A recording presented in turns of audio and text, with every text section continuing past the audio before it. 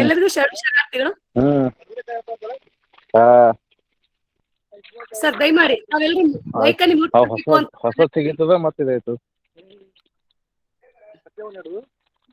ಬರೀತಾವ ಏನ ಬರೀತಾವ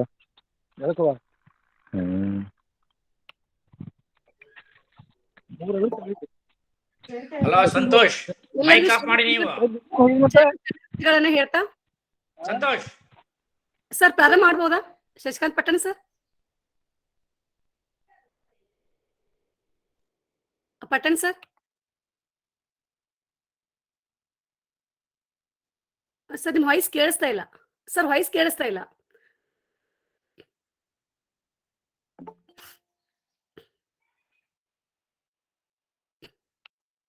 ಓಂ ಶ್ರೀ ಗುರು ಬಸವಲಿಂಗಾಯ ನಮಃ. ವಿಶ್ವಗುರು ಬಸವಣ್ಣನವರನ್ನ ಹಾಗೂ ಬಸವಾದಿ ಪ್ರಮತ್ತರನ್ನ ಎನ್ನ ಮಂದಂಗಳದಲ್ಲಿ ನೆನೆಯುತ್ತಾ, ಅಯ್ಯ ನಿಮ್ಮ ಶರಣರ ಕಂಡರೆ ಕಡುಸುಖವೇನಗಯ್ಯ, ಕಾಣದಿರೆ ಅವಸ್ಥೆ ನೋಡಯ್ಯ, ತವಕದ ಸ್ನೇಹ ದರ್ಶನದಲ್ಲಿ ತರಹಾರವಾಯಿತು ಕೂಡಲ ಸಂಗಮ ದೇವ, ನಿಮ್ಮ ಶರಣರ ಶ್ರೀಪಾದವ ಕಂಡು ಧನ್ಯನಾದನು. ಬಸವ ಅಂತಾರಾಷ್ಟ್ರೀಯ ತಿಳುವಳಿಕೆ ಮತ್ತು ಸಂಶೋಧನಾ ಕೇಂದ್ರ, ಪುಣೆಯ ವಚನ ಅಧ್ಯಯನ ವೇದಿಕೆ ಮತ್ತು ಅಕ್ಕನ ಅರಿವು ಬಳಗದ ಸಂಯುಕ್ತ ಆಶ್ರಯದಲ್ಲಿಯ 70ನೇ ಗೂಗಲ್ ಮೀಟ್ ಶರಣ ಚಿಂತನ ಮಾಲಿಕೆಯ ಇಂದಿನ ಉಪನ್ಯಾಸ ಕಾರ್ಯಕ್ರಮಕ್ಕೆ ಉಪಸ್ಥಿತರಿರುವ ಸರ್ವ ಶರಣು ಬಂಧುಗಳಿಗೆ ಶರಣು ಶರಣಾರ್ಥಿಗಳು. ಅರಿವೇ ಗುರು, ಆಚಾರವೇ ಲಿಂಗ, ಅನುಭವೇ ಜಂಗಮ ಶರಣ ಮಾರ್ಗದ ತತ್ವ ಸಿದ್ಧಾಂತದಡಿಯಲ್ಲಿ ವಚನ ಅಧ್ಯಯನ ವೇದಿಕೆ ಗೂಗಲ್ ಮೀಟ್ ಶರಣ ಚಿಂತನ ಮಾಲಿಕೆಯ ಸಂಸ್ಥಾಪಕರು ಹಾಗೂ ಮಾರ್ಗದರ್ಶಕರು ಆಗಿರುವ ದಿಟ್ಟ ಸಂಶೋಧಕರು, ಬಹುಭಾಷಾ ಪರಿಣಿತರು ಮತ್ತು ಅಪ್ಪಟ ಬಸವ ತತ್ವ ಪರಿಪಾಲಕರಾಗಿರುವ ಶರಣರಾದ ಡಾಕ್ಟರ್ ಶಶಿಕಾಂತ್ ಪಟ್ಟಣ್ ಅವರಿಗೆ ವೇದಿಕೆ ಪರವಾಗಿ ಭಕ್ತಿಪೂರ್ವಕ ಶರಣು ಶರಣಾರ್ಥಿಗಳು. ಇಂದು ಸಾವಿಲ್ಲದ ಶರಣರು ತ್ರಿವಿಧ ದಾಸೋಹಿ ತೋಂಟದ ಡಾಕ್ಟರ್ ಸಿದ್ಧಲಿಂಗ ಸ್ವಾಮಿಗಳು ಎಂಬ ವಿಷಯದ ವಿಶೇಷ ಅನುಭವವನ್ನು ನೀಡುತ್ತಿರುವ ಡಾಕ್ಟರ್ ಶಶಿಧರ್ ತೋಡ್ಕರ್ ಪ್ರಾಚಾರ್ಯರು, ಹಿರೇಮಲ್ಲೂರು ಈಶ್ವರನ್ PU ವಿಜ್ಞಾನ ಮತ್ತು ವಾಣಿಜ್ಯ ಮಹಾವಿದ್ಯಾಲಯ ಧಾರವಾಡ ಅವರಿಗೆ ಪ್ರೀತಿಯ ಸ್ವಾಗತ ಹಾಗೂ ಭಕ್ತಿಪೂರ್ವಕ ಅನಂತ ಅನಂತ ಶರಣು ಶರಣಾರ್ಥಿಗಳು. ತಾಂತ್ರಿಕ ಸಹಾಯಕರು, ವಚನ ಅಧ್ಯಯನ ವೇದಿಕೆ ಸಂಯೋಜಕರು ಶರಣರಾದ ರುದ್ರಮೂರ್ತಿ ಪ್ರಭು ಅಣ್ಣನವರಿಗೂ ಹಾಗೂ ಶರಣಕುಮಾರ್ ರಾಜನ್ ಅವರಿಗೂ ವೇದಿಕೆ ಪರವಾಗಿ ಹೃತ್ಪೂರ್ವಕ ಶರಣನ್ನು ಹೇಳ್ತಾ, ಇಂದಿನ ಕಾರ್ಯಕ್ರಮದ ಸಂಕ್ಷಿಪ್ತ ಪರಿಚಯ, ವಚನ ಪ್ರಾರ್ಥನೆ ಶರಣ ವಿದ್ಯಾ ಮಗ್ದೂಮ್ ಅವರಿಂದ, ಸ್ವಾಗತ ಹಾಗೂ ಉಪನ್ಯಾಸ ಪರಿಚಯ ಡಾಕ್ಟರ್ ಶಶಿಕಾಂತ್ ಪಟ್ಟಣ್ ಸರ್ ಅವರಿಂದ, ವಚನ ಮಂಗಳ ಶರಣೆ ನೈನಾ ಗಿರಿಗೌಡ ಅವರಿಂದ. ಸಾವಿಲ್ಲದ ಶರಣರು ತ್ರಿವಿಧ ದಾಸೋಹಿ ತೋಂಟದ ಡಾಕ್ಟರ್ ಸಿದ್ಧಲಿಂಗ ಸ್ವಾಮಿಗಳು ಅನುಭವವನ್ನ ಡಾಕ್ಟರ್ ಶಶಿಧರ್ ತೋಡ್ಕರ್ ಪ್ರಾಚಾರ್ಯರು ನೀಡಿದ ನಂತರ ತದನಂತರದಲ್ಲಿ ಪೂರಕ ವಿಷಯದ ಪ್ರಶ್ನೋತ್ತರ ಕಾರ್ಯಕ್ರಮ, ಸಂವಾದ ಕಾರ್ಯಕ್ರಮ ಇರುತ್ತದೆ. ಕಾರ್ಯಕ್ರಮದಲ್ಲಿ ಎಂದಿನಂತೆ ಎಲ್ಲರೂ ತಮ್ಮ ಮೈಕ್ ಅನ್ನು ಮ್ಯೂಟ್ ಮಾಡಿರಬೇಕು, ಅವಕಾಶ ಸಿಕ್ಕಾಗ ಮಾತ್ರ ಅನ್ಮ್ಯೂಟ್ ಮಾಡಿ ಮಾತನಾಡಬೇಕು ಅಂತ ವಿನಂತಿಸ್ಕೊಳ್ತಾ, ಈಗ ಇವತ್ತಿನ ಉಪನ್ಯಾಸಕರ ಪರಿಚಯವನ್ನ ಇವತ್ತಿನ ಒಂದು ವಚನ ಪ್ರಾರ್ಥನೆಯನ್ನ ಶರಣಿ ವಿದ್ಯಾ ಮಗ್ದೂಮ್ ಅವ್ರು ಮಾಡ್ಬೇಕು ಅಂತ ಕೇಳ್ಕೊಳ್ತಾ ಇದೀನಿ. ಶರಣಿ ವಿದ್ಯಾ ಮಗ್ದೂಮ್ ಮೇಡಮ್ ಇದ್ದೀರಾ? ಶರಣಿ ವಿದ್ಯಾ ಮಗ್ದೂಮ್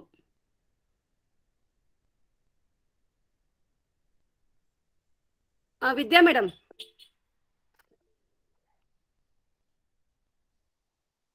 ವಿದ್ಯಾ ಮೇಡಮ್ ಇದ್ದೀರಾ?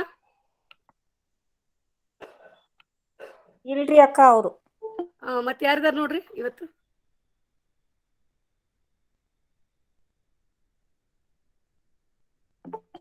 ನೈನಾ ಮೇಡಮ್ ಇದ್ದೀರಾ? ನೈನಾ ಮೇಡಮ್ ಅವರು ಇಲ್ಲ. ಇವ್ರಿಗೆ ನಿರ್ಮಲಾ ಬಟ್ಟಲ್ ಅವ್ರಿಗೆ ಯಾರಿಗಾರು ಹೇಳ್ರಿ ವಚನ. ಆಯ್ತಾಯ್ತು. ನಿರ್ಮಲಾ ಬಟ್ಟಲ್ ಮೇಡಮ್ ವಚನ ಪ್ರಾರ್ಥನೆಯನ್ನ ಮಾಡ್ಬೇಕು ಅಂತ ಕೇಳ್ಕೊತಾ ಇದೀನಿ. ನಿರ್ಮಲಾ ಬಟ್ಟಲ್ ಮೇಡಮ್ ಕೇಳಿಸ್ತಾ ಇದೆಯಾ? ಹಾ ಕೇಳಿಸ್ತಾ ಇದೆ ಮ್ಯಾಮ್. Okay madam please.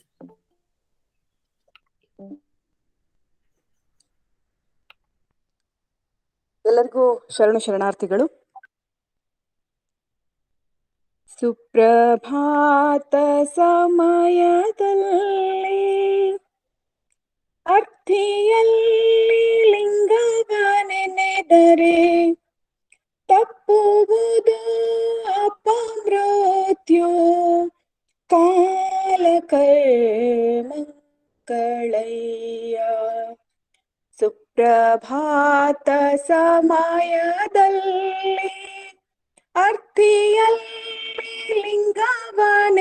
ನೆನೆದರೆ ತಪ್ಪುವುದು ಅಪಮೃತ್ಯು ಕಾಲಕರ್ಮಗಳಯ್ಯ.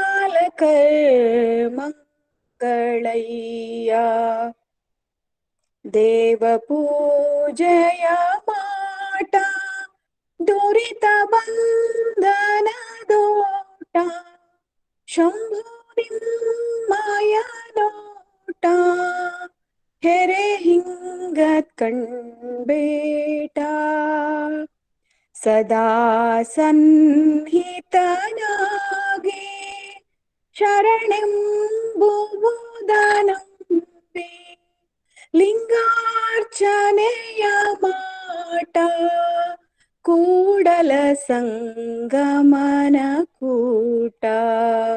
ಸುಪ್ರಭಾತ ಸಮಯದಲ್ಲಿ ಅರ್ಥಿಯಲ್ಲಿ ಲಿಂಗವ ನೆನೆದರೆ ತಪ್ಪುವುದು ಅಪಮೃತ್ಯು ಕಾಲಕರ್ಮಗಳಯ್ಯ. ಕಾಲಕರ್ಮಗಳಯ್ಯ. ಕಾಲಕರ್ಮಗಳಯ್ಯ. ಧನ್ಯವಾದಗಳು. ಸುಷ್ಠವಾಗಿ ಪ್ರಾರ್ಥನೆಯನ್ನು ಮಾಡಿದಂತ ನಿರ್ಮಲ ವಟ್ಟಲ್ ಮೇಡಮ್ ಅವರಿಗೆ ಧನ್ಯವಾದಗಳನ್ನು ಹೇಳ್ತಾ ಈಗ ಉಪನ್ಯಾಸಕರ ಪರಿಚಯವನ್ನ ಸ್ವಾಗತವನ್ನ ಡಾಕ್ಟರ್ ಶಶಿಕಾಂತ್ ಪಟ್ಟಣ್ ಸರ್ ಮಾಡ್ಬೇಕು ಅಂತ ಕೇಳ್ಕೊಳ್ತೇನೆ. ಎಲ್ಲರಿಗೂ ಭಕ್ತಿಪೂರ್ವಕ ಶರಣಾರ್ಥಿಗಳು.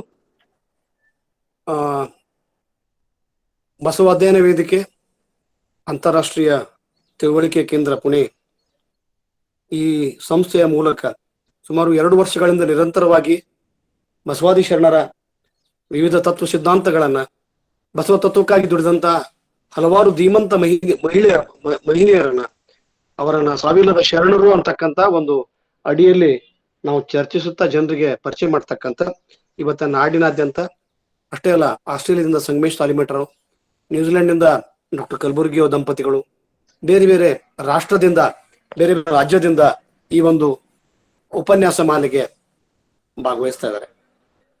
ಪ್ರಾಯಶಃ ಈ ವಚನ ಚಿಂತನ ವೇದಿಕೆ ನಿರಂತರವಾಗಿ ನಡೀತಕ್ಕಂಥ ಒಂದು ಪ್ರಕ್ರಿಯೆ ಅಂತ ಹೇಳಿ ನಾವಿಲ್ಲಿ ಹೇಳ್ಬೋದು. ವಚನ ಸಾಹಿತ್ಯ ಮತ್ತು ಜನಪರ ಕಾಳಜಿಯನ್ನ ಜನಸಾಮಾನ್ಯರಿಗೆ ಮುಟ್ಟಿಸ್ತಕ್ಕಂಥ ಒಂದು ಕಾರ್ಯವನ್ನ ನಾವು ಮಾಡ್ತಾ ಇದ್ದೇವೆ.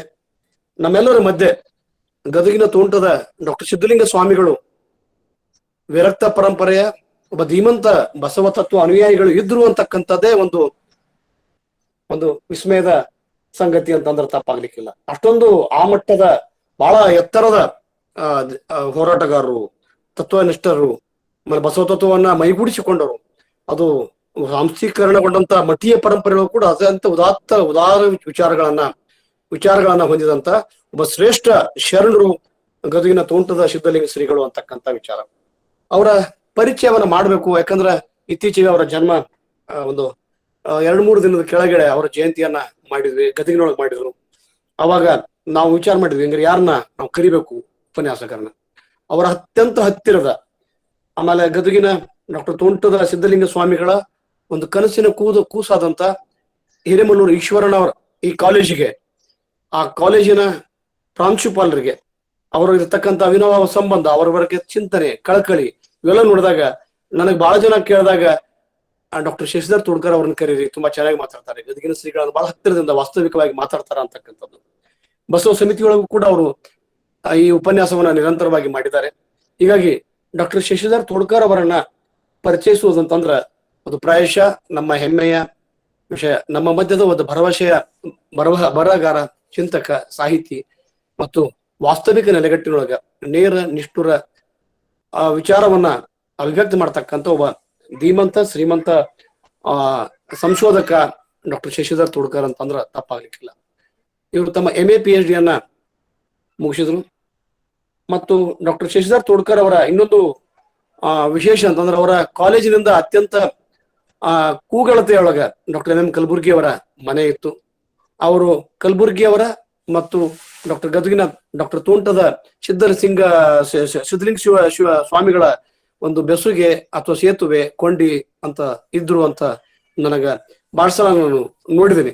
ಹೀಗಾಗಿ ಅವರನ್ನ ಇಲ್ಲಿ ಕರೆದು ಅವರು ಸುಮಾರು ಕೃತಿಗಳನ್ನ ಬರೆದಿದ್ದಾರೆ.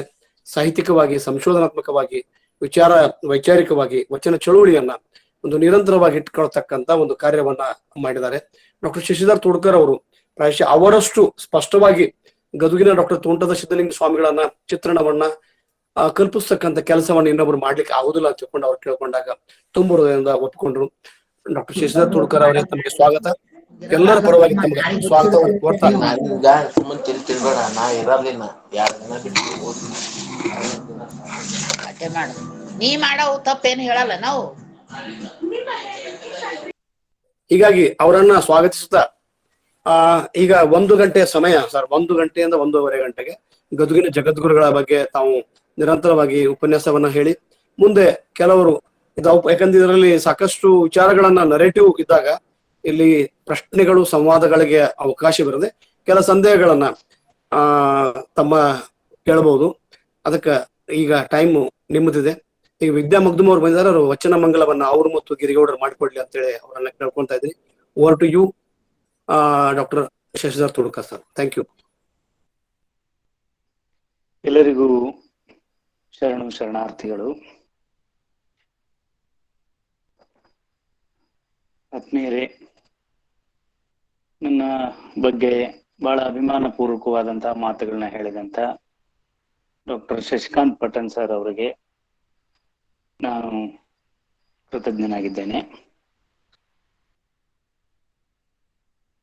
ಸಾವಿಲ್ಲದ ಶರಣರು, ತ್ರಿವಿಧ ದಾಸೋಹಿ ಡಾಕ್ಟರ್ ತೋಂಟದ ಸಿದ್ದಲಿಂಗ ಮಹಾಸ್ವಾಮಿಗಳ ಕುರಿತಾಗಿ ಮಾತನಾಡಲು ಅವರು ನನಗೆ ಕೆಲವೇ ದಿನಗಳ ಹಿಂದೆ ಕೇಳ್ಕೊಂಡ್ರು. ಪೂಜ್ಯರನ್ನ ನೆನೆಯುವುದೇ ಒಂದು ಪವಿತ್ರ ಕಾರ್ಯ. ಅಂಥ ಪರಮ ಪೂಜ್ಯರ ಜೊತೆಗೆ ಅವರಿಗೂ ನನಗೂ ಗುರುಗಳಾಗಿದ್ದಂತಹ ಪೂಜ್ಯರಾದ ಡಾಕ್ಟರ್ ಕಲಬುರ್ಗಿ ಅವರ ಜೊತೆಗೆ ನಾವೆಲ್ಲ ಇದ್ವಿ ಅನ್ನೋದೇ ನಮ್ಮ ಜೀವಮಾನದ ನೆನಪು ಅಂತ ನಾನು ಭಾವಿಸ್ಕೊಂಡಿದ್ದೀನಿ. ಆತ್ಮೀಯರೇ, ನಮ್ಮಲ್ಲಿ ಒಂದು ಮಾತಿದೆ, who lived for others they only lives ಅಂತ. ಸಾವು ಈ ಲೋಕದ ನಿತ್ಯ ಸತ್ಯ. ನಾವೆಲ್ಲರೂ ಆ ಸಾವನ್ನ ಕಣ್ಣೆದುರಿಗೆ ಇಟ್ಟುಕೊಂಡೇ ಬದುಕಬೇಕಾಗ್ತದೆ. ಆದ್ರೆ ನಮಗೆಲ್ಲರಿಗೂ ಸಾವಿನಾಚೆಗೆ ಬದುಕುವ ಅವಕಾಶ ಸಾಕಷ್ಟಿದೆ. ಆದ್ರೆ ಈ ಲೋಕದಲ್ಲಿ ಬಹಳ ಜನ ಅಂಥ ಒಂದು ಪ್ರಯತ್ನವನ್ನ ಮಾಡೋದಿಲ್ಲ. ಆ ಕೆಲಸವನ್ನ ತಮ್ಮ ಜೀವಮಾನದುದ್ದಕ್ಕೂ ಮಾಡಿದಂಥವರು ಪ್ರಾತಸ್ಮರಣೀಯರು, ಪರಮ ಪೂಜ್ಯರು ಆದಂತಹ ಗದಗಿನ ತೋಂಟದ ಸಿದ್ದಲಿಂಗ ಮಹಾಸ್ವಾಮಿಗಳು. ಗದಗಿನ ತೋಂಟದ ಸಿದ್ದಲಿಂಗ ಮಹಾಸ್ವಾಮಿಗಳ ಪೂರ್ವಾಶ್ರಮದ ಬಗ್ಗೆ ಕೆಲವು ಸಂಗತಿಗಳನ್ನ ನಾನು ತಮ್ಮೊಂದಿಗೆ ಹಂಚಿಕೊಂಡು ಆಮೇಲೆ ಅವರ ಜೀವನ ಸಾಧನೆಯ ಬಗ್ಗೆ ಕೆಲವು ಸಂಗತಿಗಳನ್ನ ಹಂಚಿಕೊಳ್ಳೋಣ ಅಂತ ನಿರ್ಧರಿಸಿದ್ದೇನೆ. ಅವರು ತೋಂಟದ ಸಿದ್ದಲಿಂಗ ಮಹಾಸ್ವಾಮಿಗಳಾಗುವ ಮೊದಲು ಸಿಂದಗಿಯ ಹಿರೇಮಠದ ಪಟ್ಟದ ದೇವರಾದಂಥ ಪೂಜ್ಯ ಶಾಂತವೀರ ಮಹಾಸ್ವಾಮಿಗಳ ಬಂಧುಗಳು. ಶಾಂತವೀರ ಮಹಾಸ್ವಾಮಿಗಳ ತಮ್ಮಂದಿರಾದಂಥ ಮರಯ್ಯ ಮತ್ತು ಅವರ ಶ್ರೀಮತಿ ಶಂಕರವ್ವ, ಇವರಿಗೆ 2ನೇ ಮಗನಾಗಿ ಅವರು ಜನಿಸಿದರು. ಸುಮಾರು 5 ಜನ ಸಹೋದರರು, 2 ಸಹೋದರಿಯರು. ಶಾಂತವೀರ ಮಹಾಸ್ವಾಮಿಗಳು ಆ ಕಾಲಕ್ಕೆ ವಿಶೇಷವಾಗಿ ನಮ್ಮ ಭಾಗದಲ್ಲಿ, ಅಂದ್ರೆ ನನ್ನ ಈಗಿನ ಜಿಲ್ಲೆ ಹಾವೇರಿ ಜಿಲ್ಲೆ ಇದೆಯಲ್ಲ, ಆ ಜಿಲ್ಲೆಯಲ್ಲಿ ನಡೆದಾಡುವ ದೇವರೆಂದೇ ಪ್ರತೀತಿಯನ್ನ ಪಡೆದಂಥವರು. ಅಷ್ಟು ಭಕ್ತ ವಾತ್ಸಲ್ಯ, ಒಂದು ಜನಾನುರಾಗ ಅವರ ಅಂತಃಕರಣವನ್ನ ತುಂಬಿಕೊಂಡಿತ್ತು. ಅಂಥ ಪಟ್ಟಾಧ್ಯಕ್ಷರು ಮೂಲತಃ ಸಿಂದಗಿಯ ಹಿರೇಮಠದ ಪಟ್ಟಾಧ್ಯಕ್ಷರಾಗಿದ್ರು. ಅವರು ಆ ಕಾಲಕ್ಕೆ ಕಾಸಿಗೆ ಓದ್ಲಿಕ್ಕೆ ಹೋದಂಥವರು. ಅಲ್ಲಿ ಕಾಸಿಗೆ ಹೋದ ಮೇಲೆ ಅವ್ರಿಗೆ ಯಾಕೋ ಅಷ್ಟು ಆ ಶಾಸ್ತ್ರ ವಿಷಯಗಳು ಹೆಚ್ಚಾಗಿ ಹಿಡಿಸದೇ ಇರೋ ಕಾರಣದಿಂದ ಆಯುರ್ವೇದದಲ್ಲಿ ಬಹಳ ದೊಡ್ಡ ತಿಳುವಳಿಕೆಯನ್ನ ಅವರು ಪಡೆದುಕೊಂಡು ಅದ್ರ ಜೊತೆಗೆ ಎಷ್ಟು ಅಗತ್ಯ ಇದೆಯೋ ಅಷ್ಟು ಲಿಂಗಾಯತ ಸಿದ್ಧಾಂತ ಇದೆಯಲ್ಲ, ಲಿಂಗಾಯತದ ಸಿದ್ಧಾಂತದ ಕುರಿತಾಗಿ ತಿಳಿದುಕೊಂಡು ಈ ಭಾಗದಲ್ಲಿ ಜನರನ್ನ ಒಂದು ಸಾತ್ವಿಕವಾದಂತ ಸನ್ಮಾರ್ಗದಲ್ಲಿ ಅವರು ನಡೆಸ್ತಾ ಇದ್ರು. ಆ ಒಂದು ಮನೆತನದಲ್ಲಿ ಜನಿಸಿದಂಥವರು ಡಾಕ್ಟರ್ ತೋಂಟದ ಸಿದ್ಧಲಿಂಗ ಮಹಾಸ್ವಾಮಿಗಳು. ಅವರು ಪೂರ್ವಾಶ್ರಮದ ಹೆಸರು ಸಿದ್ದರಾಮ ಅಂತ.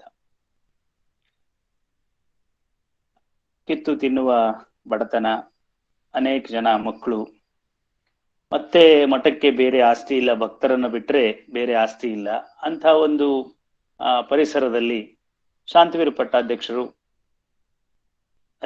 ಸಮಾಜದ ಅನೇಕ ಮಕ್ಕಳನ್ನ ಸಲಹುತ್ತಾ ಅದರ ಜೊತೆಗೆ ಈ ಒಂದು ಕುಟುಂಬದ ಯೋಗಕ್ಷೇಮವನ್ನು ಕೂಡ ಅವರು ನೋಡಿಕೊಂಡು ಹೋಗ್ತಾ ಇದ್ರು.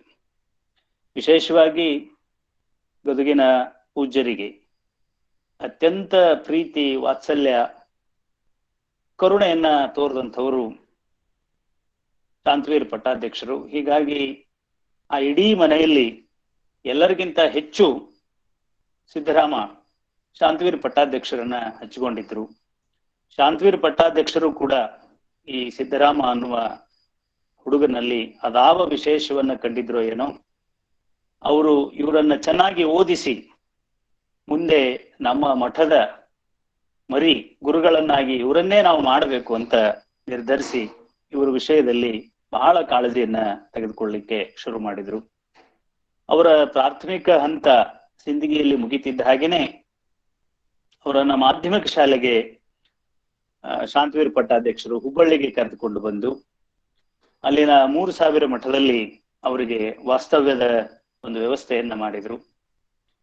ಮುಂದೆ ಹುಬ್ಬಳ್ಳಿಗೆ ಬಂದಂತ ಸಿದ್ದರಾಮ ದೇವರು ಆ 3000 ಮಠದಲ್ಲಿ ಇದ್ದುಕೊಂಡು ಅಲ್ಲಿನ ಒಂದು ಸಾತ್ವಿಕ ಪರಿಸರದಲ್ಲಿ ಸಾಕಷ್ಟು ಅವರು ಅಧ್ಯಯನಶೀಲರಾದ್ರು.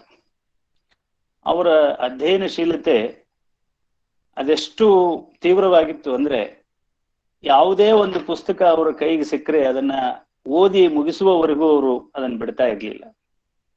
ಈ ಪುಸ್ತಕಗಳಷ್ಟೇ ಅಲ್ಲ, ದಿನಪತ್ರಿಕೆಗಳನ್ನು ಕೂಡ ಆ ಕಾಲದಲ್ಲಿ ಎಷ್ಟು ದಿನಪತ್ರಿಕೆಗಳು ಪ್ರಕಟ ಆಗ್ತಾ ಇದ್ವು, ಮಾಸಿಕಗಳು ಪ್ರಕಟ ಆಗ್ತಾ ಇದ್ವು, ಅವುಗಳನ್ನೆಲ್ಲ ಕೂಡ ಅವರು ಓದ್ತಾ ಇದ್ರು. ಎಷ್ಟೋ ಬಾರಿ ಈ ಕಿರಾಣಿ ಅಂಗಡಿಯಲ್ಲಿ ಆ ಕಾಲಕ್ಕೆ ಪ್ಲಾಸ್ಟಿಕ್ ಇರ್ಲಿಲ್ಲ, ವಸ್ತುಗಳನ್ನ ಈ ನ್ಯೂಸ್ ಪೇಪರ್ನಲ್ಲೇ ಕಟ್ಟಿ ಕೊಡ್ತಾ ಇದ್ರು. ಅಂತ ನ್ಯೂಸ್ ಪೇಪರ್ ಕಟ್ಟಿ ಕೊಟ್ಟಂತ ಪಟ್ಟಣದ ನ್ಯೂಸ್ ಪೇಪರ್ ಅನ್ನು ಕೂಡ ಅವ್ರು ಬಿಡ್ತಾ ಇರ್ಲಿಲ್ಲ. ಅಷ್ಟು ಓದಿನ ಒಂದು ಹಂಬಲ ಅವ್ರಿಗಿತ್ತು. ಆ 3000 ಮಠದ ಒಂದು ವಾತಾವರಣದಲ್ಲಿ ಇರುವಾಗ್ಲೇನೆ ಅಲ್ಲಿ ಒಂದು ಸಾವಧಾನ ಅನ್ನುವಂತ ಒಂದು ಪತ್ರಿಕೆಯನ್ನ ಆ 3000 ಮಠದ ವ್ಯವಸ್ಥೆ ಹೊರಡಿಸ್ತಾ ಇತ್ತು. ಕ್ರಮೇಣ ಪೂಜ್ಯರು ಆ ಸಾವಧಾನ ಪತ್ರಿಕೆ ಕಡೆಗೆ ಲಕ್ಷ್ಯ ಹರಿಸಿ ಅಲ್ಲಿ ಬರುವಂತಹ ಲೇಖನಗಳನ್ನೆಲ್ಲ ಅಚ್ಚುಕಟ್ಟಾಗಿ ಅವುಗಳನ್ನ ಜೋಡಿಸೋದು, ಅವುಗಳನ್ನ ಆ ಕಾಲಕ್ಕೆ ಕಂಪೋಸ್ ಅಂತ ಹೇಳ್ತೀವಿ ನಾವು, ಈಗ DTP ಅಂತ ಹೇಳ್ತೀವಿ, ಆ ಕಂಪೋಸ್ ಮಾಡುವುದು, ಆ ಲೇಖನಗಳು ಸರಿಯಾಗಿ ಮುದ್ರಣ ದೋಷವಿಲ್ಲದೆ ಆ ಸಾವಧಾನ ಪತ್ರಿಕೆಯಲ್ಲಿ ಪ್ರಕಟಗೊಳ್ಳುವುದು. ಎಷ್ಟೋ ಸಾರಿ ಅವರೇ ನಿಂತುಕೊಂಡು ಆ ಪ್ರಿಂಟಿಂಗ್ ಮಷಿನ್ ಮೇಲೆ ಆ ಪತ್ರಿಕೆಯ ಪುಟಗಳನ್ನ ಅವರು ಪ್ರಿಂಟು ಮಾಡ್ತಾ ಇದ್ರು ಅಂತ ಅವರ ಸಮಕಾಲೀನ ಸ್ನೇಹಿತರು ದಾಖಲಿಸಿದ್ದಾರೆ. ಆ ಹುಬ್ಬಳ್ಳಿಯ ಮಾಧ್ಯಮಿಕ ಶಾಲೆಯ ಜೊತೆಗೇನೆ ಅವರ PUC ಮತ್ತು ಪದವಿ ಶಿಕ್ಷಣ ಹುಬ್ಬಳ್ಳಿಯ ಕಾಡಸಿದ್ದೇಶ್ವರ ಕಾಲೇಜ್ನಲ್ಲಾಯ್ತು. ಆ ಕಾಡಸಿದ್ದೇಶ್ವರ ಕಾಲೇಜ್ನಲ್ಲಿ ಅವರಿಗೆ ಬಹಳ ಒಳ್ಳೊಳ್ಳೆ ಶಿಕ್ಷಕರು ಆ ಕಾಲಕ್ಕೆ ಸಿಕ್ಕರು. ಗುರುಗಳೇ ನೆನೆಯುವ ಹಾಗೆ ಆ ಕಾಲಕ್ಕೆ ಅಲ್ಲಿ DS ಕರ್ಕಿ ಅವರಿದ್ರು. ನಮ್ಗೆಲ್ಲ ಗೊತ್ತಿರೋ ಹಾಗೆ ಕನ್ನಡದ ಬಹಳ ದೊಡ್ಡ ಕವಿ DS ಕರ್ಕಿ ಅವರು. ಇಂಚಲ್ ಅವರಿದ್ರು, ಅವರು ಕೂಡ ಕನ್ನಡದ ಒಬ್ಬ ಮಹತ್ವದ ಕವಿ. ಹಾಗೇನೆ ಬಹಳ ಪ್ರಖ್ಯಾತರಾದಂತ ಸಂಸ್ಕೃತ ಪ್ರಾಧ್ಯಾಪಕರು, ಅವರು ಕೂಡ ಗುರುಗಳನ್ನ ಬಹಳ ಹಚ್ಚಿಕೊಂಡಿದ್ರು. ಸೊ ಅವರೆಲ್ಲರ ಪರಿಸರದಲ್ಲಿ ಅವರು ತಮ್ಮ ಧಾರ್ಮಿಕ ಶಿಕ್ಷಣದ ಜೊತೆಗೇನೆ ಈ ಸಾಹಿತ್ಯ ಪಠ್ಯಗಳನ್ನ ಓದುವಂತ ಒಂದು ಅಭಿರುಚಿಯನ್ನ ಬೆಳೆಸ್ಕೊಂಡ್ರು. ಮುಂದೆ ಅದೇ ಹುಬ್ಬಳ್ಳಿಯಲ್ಲಿ ಇದ್ದಂತ ಸಾಹಿತ್ಯ ಭಂಡಾರ ಅದರ ಕಡೆಗೆ ಅವರ ಲಕ್ಷ್ಯ ಹರಿತು. ಅವರು ಸಿಂದಗಿಯ ಪಟ್ಟಾಧ್ಯಕ್ಷರು ಅವರಿಗೆ ಕೊಟ್ಟಂತ ಅವರ ದಿನದ ಖರ್ಚಿಗೆ, ತಿಂಗಳ ಖರ್ಚಿಗೆ ಕೊಟ್ಟಂತ ಹಣವನ್ನ ಅವರು ಪುಸ್ತಕಗಳನ್ನ ಖರೀದಿಸ್ಲಿಕ್ಕಾಗಿನೇ ಬಳಸ್ತಾ ಇದ್ರು.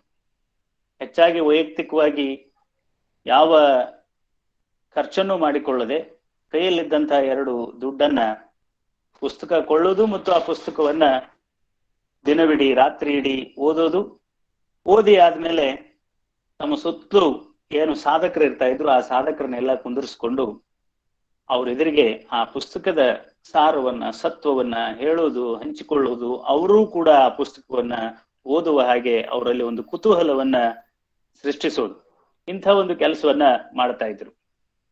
ಎಷ್ಟೋ ಬಾರಿ ಆ ಸಾಹಿತ್ಯ ಭಂಡಾರದ ಮಾಲಕರು ಸಿದ್ದರಾಮ ದೇವರಿಗೆ ಹೇಳಿ ಕಳಿಸ್ತಾ ಇದ್ರಂತೆ, ಒಂದು ಹೊಸ ಪುಸ್ತಕ ಬಂದಿದೆ, ಬಂದು ತಗೊಂಡು ಹೋಗ್ರಿ ಅಂತ.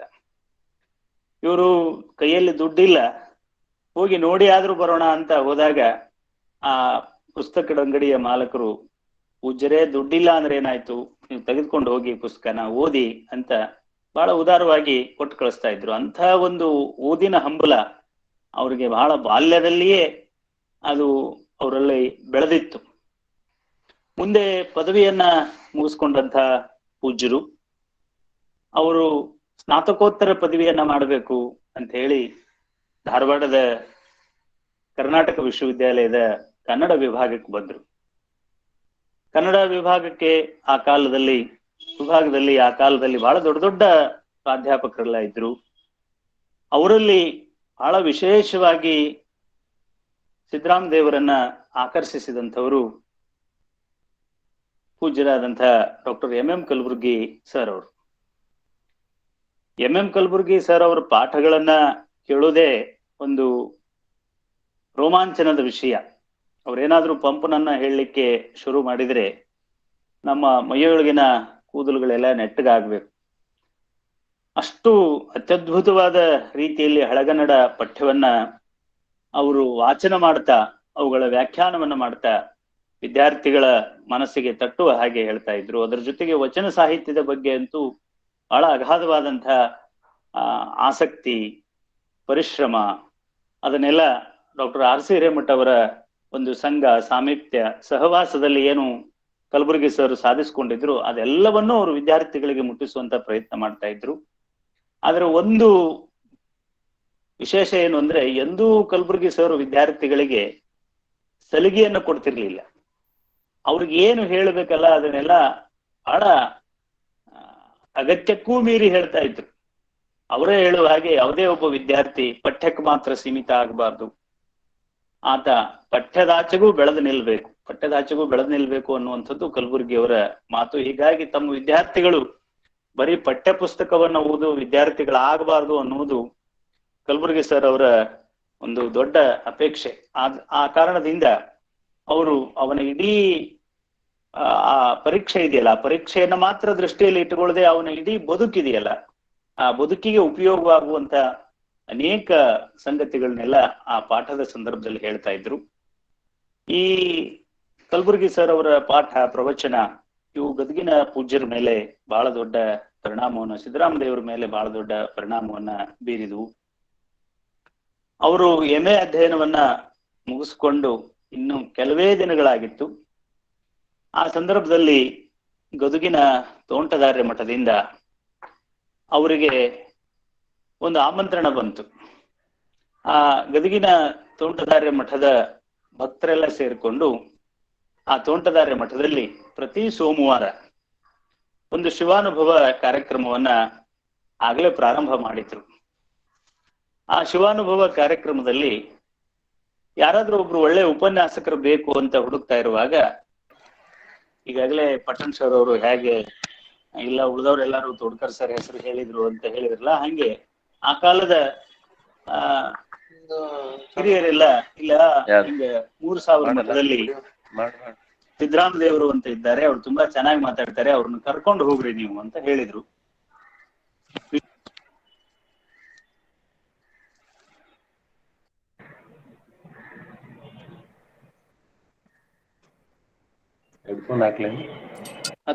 ಸರ್ ಮೈಕ್ ಶುರು ಮಾಡಿದೆ ಸರ್. 1974 ಸಂದರ್ಭ. ಸುಮಾರು 5 ವಾರಗಳ ಕಾಲ ಕೇಳಿಸ್ತಾ ಇದೆಯಾ ಸರ್? ಸರ್ ಕೇಳ್ತಾ ಇದೆ ಸರ್. ಕೇಳ್ತಾ. ಸುಮಾರು 5 ವಾರಗಳ ಕಾಲ ಅವರು ಹುಬ್ಬಳ್ಳಿಯಿಂದ ಗದಗಿಗೆ ಹೋಗಿ ನಡೆ ಕಲಿಸಿದ ಬಸವಣ್ಣ ಅನ್ನುವಂಥ ವಿಷಯವನ್ನ ಕುರಿತು ಗದುಗಿನ ತೋಂಟದಾರ್ಯ ಮಠದಲ್ಲಿ ಉಪನ್ಯಾಸವನ್ನ ನೀಡಿದರು. ಆ ಉಪನ್ಯಾಸ ಗದುಗಿನ ತೋಂಟದಾರ್ಯ ಮಠದ ಭಕ್ತರ ಮನವನ್ನ ಆವರಿಸಿ ಅವರೆಲ್ಲ ಬಹಳ ತೀವ್ರವಾದಂತ ಒಂದು ಹಂಬಲವನ್ನು ಬೆಳೆಸ್ಕೊಂಡು, ಅದೆಂತ ಹಂಬಲ ಅಂದ್ರೆ, ನಮ್ಮ ಮಠಕ್ಕೆ ಮುಂದೆ ಸ್ವಾಮಿಗಳಾದ್ರೆ ಇವರೇ ಆಗಬೇಕು ಅಂತ. ಆ ಮೊದಲು ಆ ಮಠದ ಜಗದ್ಗುರುಗಳಾದಂತಹ ಪೂಜ್ಯ ಶಿವಕುಮಾರ ಸ್ವಾಮಿಗಳು ಬೇರೊಬ್ಬರನ್ನ ಜಗದ್ಗುರುಗಳನ್ನಾಗಿ ಮಾಡಬೇಕು ಅಂತ ನಿರ್ಧರಿಸಿದ್ರು. ಆದ್ರೆ ಈ ಸಿದ್ದರಾಮ ದೇವರ ಉಪನ್ಯಾಸವನ್ನ ಕೇಳಿದ ಮೇಲೆ ಅವರ ಮನಸ್ಸು ಕೂಡ ಬದಲಾಯಿತು. ಹಾಗೆ ಭಕ್ತರ ಅಪೇಕ್ಷೆ, ಭಕ್ತರೆಲ್ಲರೂ ಸೇರಿ ಶಿವಕುಮಾರ ಜಗದ್ಗುರುಗಳ ಹತ್ರ ಹೋಗಿ, ಬುದ್ಧಿ, ಇವರು ನಮ್ಮ ಮಠದ ಸ್ವಾಮಿಗಳಾದ್ರೆ ಈ ಮಠ ಉದ್ಧಾರ ಆಗ್ತದೆ ಅನ್ನುವಂತಹ ಅಪೇಕ್ಷೆಯನ್ನ ವ್ಯಕ್ತಪಡಿಸಿದಾಗ ಆ ಶಿವಕುಮಾರ ಜಗದ್ಗುರುಗಳು ಹೇಳಿದ್ರಂತ, ಹೌದು, ಈ ಮರಿ ಬಹಳ ಶಾಣೆ ಕಾಣಿಸ್ತದ, ಇವ್ರನ್ನ ಮಾಡಿಬಿಡುನು, ನೀವು ಒಪ್ಪಿಸ್ರಿ ಅವ್ರನ್ನ ಅಂತ. ಆಗ ಗದಗಿನ ಭಕ್ತರೆಲ್ಲರೂ ಸೇರಿ 3000 ಮಠಕ್ಕೆ ಬಂದು ಸಿದ್ದರಾಮ ದೇವರಿಗೆ ಕೇಳ್ಕೊತಾರೆ, ನೀವು ನಮ್ಮ ಮಠಕ್ಕೆ ಸ್ವಾಮಿಗಳಾಗಿ ಬರಬೇಕು ಅಂತ. ಆಗ ಸಿದ್ದರಾಮ ದೇವರು ಅದನ್ನ ಬಹಳ ಗಟ್ಟಿಯಾಗಿ ತಿರಸ್ಕಾರ ಮಾಡ್ತಾರೆ. ಯಾಕೆ ಅಂದ್ರೆ, ಸಿಂದಗಿಯ ಶಾಂತವೀರ ಪಟ್ಟಾಧ್ಯಕ್ಷರು ಅವರನ್ನ ತಮ್ಮ ಮಠಕ್ಕೆ ಸ್ವಾಮಿಯನ್ನಾಗಿ ಮಾಡ್ಕೋಬೇಕು ಅಂತ ತಮ್ಮ ಸರ್ವಸ್ವವನ್ನು, ಆ ಪ್ರೀತಿ, ಪ್ರೇಮ, ಆತ್ಮೀಯತೆ, ವಿಶ್ವಾಸ, ಅಂತಃಕರಣ ಎಲ್ಲವನ್ನೂ ಅವ್ರ ಮೇಲೆ ಅವರು ವಿನಿಯೋಗಿಸಿರ್ತಾರೆ. ಹೀಗಾಗಿ ಅವರಿಗೆ ನಾನು ನೋವು ಮಾಡಬಾರ್ದು, ಅವರಿಗೆ ನಾನು ದ್ರೋಹ ಮಾಡಬಾರ್ದು ಅನ್ನೋ ಕಾರಣದಿಂದ ಸಿದ್ದರಾಮ ದೇವರು ತಿರಸ್ಕಾರ ಮಾಡ್ತಾರೆ. ಮುಂದೆ ಆ ಭಕ್ತರು ಸಿಂದಗಿಯ ಶಾಂತವೀರ ಪಟ್ಟಾಧ್ಯಕ್ಷರ ಹತ್ರ ಹೋಗ್ತಾರೆ.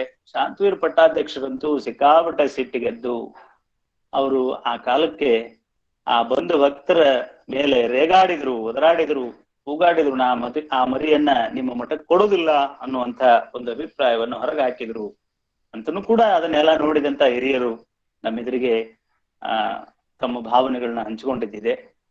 ಆಮೇಲೆ ಉಪಾಯ ತಿಳಿಯದೆ ಆ ಗದಗಿನ ಭಕ್ತರು ಆ ಕಾಲಕ್ಕೆ ಬಹಳ ದೊಡ್ಡ ಒಂದು ಧಾರ್ಮಿಕ ಜವಾಬ್ದಾರಿಯನ್ನ ನಿಭಾಯಿಸ್ತಾ ಇದ್ದಂತ ಹುಬ್ಬಳ್ಳಿಯ 3000 ಮಠದ ಜಗದ್ಗುರು ಗಂಗಾಧರ ಮಹಾಸ್ವಾಮಿಗಳ ಹತ್ರ ಹೋಗಿ ಅವ್ರಿಗೆ ಹೇಳ್ಕೊತಾರೆ, ನೋಡಿ, ಈ ಕಡೆ ನಾವು ಸಿದ್ದರಾಮ ದೇವರಿಗೆ ಕೇಳ್ತಾ ಇದ್ದೀವಿ, ಅವರು ಇಲ್ಲ ಅಂತ ಹೇಳ್ತಾ ಇದ್ದಾರೆ. ಆ ಕಡೆ ಅವ್ರ ಗುರುಗಳಾದಂತಹ ಪಟ್ಟಾಧ್ಯಕ್ಷರಿಗೆ ಕೇಳ್ತಾ ಇದ್ದೀವಿ, ಅವರೂ ಇಲ್ಲ ಅಂತ ಹೇಳ್ತಾ ಇದ್ದಾರೆ. ನೀವು ದೊಡ್ಡವರು, ಆ ಕಾರಣದಿಂದ ನೀವು ಅವ್ರನ್ನ ಒಪ್ಪಿಸ್ಬೇಕು ಅಂತ ಹೇಳಿದಾಗ ಆ ಗಂಗಾಧರ ಮಹಾಸ್ವಾಮಿಗಳು ಇಬ್ಬರಲ್ಲಿನೂ ಕೇಳ್ಕೊತಾರೆ. ಇವರಿಬ್ರು ಅವ್ರಿಗೂ ಕೂಡ ಇಲ್ಲ, ನಾನು ಗದಗಿನ ಮಠಕ್ಕೆ ಹೋಗ್ಲಿಕ್ಕೆ ಒಲ್ಲೆ ಅಂತ ಇವರು ಹೇಳ್ತಾರೆ, ಕೊಡೋದಿಲ್ಲ ಅಂತ ಅವರು ಹೇಳ್ತಾರೆ. ಆಮೇಲೆ ಕೊನೆಗೆ ಏನಪ್ಪಾ ಮಾಡೋದು ಅಂತ ಗದಗಿನ ಭಕ್ತರು, ಇವರು ಯಾರಿಗೂ ಗೊತ್ತಾಗಲಾರದ ಹಾಗೆ ಕಲಬುರ್ಗಿ ಸರ್ ಹತ್ರ ಬಂದು ಕಲಬುರ್ಗಿ ಸರ್ ಎದುರಿಗೆ ಆ ವಿಷಯವನ್ನ ಪ್ರಸ್ತಾಪ ಮಾಡಿದಾಗ ಮುಂದೆ ಕಲಬುರ್ಗಿ ಸರು ಒಂದು ಹೇಳಿ ನೋಡುವಂತಹ ಒಂದು ಪ್ರಯತ್ನವನ್ನು ಮಾಡ್ತಾರೆ. ತಮ್ಗೆಲ್ಲ ಗೊತ್ತಿರ್ಬೇಕು, ಏನೇ ಒಂದು ಸಮಾಜಕ್ಕೆ ಒಳ್ಳೇದಾಗುವಂಥದ್ದಿದ್ರೆ, ಒಂದು ಸತ್ಕಾರ್ಯ ಮಾಡ್ಬೇಕಾಗಿದ್ರೆ ಆ ವಿಷಯದಲ್ಲಿ ಕಲಬುರ್ಗಿ ಸರ್ ಬಹಳ ದೊಡ್ಡ ಮುತುವರ್ಜಿಯನ್ನು ವಹಿಸ್ತಾ ಇದ್ರು. ಒಂದು ತಾವು ಕಾಣಿಸಿಕೊಳ್ಳದ ರೀತಿಯಲ್ಲಿ ಬಹುತೇಕ ಗದಗಿನ ಭಕ್ತರಿಗೆ ಒಂದು ಉಪಾಯ ಕಲಬುರ್ಗಿ ಸರ್ ಹೇಳಿರ್ಬೇಕು ಅಂತ ಅನಿಸ್ತದೆ. ಮುಂದೆ ಗದಗಿನ ಭಕ್ತರು ಎಲ್ಲರೂ ಸೇರಿ ಒಂದು ದಿವಸ ಆ 3000 ಮಠಕ್ಕೆ ಬಂದು ಸಿದ್ದರಾಮ ದೇವರಿಗೂ, ಜಗದ್ಗುರುಗಳಿಗೂ ಮತ್ತು ಅಲ್ಲಿನ ಪಟ್ಟಾಧ್ಯಕ್ಷರಿಗೂ ಎಲ್ಲರಿಗೂ ನಾವಂತೂ ನಮ್ಮ ಮಠಕ್ಕೆ ಇವ್ರನ್ನ ಸ್ವಾಮಿಗಳು ಅಂತ ಮಾಡ್ಕೋಬೇಕಂತ ಮಾಡೀವಿ, ನೀವೇನಾರ ಮಾಡ್ರಿ, ನಮಗ್ ಗೊತ್ತಿಲ್ಲ, ನಮ್ಮ ಮಠಕ್ಕೆ ಇವರ ಸ್ವಾಮಿಗಳು ಆಗ್ಬೇಕು ಅಂತ ಹೇಳಿದಾಗ, ಮತ್ತು ಇವ್ರು ಇಲ್ಲ ಅಂತ ಹೇಳಿದಾಗ, ಇಲ್ಲ, ನೀವು ಇಲ್ಲ ಅನ್ನೋ ಪ್ರಸಂಗನೇ ಇಲ್ಲ, ನಾವು ಗದಗಿನ ಮಠದ ಸಮಸ್ತ ಆಸ್ತಿಯನ್ನ ಈಗಾಗಲೇ ನಿಮ್ಮ ಹೆಸರಲ್ಲೇ ಗದಗಿನ ಸಬ್ ರಿಜಿಸ್ಟರ್ ಆಫೀಸ್ನೊಳಗೆ ನೋಂದು ಮಾಡಿ ಇಲ್ಲಿ ಕಾಗದ ತಗೊಂಬಂದೀವಿ, ಮುಂದೊಂದು ನಿಮಗ್ ಬಿಟ್ಟಿದ್ದು ಅಂತ ಹೇಳಿ ಆ ಜಗದ್ಗುರುಗಳ ಸನ್ನಿಧಾನದೊಳಗೆ ಆ ಕಾಗದ ಇಟ್ಟು ಅವರೆಲ್ಲ ಹಾಗೆ ಹೋಗ್ಬಿಡ್ತಾರಂತೆ.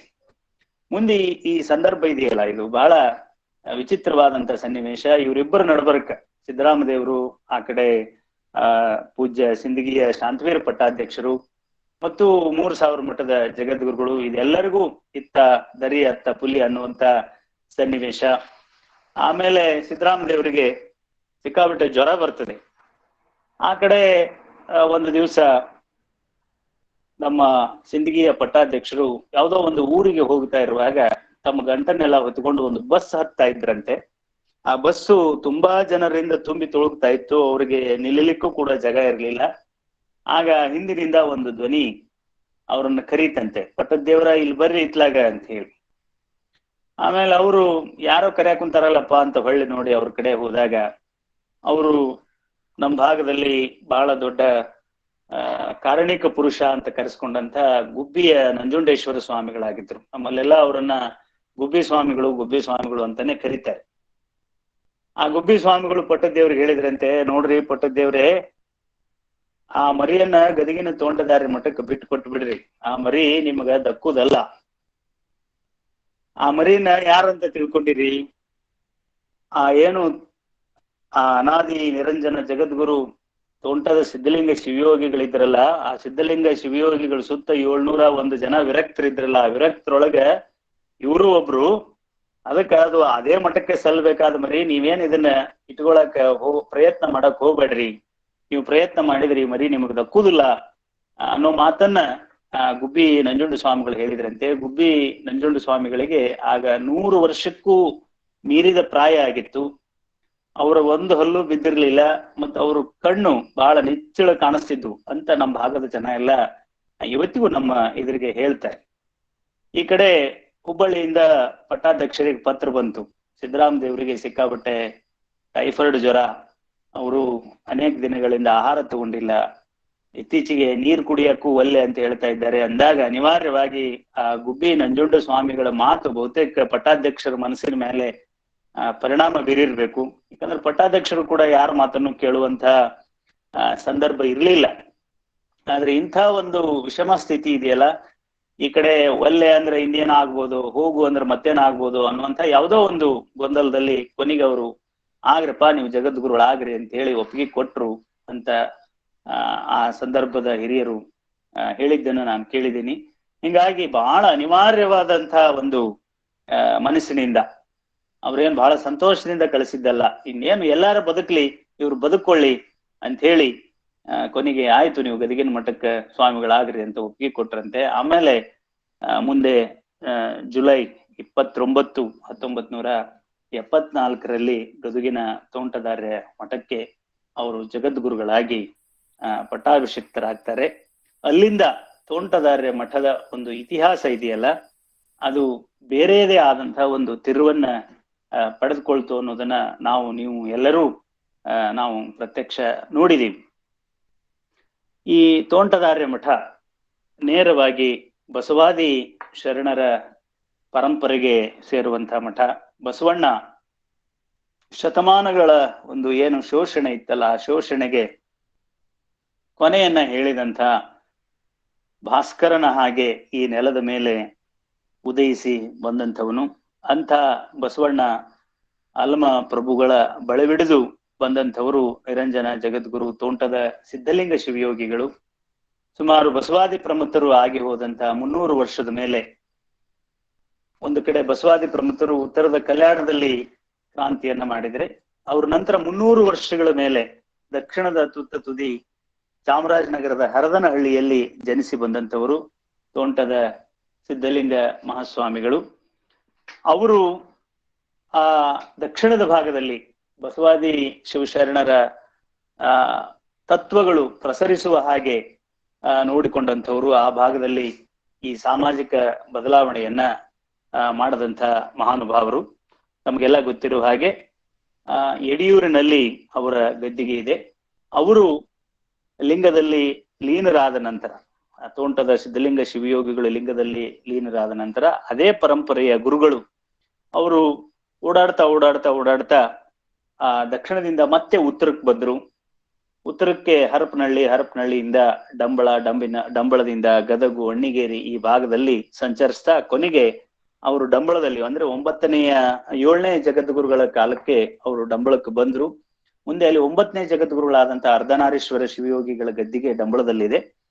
ಅದು ಆ ಕಾಲಕ್ಕೆ ಡಂಬಳ ಒಂದು ಬಹಳ ಮಹತ್ವದ ಒಂದು ಸ್ಥಾನವಾಗಿತ್ತು. ವಿಶೇಷವಾಗಿ ಕೆಳದಿ ಅರಸರ ಒಂದು ಪೂಜ್ಯ ಒಂದು ಗುರುಗಳು ಅರ್ಧನಾರೀಶ್ವರ ಮಹಾಸ್ವಾಮಿಗಳು ಕೆಳದಿ ಅರಸರ ಗುರುಗಳಾಗಿದ್ರು. ಕೆಳದಿ ಬಸಪ್ಪ ನಾಯಕನಿಗೆ ಮಕ್ಕಳಾಗದೇ ಇರೋ ಕಾರಣದಿಂದ ಅವನು ಅವ್ರಿಗೆ ನಡ್ಕೊಳ್ತಾ ಇದ್ದ. ಮುಂದೆ ಅವರ ಆಶೀರ್ವಾದದಿಂದ ಒಬ್ಬ ಮಗು ಹುಟ್ಟಿದ. ಅವನಿಗೆ ಬೂದಿ ಬಸವಪ್ಪ ನಾಯಕ ಅಂತ ಹೆಸರಿಟ್ರು. ಆ ಬೂದಿ ಬಸವಪ್ಪ ನಾಯಕ ಮುಂದೆ ತನ್ನ ಎಲ್ಲ ಸಂಸ್ಥಾನವನ್ನ ಆತ ಗದಗಿನ ತೋಂಟದ ಸಿದ್ಧಲಿಂಗ ಶಿವಯೋಗಿಗಳ ಅಂದ್ರೆ ಅರ್ಧನಾರೀಶ್ವರ ಮಹಾಸ್ವಾಮಿಗಳ ಪಾದಕ್ಕೆ ಅರ್ಪಿಸಿದ ಮೇಲೆ ಆ ಇಡೀ ಸಂಸ್ಥಾನಕ್ಕೆ ಬಹಳ ದೊಡ್ಡ ಆಸ್ತಿ ಅನೇಕ ಭಾಗಗಳಲ್ಲಿ, ಇಡೀ ಉತ್ತರ ಕರ್ನಾಟಕ, ದಕ್ಷಿಣ ಕರ್ನಾಟಕದ ಬಹುತೇಕ ಊರುಗಳಲ್ಲಿ ತೋಂಟದಾರ್ಯ ಪರಂಪರೆ ಇದೆಯಲ್ಲ, ಆ ಪರಂಪರೆಯ ಶಾಖಾ ಮಠಗಳು ಬೆಳೆದು ನಿಂತು ಇಂಥ ಒಂದು ತೋಂಟದಾರ್ಯ ಪರಂಪರೆ ಇದೆಯಲ್ಲ, ಮುಂದೆ 16ನೇ ಜಗದ್ಗುರುಗಳಾದಂತ ಸಿದ್ದೇಶ್ವರ ಮಹಾಸ್ವಾಮಿಗಳ ವರೆಗೂ ಅದು ಲಕ್ಕುಂಡಿ ಜಗದ್ಗುರುಗಳು ಅಂತಾನೆ ಅವ್ರನ್ನ ಕರೀತಾರೆ. ಅಲ್ಲಿವರೆಗೂ ಅದು ಅತ್ಯಂತ ವೈಭವೋಪೇತವಾಗಿತ್ತು. ಆದ್ರೆ ಸಿದ್ದೇಶ್ವರ ಜಗದ್ಗುರುಗಳ ನಂತರ ಸುಮಾರು ಮುಂದೆ ಒಂದು 50-60 ವರ್ಷಗಳಲ್ಲಿ ಆ ಇಡೀ ತೋಂಟದಾರ್ಯ ಪರಂಪರೆಯ ಮಠಗಳೆಲ್ಲ ಅವು ತಮ್ಮ ಮಧ್ಯದಲ್ಲಿರುವಂತಹ ಒಂದೇನ್ ಬೆಸುಗೆ ಇತ್ತಲ್ಲ, ಆ ಬೆಸುಗೆಯನ್ನೆಲ್ಲ ಕಳೆದುಕೊಂಡು ಸ್ವತಃ ಸಂಸ್ಥಾನ ಮಠವು ಕೂಡ ಅತ್ಯಂತ ಒಂದು ಜೀರ್ಣ ಸ್ಥಿತಿಗೆ ಬಂದು ನಿಂತುಕೊಂಡಿತ್ತು. ಅಂತಹ ಸಂದರ್ಭದಲ್ಲಿ ಸಿದ್ದರಾಮ ದೇವರು ಅಲ್ಲಿ ತೋಂಟದ ಸಿದ್ಧಲಿಂಗ ಮಹಾಸ್ವಾಮಿಗಳಾಗಿ ಆ ಮಠಕ್ಕೆ ಹೋದ್ರು. ಅದು ಹೆಸರಿಗೆ ಸಂಸ್ಥಾನ ಮಠ, ಬಹಳ ದೊಡ್ಡ ಆಸ್ತಿ. ಆದ್ರೆ ಮಠದಲ್ಲಿ ಎಂಥ ಪರಿಸ್ಥಿತಿ ಇತ್ತು ಅಂದ್ರೆ ಜಗದ್ಗುರುಗಳಿಗೂ ಕೂಡ ಉಳಿದುಕೊಳ್ಳಲಿಕ್ಕೆ ಒಂದು ಕೋಣೆ ಇರ್ಲಿಲ್ಲ. ಆ ಮಠದ ಒಂದು ಕಟ್ಟೆಯ ಮೇಲೆ ಬಟ್ಟೆಯನ್ನ ಕಟ್ಟಿಕೊಂಡು ಅವರು ನೆಲದ ಮೇಲೆನೆ ಮಲಗ್ತಾ ಇದ್ರು. ಅಲ್ಲಿ ಒಂದಿಷ್ಟು ಮುರುಕು ಪಾತ್ರೆಗಳಿದ್ವು. ಅವ್ರಿಗೆ ಒಂದು ಮುಟಿಗಿ ಅಕ್ಕಿ ಕೂಡ ಆ ಮಠಕ್ಕೆ ಇರ್ಲಿಲ್ಲ. ಶಿವಕುಮಾರ ಜಗದ್ಗುರುಗಳು ಅವ್ರನ್ನ ನೋಡಿದವ್ರು ಹೇಳ್ತಾರೆ, ಎಷ್ಟೋ ಸಾರಿ ಆ ಮಠದ ಮುಂದಿನ ಕಿರಾಣಿ ಅಂಗಡಿ ಒಳಗ ಮಂಡಕ್ಕಿ ತರಿಸ್ಕೊಂಡು ತಿಂದು ನೀರು ಕುಡಿದು ಅವರು ದಿವಸ ಕಳೀತಾ ಇದ್ರಂತೆ. ಅಂತ ಸ್ಥಿತಿಯಲ್ಲಿ ಶಿವಕುಮಾರ ಜಗದ್ಗುರುಗಳು ಸಿದ್ದರಾಮ ದೇವರನ್ನ ತೋಂಟದ ಸಿದ್ಧಲಿಂಗ ಸ್ವಾಮಿಗಳನ್ನಾಗಿ ಅವರು ಸ್ವೀಕಾರ ಮಾಡಿದ್ರು. ಮುಂದೆ ಆ ಮಠಕ್ಕೆ ಹೋದ ಮೇಲೆ ತೋಂಟದ ಸಿದ್ಧಲಿಂಗ ಮಹಾಸ್ವಾಮಿಗಳು ಮಾಡಿದ ಮೊದಲ ಕೆಲಸ ಏನು ಅಂದ್ರೆ, ಅಲ್ಲಿ ಅವರು ಕಲಬುರ್ಗಿ ಸರ್ ಅವರ ಸಹಾಯದಿಂದ ಒಂದು ಲಿಂಗಾಯತ ಅಧ್ಯಯನ ಸಂಸ್ಥೆಯನ್ನ 1975ರಲ್ಲಿ ಪ್ರಾರಂಭ ಮಾಡಿದ್ರು.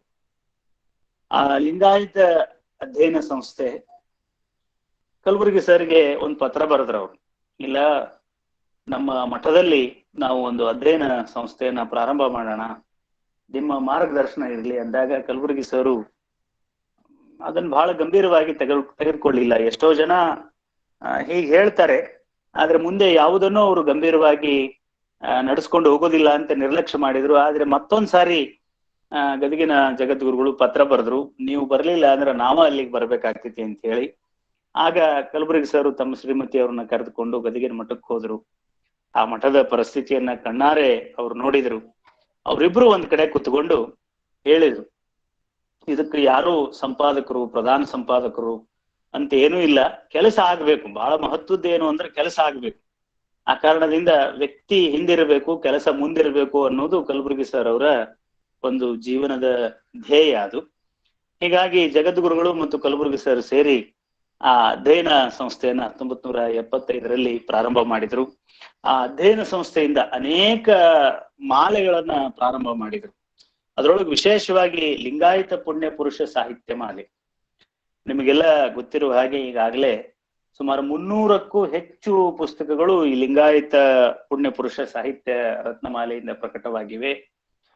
ಸುಮಾರು 12ನೇ ಶತಮಾನದಿಂದ ಹಿಡಿದು 20ನೇ ಶತಮಾನದವರೆಗೂ ಲಿಂಗಾಯತ ಸಮಾಜಕ್ಕಾಗಿ ಯಾರು ದುಡಿದ್ರು, ಅದರೊಳಗೂ 18, 19ನೇ ಶತಮಾನದಲ್ಲಿ ಲಿಂಗಾಯತ ಸಾಹಿತ್ಯದ ಸಂವರ್ಧನೆಗೆ, ಲಿಂಗಾಯತ ಸಮಾಜದ ಅಭಿವೃದ್ಧಿಗಾಗಿ ದುಡಿದಂತಹ ಮಹನೀಯರೆಲ್ಲ ಕಾಲದ ವಿಸ್ಮೃತಿಗೆ ಅವರು ಸಂದು ಹೋಗಿದ್ರು. ಅಂಥವ್ರನ್ನೆಲ್ಲ ಕಲಬುರ್ಗಿ ಸರ್ ಹುಡುಕಿ ಹುಡುಕಿ ಹುಡುಕಿ ಹುಡುಕಿ ಒಬ್ಬೊಬ್ಬ ಲೇಖಕರನ್ನ ಗುರುತಿಸೋದು, ಅವರಿಗೆ ಕಲಬುರ್ಗಿ ಸರ್ ಅನೇಕ ಆ ವ್ಯಕ್ತಿಗಳ ಕುರಿತಾಗಿ ವಿಷಯಗಳನ್ನ ಸಂಗ್ರಹಿಸಿಕೊಡೋದು, ಅವರೂ ಸಂಗ್ರಹಿಸೋದು. ಆಮೇಲೆ ಆ ಪುಸ್ತಕವನ್ನ ಈ ಪುಣ್ಯ ಪುರುಷ ಸಾಹಿತ್ಯ ಮೇಲೆ ಅಂದ್ರೆ ಅಧ್ಯಯನ ಸಂಸ್ಥೆಯಿಂದ, ಅದು ಪ್ರಾರಂಭದಲ್ಲಿ ವೀರಶೈವ ಅಧ್ಯಯನ ಸಂಸ್ಥೆ ಅಂತ ಪ್ರಾರಂಭವಾಯಿತು. ಆಮೇಲೆ ಅದು ಲಿಂಗಾಯತ ಅಧ್ಯಯನ ಸಂಸ್ಥೆ ಅಂತ ಆಯ್ತು.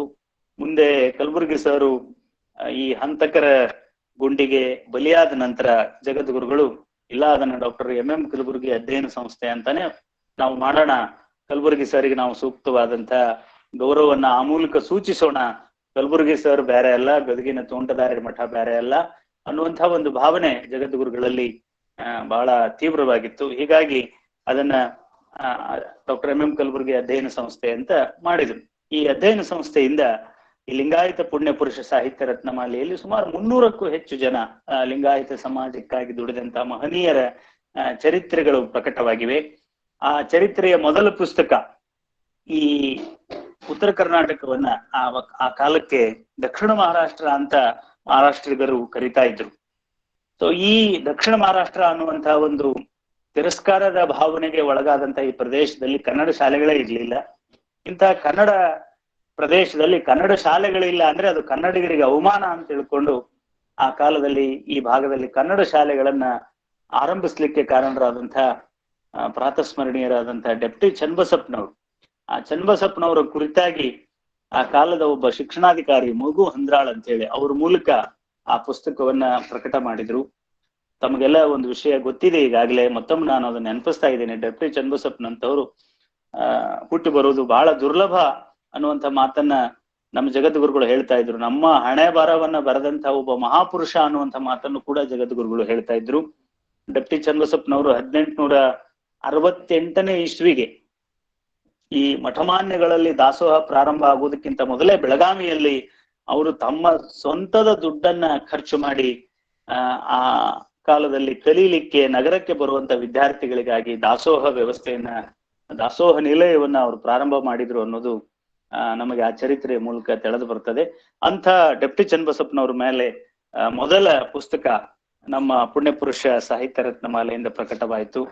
ಆನಂತರ ಲಿಂಗಾಯತ ಪ್ರಾಚೀನ ಸಾಹಿತ್ಯ ರತ್ನಮಾಲೆ, ಲಿಂಗಾಯತ ಅನುವಾದ ಸಾಹಿತ್ಯ ರತ್ನಮಾಲೆ, ಲಿಂಗಾಯತ ಅಪ್ರಕಟಿತ ಸಾಹಿತ್ಯ ರತ್ನಮಾಲೆ, ಲಿಂಗಾಯತ ನೂತನ ಸಾಹಿತ್ಯ ರತ್ನಮಾಲೆ, ಲಿಂಗಾಯತ ಅಭಿನಂದನ ಸಾಹಿತ್ಯ ರತ್ನಮಾಲೆ, ಲಿಂಗಾಯತ ಗ್ರಾಮೀಣ ಜನಪದ ಗ್ರಂಥಮಾಲೆ, ಲಿಂಗಾಯತ ಮಕ್ಕಳ ಸಾಹಿತ್ಯ ರತ್ನಮಾಲೆ, ಹೀಗೆ ಅನೇಕ ರತ್ನಮಾಲೆಗಳನ್ನ ಆ ಒಂದು ಅಧ್ಯಯನ ಸಂಸ್ಥೆಯಿಂದ ಪ್ರಾರಂಭಿಸಿ ಬಹಳಷ್ಟು ಪುಸ್ತಕಗಳನ್ನ, ಅಂದ್ರೆ ಲಿಂಗಾಯತರಿಗೆ ಸಾಹಿತ್ಯ ಅನ್ನೋದಿದೆಯಲ್ಲ, ವಚನಕಾರರು ಏನು ವಚನ ಸಾಹಿತ್ಯವನ್ನು ಕೊಟ್ಟರು, ಆನಂತರ ಮುಂದೆ ಆ ವಚನ ಸಾಹಿತ್ಯ ಅದು ಕೂಡ ವಿಸ್ಮೃತಿಗೆ ಒಳಗಾಗಿತ್ತು. ಕಾಲದ ಧೂಳ ಅದರ ಮೇಲೆ ಬಿದ್ದಿತ್ತು. ಅದನ್ನೆಲ್ಲ ಜಾಡಿಸಿ ಫೋಗೋಳು ಕಟ್ಟಿಯವರು ಅದನ್ನ ನಮಗೆ ಕಟ್ಟಿಕೊಟ್ರು. ಫೋಗೋಳು ಕಟ್ಟಿಯವರ ನಂತರ ಕರ್ನಾಟಕ ವಿಶ್ವವಿದ್ಯಾಲಯವನ್ನ ಕೇಂದ್ರವನ್ನಾಗಿ ಮಾಡಿಕೊಂಡು ಆರ್ ಸಿ ಹಿರೇಮಠರು, MS ಸುಂಕಾಪುರ್ ಅವರು ಹಾಗೂ ಕಲಬುರ್ಗಿ ಸರ್ ಅವರು ಮತ್ತೆ ಆ ಒಂದು ಸಾಹಿತ್ಯವನ್ನ ನಮಗೆ ಮರುಶೋಧಿಸಿ ಕೊಟ್ರಲ್ಲ.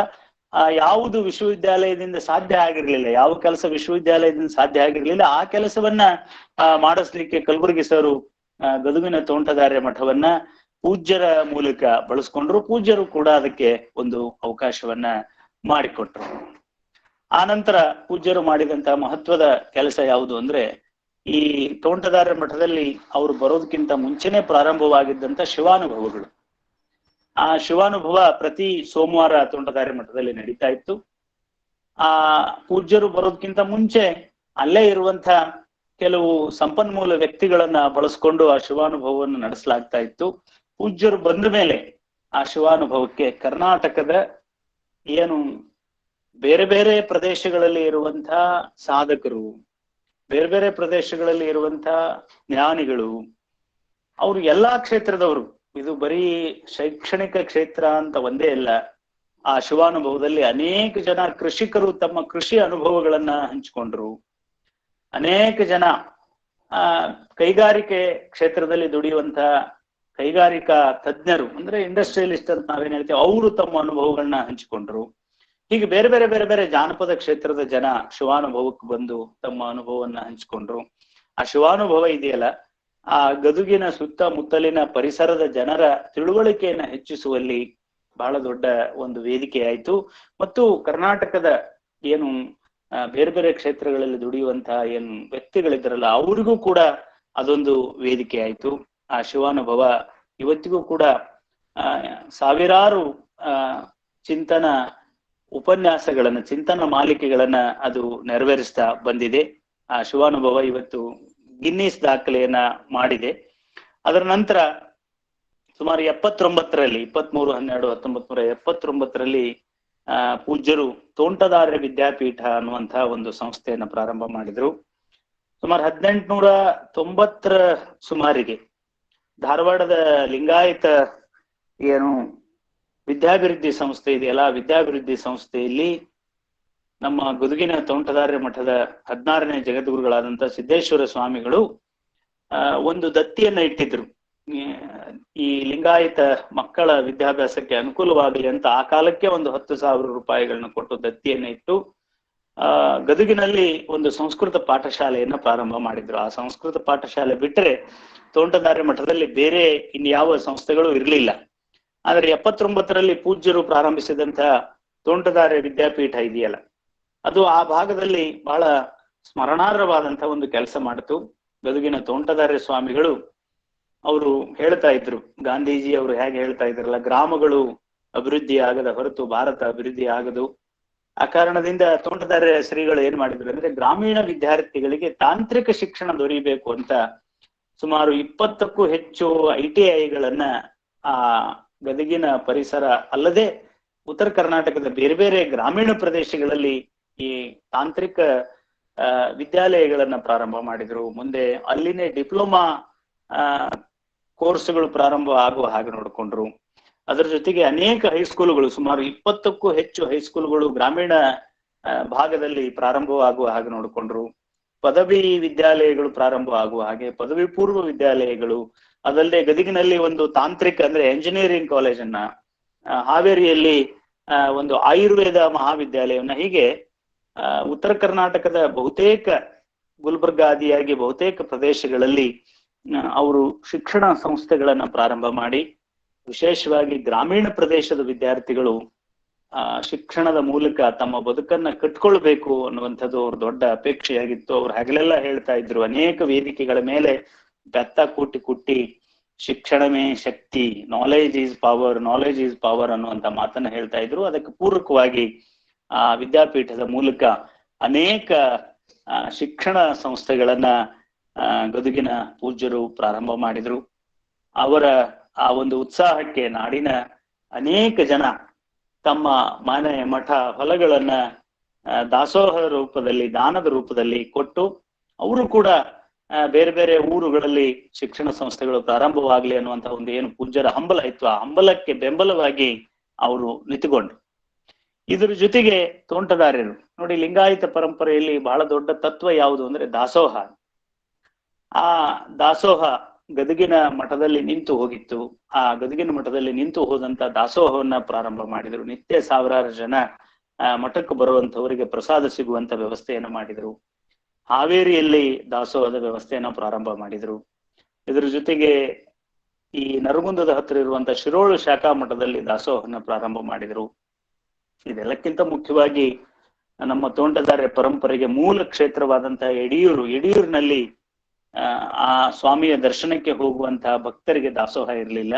ಅಲ್ಲಿ ಒಂದು ಸುಸಜ್ಜಿತವಾದಂತಹ ಒಂದು ದಾಸೋಹ ವ್ಯವಸ್ಥೆಯನ್ನ ಗುರುಗಳು ತುಮಕೂರಿನ ಜಿಲ್ಲಾಧಿಕಾರಿಗಳ ನೇತೃತ್ವದಲ್ಲಿ ಗದಗಿನ ಶ್ರೀಮಠದ ಭಕ್ತರನ್ನೆಲ್ಲ ಸೇರಿಸ್ಕೊಂಡು ಆ ಕಾಲಕ್ಕೆ ಒಂದು 2 ಕೋಟಿ ರೂಪಾಯಿಗಳನ್ನ ಕೂಡಿಸಿ ಆ ತೋಂಟದಾರ್ಯ ಏನು ಕ್ಷೇತ್ರ ಇದೆಯಲ್ಲ, ಯಡಿಯೂರಿನ ಕ್ಷೇತ್ರ ಇದೆಯಲ್ಲ, ಆ ಕ್ಷೇತ್ರದಲ್ಲಿ ದಾಸೋಹ ವ್ಯವಸ್ಥೆಯನ್ನ ಅತ್ಯಂತ ಆಧುನಿಕ ಉಪಕರಣಗಳನ್ನೆಲ್ಲ ಬಳಸಿ ಇಂದು ಸುಮಾರು ಒಂದು 15 ಕೋಟಿಗೂ ಹೆಚ್ಚು ಹಣ ಆ ದಾಸೋಹದಲ್ಲಿ ಶೇಖರಣೆಯಾಗಿದೆ. ಅದರಿಂದ ಬರುವಂತಹ ಬಡ್ಡಿ ಮತ್ತು ಭಕ್ತರು ಕೊಡುವಂತಹ ದವಸ ಧಾನ್ಯಗಳ ಮೂಲಕ ನಿತ್ಯ ಸಾವಿರಾರು ಜನ, ಒಂದೊಂದು ದಿವಸ 10,000, 15,000, 20,000 ಜನ ಇವತ್ತು ಯಡಿಯೂರಿನ ದಾಸೋಹದಲ್ಲಿ ಪ್ರಸಾದವನ್ನ ಸ್ವೀಕಾರ ಮಾಡ್ತಾ ಇದ್ದಾರೆ. ಅಂಥ ಒಂದು ವ್ಯವಸ್ಥೆಯನ್ನ ಅಲ್ಲಿ ಅವರು ರೂಪಿಸಿದ್ರು. ಇದರ ಜೊತೆಗೆ ತೋಂಟದಾರ್ಯ ಮಠದ ಜಾತ್ರೆ ಇದೆಯಲ್ಲ, ಅದು ಜಾತ್ರೆ ಅಂದ್ರೆ ಅದೊಂಥರದ ಮೋಜು ಮಜಾ. ಇದನ್ನೆಲ್ಲ ಮಾಡ್ಲಿಕ್ಕೆ ಇರುವಂತ ಭಕ್ತಿ ಕಡಿಮೆ, ಮನರಂಜನೆ ಹೆಚ್ಚು ಅನ್ನುವಂತಹ ಒಂದು ವಾತಾವರಣ ಅಲ್ಲಿ ನಿರ್ಮಾಣ ಆಗಿತ್ತು. ಅದ್ರ ಜೊತೆಗೆ ಆ ಮಠದ ಜಾತ್ರೆಯ ಸಂದರ್ಭದಲ್ಲಿ ಅನೇಕ ಮೂಢನಂಬಿಕೆಗಳನ್ನ ಅಲ್ಲಿ ಆಚರಿಸಲಾಗ್ತಾ ಇತ್ತು, ಮೂಢ ಪದ್ಧತಿಗಳನ್ನೆಲ್ಲ ಆಚರಿಸಲಾಗ್ತಾ ಇತ್ತು. ಆ ಒಂದು ಜಾತ್ರೆಗೆ ಬಹಳ ಅತ್ಯದ್ಭುತವಾದಂತಹ ಒಂದು ಹೊಸ ರೂಪವನ್ನ ಜಗದ್ಗುರುಗಳು ನೀಡಿದ್ರು. ಅದೇನು ಅಂದ್ರೆ ಅಲ್ಲಿ ಇತ್ತೀಚೆಗೆ ನಮ್ಮ ವಿಶ್ವವಿದ್ಯಾಲಯಗಳಲ್ಲಿ ಕೃಷಿ ಮೇಳಗಳು ಶುರುವಾಗಿದ್ದಾವೆ. ಆದ್ರೆ ಇದು ವಿಶ್ವವಿದ್ಯಾಲಯದ ಕುಲಪತಿಗಳು ಅಲ್ಲಿನ ತಜ್ಞರು ವಿಚಾರ ಮಾಡೋದಕ್ಕಿಂತ ಮುಂಚೆನೆ ಜಾತ್ರೆಯ ಸಂದರ್ಭದಲ್ಲಿ ಗುರುಗಳು ಏನ್ ಮಾಡಿದ್ರು ಅಂದ್ರೆ ಬೀಜದ ನಮ್ಮ ಅನೇಕ ಜವಾರಿ ಬೀಜಗಳನ್ನ ಅಲ್ಲಿ ಪ್ರದರ್ಶನ ಮಾಡೋದು, ಬೇರೆ ಬೇರೆ ಯಂತ್ರೋಪಕರಣಗಳನ್ನ ಪ್ರವೇಶ ಮಾಡೋದು, ಇದರ ಜೊತೆಗೆ ಹೈನುಗಾರಿಕೆಗೆ ವಿಶೇಷ ಒತ್ತನ್ನ ಗದಗಿನ ಜಗದ್ಗುರುಗಳು ಕೊಟ್ಟರು. ಆ ಕಾಲಕ್ಕೆ ಬಂದಂತಹ HF ಜರ್ಸಿ ತಳಿಯ ಆಕಳುಗಳನ್ನ ಪ್ರದರ್ಶನ ಮಾಡೋದು, ಅತಿ ಹೆಚ್ಚು ಪ್ರೀತಿಯಿಂದ ಯಾರು ಆಕಳುಗಳನ್ನ ಸಾಕಿ ಹೆಚ್ಚು ಹಾಲನ್ನ ಯಾರು ರೈತರು ಕರಿತಾ ಇದ್ರು ಅಂತ ರೈತರನ್ನ ಗದಗಿನ ಮಠಕ್ಕೆ ಕರೆಸೋದು, ಅವರ ಆಕಳುಗಳನ್ನು ಕರೆಸೋದು, ಅವುಗಳ ಪ್ರದರ್ಶನವನ್ನ ಏರ್ಪಡಿಸೋದು ಮತ್ತು ಒಳ್ಳೆ ಸಾಧನೆ ಮಾಡಿದಂತ ಹೆಚ್ಚು ಹಾಲನ್ನ ಹಿಂಡುವಂತ ಆಕಳುಗಳಿಗೆ ಆ ಕಾಲಕ್ಕೆ ಅವರು 2 ತೊಲಿ ಬಂಗಾರದ ಪಾರಿತೋಷಕಗಳನ್ನ ಕೊಡ್ಲಿಕ್ಕೆ ಶುರು ಮಾಡಿದ್ರು. ನಮ್ಮ ಭಾಗದ ಅನೇಕ ಜನ ರೈತರು ಅವರು ಗದಗಿನ ತೋಂಟದಾರ್ಯ ಮಠದ ಜಾತ್ರಾ ಮಹೋತ್ಸವದಲ್ಲಿ ತಮ್ಮ ಆಕಳುಗಳನ್ನ ತೆಗೆದುಕೊಂಡು ಬಂದು ತಾವು ಹೇಗೆ ಆಕಳುಗಳನ್ನ ಸಾಕಿದ್ವಿ, ಆಕಳುಗಳಿಗೆ ಬರುವಂತ ರೋಗ ಯಾವುದು, ಆಕಳುಗಳನ್ನ ಹೆಂಗೆ ಬೆಳೆಸ್ಬೇಕು, ಹೈನುಗಾರಿಕೆಯನ್ನು ಹೇಗೆ ಮಾಡಬೇಕು ಅಂತ ಅವರು ಇತರೆ ಆಸಕ್ತ ರೈತರ ಜೊತೆಗೆ ತಮ್ಮ ಅನುಭವಗಳನ್ನ ಹಂಚ್ಕೊಳ್ತಾ ಇದ್ರು ಮತ್ತು ಪಾರಿತೋಷಕಗಳನ್ನ ಪಡೆದುಕೊಂಡು ಹೋಗ್ತಾ ಇದ್ರು. ಹೀಗೆ ಆ ಮಠದ ಜಾತ್ರೆ ಇದೆಯಲ್ಲ, ಅದು ಮನರಂಜನೆಯ ತಾಣ ಅಲ್ಲ, ಅದೊಂದು ಅರಿವಿನ ವಿಕಾಸದ ಒಂದು ಆವರಣ ಅನ್ನುವ ಹಾಗೆ ಆ ಮಠದ ಜಾತ್ರೆಯನ್ನ ರೂಪಿಸಿದ್ರು. ಇದರ ಜೊತೆಗೆ ತೋಂಟದಾರ್ಯರು ಮಾಡಿದಂತ ದೊಡ್ಡ ಕಾರ್ಯ ಇದೆಯಲ್ಲ ಗೋಕಾಕ್ ಚಳುವಳಿಯನ್ನ, ಕರ್ನಾಟಕದಲ್ಲಿ ಗೋಕಾಕ್ ಚಳುವಳಿಯ ಕೂಗು ಇದೆಯಲ್ಲ, ಅದು ಮೊದಲು ಆರಂಭವಾಗಿದ್ದು ತೋಂಟದಾರ್ಯರ ಸಿಂದಗಿಯ ಕನ್ನಡ ಸಾಹಿತ್ಯ ಸಮ್ಮೇಳನದ ಭಾಷಣದಲ್ಲಿ. ಈ ತ್ರಿಭಾಷಾ ಸೂತ್ರ ಇದೆಯಲ್ಲ, ತ್ರಿಭಾಷಾ ಸೂತ್ರದ ವಿಷಯಕ್ಕೆ ಸಂಬಂಧಿಸಿ ಗೋಕಾಕ್ ಚಳುವಳಿ ಪ್ರಾರಂಭವಾಯಿತು. ಕರ್ನಾಟಕದಲ್ಲಿ ಕನ್ನಡಕ್ಕೆ ಕುತ್ತು ಬಂದ್ರೆ ಹೇಗೆ, ಅವರೊಂದು ಮಾತನ್ನ ಹಗಲೆಲ್ಲ ಹೇಳ್ತಾ ಇದ್ರು. ಕನ್ನಡ ಇದೆಯಲ್ಲ ಅದು ಕನ್ನಡಿಗರ ಭಾಷೆ, ಅದರೊಳಗೂ ವಿಶೇಷವಾಗಿ ಲಿಂಗಾಯತರ ಭಾಷೆ ಕನ್ನಡ. ಈ ಧರ್ಮಗಳಿದಾವಲ್ಲ, ಆ ಧರ್ಮಗಳು ನಮಗೆ ಕರ್ನಾಟಕಕ್ಕೆ ಬೇರೆ ಬೇರೆ ಪ್ರದೇಶಗಳಿಂದ ಬಂದು, ಆದ್ರೆ ಕರ್ನಾಟಕದಲ್ಲಿಯೇ ಹುಟ್ಟಿ ಬೆಳೆದು ಜಾಗತಿಕ ನೆಲೆಯಲ್ಲಿ ವಿಸ್ತಾರಗೊಂಡಂತ ಧರ್ಮ ಯಾವ್ದಾದ್ರು ಇದ್ರೆ ಅದು ಲಿಂಗಾಯತ ಧರ್ಮ, ಮತ್ತು ಆ ಧರ್ಮಕ್ಕೆ ಭಾಷೆ ಅಂತ ಯಾವ್ದಾದ್ರು ಇದ್ರೆ ಅದು ಕನ್ನಡ ಭಾಷೆ. ಅದನ್ನ ಅವರು ಬಾಂಗ್ಲಾದ ಉದಾಹರಣೆಯನ್ನ ಕೊಡ್ತಾ ಇದ್ರು ನೋಡಿ. 1905ರಲ್ಲಿ ಬಾಂಗ್ಲಾದೇಶದ ವಿಭಜನೆ ಆಯ್ತು, ಪೂರ್ವ ಬಂಗಾಲ ಮತ್ತು ಪಶ್ಚಿಮ ಬಂಗಾಲ ಅಂತ. ಆಗ ಇಡೀ ಆ ಬಂಗಾಲದ ಜನತೆ ಅವರು ಬ್ರಿಟಿಷ್ ಸರ್ಕಾರದ ವಿರುದ್ಧ ಅವರು ದಂಗೆ ಎದ್ರು. ಇರ್ವಿನ್ ಅನ್ನುವಂಥ ಒಬ್ಬ ವೈಸ್ರಾಯ್ ಬಂಗಾಲವನ್ನ 2 ಭಾಗ ಮಾಡಿದಾಗ ಅದನ್ನ ಅವರು ಒಪ್ಪಲಿಲ್ಲ, ಮತ್ತೆ ಬಂಗಾಲ ಒಂದಾಗಬೇಕು ಅಂತ ಅವರು ಹಠ ತೊಟ್ಟಂತ ಉದಾಹರಣೆಯನ್ನ ಅನೇಕ ವೇದಿಕೆಗಳ ಮೇಲೆ ಹೇಳಿ ಕನ್ನಡಿಗರನ್ನ ಅವರು ಜಾಗೃತಗೊಳಿಸಿ ಗೋಕಾಕ್ ಚಳುವಳಿ ಅಂದ್ರೆ ಕರ್ನಾಟಕದಲ್ಲಿ ಕನ್ನಡಕ್ಕೆ ಅಗ್ರ ಪೂಜೆ ಸಲ್ಲಬೇಕು ಅನ್ನುವಂಥ ಒಂದು ಮಾತನ್ನ ಅವರು ಪದೇ ಪದೇ ಹೇಳ್ತಾ ಇದ್ರು. ಕುವೆಂಪು ಅವರ ಒಂದು ಪದ್ಯ ಇದೆಯಲ್ಲ, ಕನ್ನಡಕ್ಕೆ ಹೋರಾಡು ಕನ್ನಡದ ಕಂದ ಅನ್ನುವಂಥ ಪದ್ಯವನ್ನ ಅವರು ಅನೇಕ ವೇದಿಕೆಗಳ ಮೇಲೆ ಹೇಳಿ ಕರ್ನಾಟಕದಲ್ಲಿ ಕನ್ನಡಕ್ಕೆ ಅಗ್ರ ಪೂಜೆ ಸಲ್ಲಬೇಕು ಅನ್ನುವಂಥ ಒಂದು ಗಟ್ಟಿಯಾದ ಧ್ವನಿಯನ್ನ ಅವ್ರು ಹೇಳ್ತಾ ಇದ್ರು. ಇದರ ಜೊತೆಗೇನೆ ಅವರು ಈ ಕರ್ನಾಟಕದ ಗಡಿ ಪ್ರದೇಶಗಳ ಬಗ್ಗೆನೂ ಒಂದು ಮಾತನ್ನ ಹೇಳ್ತಾ ಇದ್ರು. ಸೀರೆಗೆ ಹೇಗೆ ದಡಿ ಗಟ್ಟಿರ್ಬೇಕು, ದಡಿ ಗಟ್ಟಿದ್ರೆ ಸೀರೆ ಗಟ್ಟಿರ್ತದ, ಹಾಗೆ ಒಂದು ರಾಜ್ಯಕ್ಕೆ ಗಡಿ ಗಟ್ಟಿರ್ಬೇಕು, ಗಡಿ ಗಟ್ಟಿದ್ರೆ ಮಾತ್ರ ಆ ರಾಜ್ಯ ಅದು ಗಟ್ಟಿ ಇರ್ಲಿಕ್ಕೆ ಸಾಧ್ಯ ಅನ್ನುವಂತ ಮಾತನ್ನ ಹೇಳ್ತಾ ಇದ್ರು. ಆರಂಭದಲ್ಲಿ ಗೋಕಾಕ್ ಚಳುವಳಿ, ಆ ಗೋಕಾಕ್ ಚಳುವಳಿಯ ನಂತರ ಅವರು ಕೈಗೆತ್ತಿಕೊಂಡಂತ ಬಹಳ ದೊಡ್ಡ ಮತ್ತೊಂದು ಚಳುವಳಿ ಯಾವುದು ಅಂದ್ರೆ ಈ ಪೋಸ್ಕೋ ಚಳುವಳಿ. ಅಂದ್ರೆ ಸುಮಾರು 5,000ಕ್ಕೂ ಹೆಚ್ಚು ಎಕರೆ ಭೂಮಿಯನ್ನ ಪೋಸ್ಕೋ ಅನ್ನುವಂತ ಕಂಪನಿ ಈ ಗದಗ್ ಜಿಲ್ಲೆಯಲ್ಲಿ ಕಬಳಿಸಲು ಪ್ರಯತ್ನ ಪಟ್ಟಾಗ ಆ ಭೂಮಿಯನ್ನ ಕಳೆದುಕೊಂಡಂತ ರೈತರ ಮಕ್ಕಳ ಪರಿಸ್ಥಿತಿ ಏನಾಗ್ತದೆ ಅನ್ನುವುದನ್ನ ಗುರುಗಳು ಹಳ್ಳಿಗೆ ಹೋಗಿ, ರೈತರು ನೀವು ಭೂಮಿಯನ್ನ ಕಳೆದುಕೊಳ್ಳಬಾರದು, ಭೂಮಿಯನ್ನ ಮಾರಿದ್ರೆ ನೀವು ತಾಯಿಯನ್ನೇ ಮಾರಿದ ಹಾಗೆ. ಇವತ್ತು ಭೂಮಿಯನ್ನ ಕಳೆದುಕೊಂಡಂತ ರೈತರು ಕೈಗೆ ಹಣ ತೆಗೆದುಕೊಳ್ತಾರೆ, ಹಣ ತೆಗೆದುಕೊಂಡು ಮೋಜು ಮಜಾ ಮಸ್ತಿ ಇವುಗಳಲ್ಲಿ ಅವರು ಆಸಕ್ತರಾಗ್ತಾರೆ. ಮುಂದೆ ಅವರ ಮಕ್ಕಳಿದಾರಲ್ಲ, ಅವರು ನಗರದ ಯಾವುದೋ ಒಂದು ಸ್ಲಮ್ಮಿನಲ್ಲಿ ಅವರು ಬಿದ್ದು ನರಳಬೇಕಾಗ್ತದೆ. ಆ ಕಾರಣದಿಂದ ನೀವು ಭೂಮಿಯನ್ನ ಕಳೆದುಕೊಳ್ಳಕೂಡ್ದು, ಭೂಮಿಯನ್ನ ಸರ್ಕಾರ ಪರಾಧೀನ ಮಾಡಬಾರದು ಅಂತ ಪೋಸ್ಕೋ ಚಳವಳಿಯನ್ನ ಪ್ರಾರಂಭ ಮಾಡಿದ್ರು. ಅದರ ನಂತರ ಬಹಳ ದೊಡ್ಡ ಕೆಲಸ ಯಾವುದು ಅಂದ್ರೆ ಕಪ್ಪತ ಗುಡ್ಡ.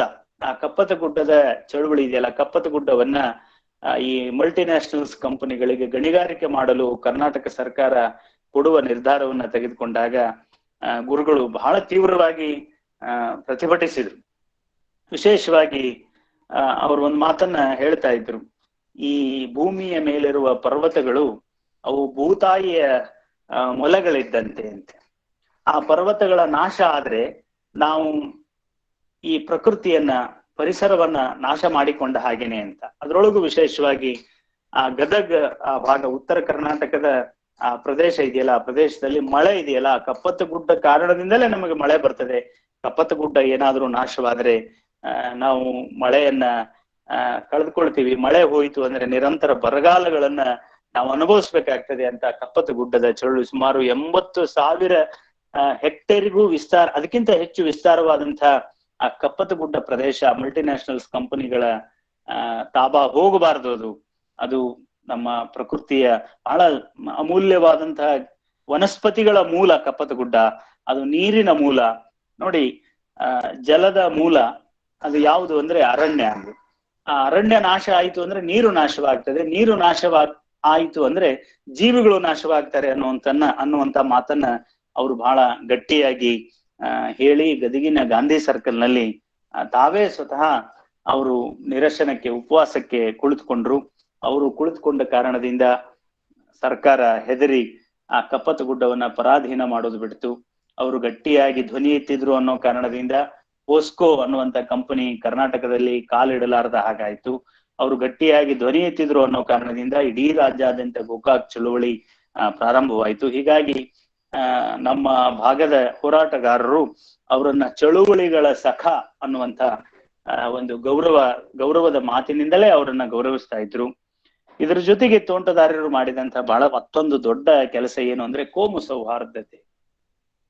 ವಿಶೇಷವಾಗಿ ತೋಂಟದಾರ್ಯ ಸ್ವಾಮಿಗಳ ವ್ಯಕ್ತಿತ್ವ, ತೋಂಟದಾರ್ಯ ಸ್ವಾಮಿಗಳ ಸಾಧನಾ ಪಥವನ್ನ ನಾವು 2 ಭಾಗಗಳನ್ನಾಗಿ ನೋಡಬಹುದು.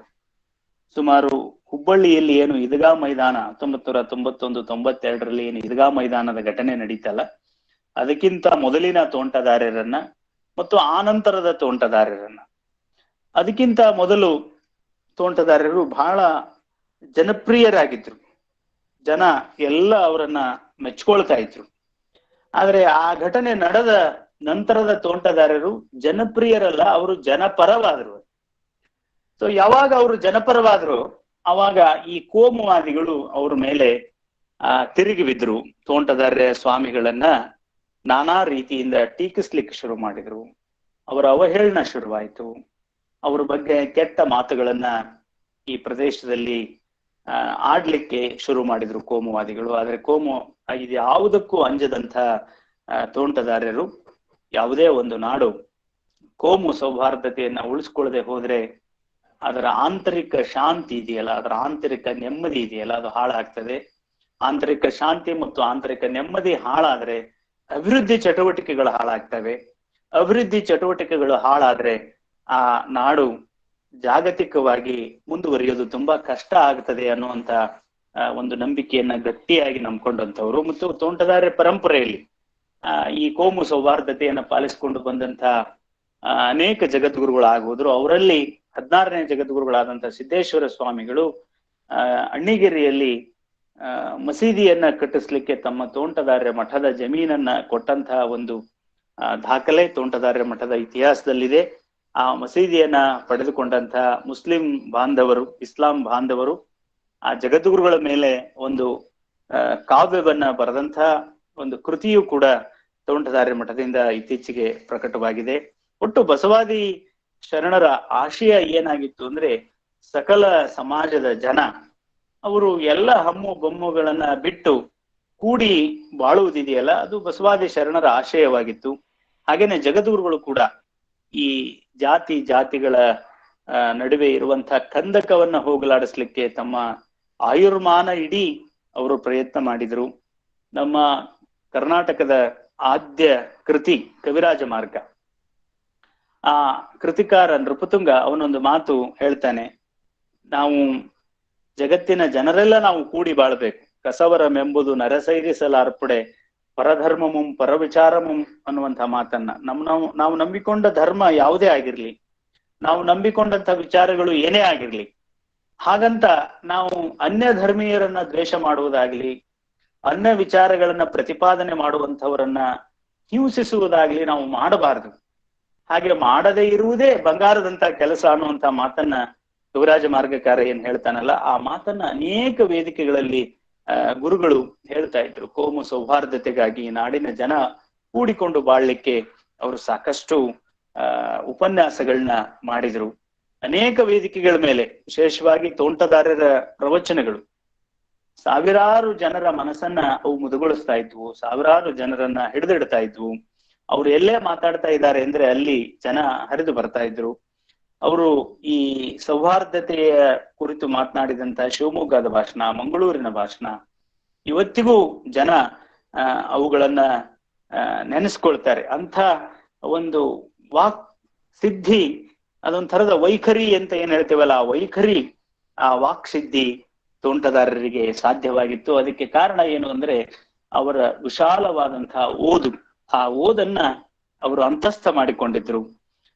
ಬಹಳ ಚೆನ್ನಾಗಿ ಒಂದು ವಿಷಯವನ್ನ ಅವರು ಪ್ರತಿಪಾದನೆ ಮಾಡ್ತಾ ಇದ್ರು. ಅದರ ಮಧ್ಯೆ ಹಾಸ್ಯ, ಅದರ ಮಧ್ಯೆ ಅನೇಕ ಸಂದರ್ಭಗಳನ್ನ, ಅನೇಕ ದೃಷ್ಟಾಂತಗಳನ್ನ ಹೇಳಿ ಜನರ ಮನಸ್ಸನ್ನ ತಮ್ಮ ಕೈಗೆ ತೆಗೆದುಕೊಳ್ಳುವಂತ ಒಂದು ಶಕ್ತಿ ಅವರಿಗೆ ಸಾಧ್ಯವಾಗಿತ್ತು. ಇಂಥ ತೋಂಟದಾರ್ಯರ ಅಂತಃಕರಣ ಇದೆಯಲ್ಲ, ಅದು ಕೂಡ ಬಹಳ ದೊಡ್ಡದಾಗಿತ್ತು.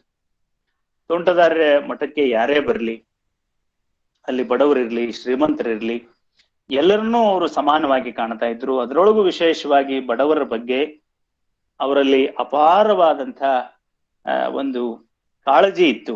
ಅದಕ್ಕೆ ಅನೇಕ ನಿದರ್ಶನಗಳನ್ನ ನಾವು ನೋಡಬಹುದು. ನನ್ನ ಕಣ್ಣ ಮುಂದಿನ ನಿದರ್ಶನಗಳನ್ನೇ ಹೇಳುವುದಾದ್ರೆ, ಬೆಂಗಳೂರಿನ ಒಬ್ಬ ಪ್ರಾಧ್ಯಾಪಕ, ಅವರು ಅಚಾನಕ್ಕಾಗಿ ನೌಕರಿಯನ್ನ ಕಳೆದುಕೊಂಡು ಧಾರವಾಡಕ್ಕೆ ಬಂದು ಎಲ್ಲೋ ಒಂದು ಸಣ್ಣ ಮನೆಯನ್ನ ಮಾಡಿಕೊಂಡು ಉಳಿದಿದ್ರು. ಇದು ಹೇಗೋ ಪೂಜ್ಯರಿಗೆ ಗೊತ್ತಾಯ್ತು.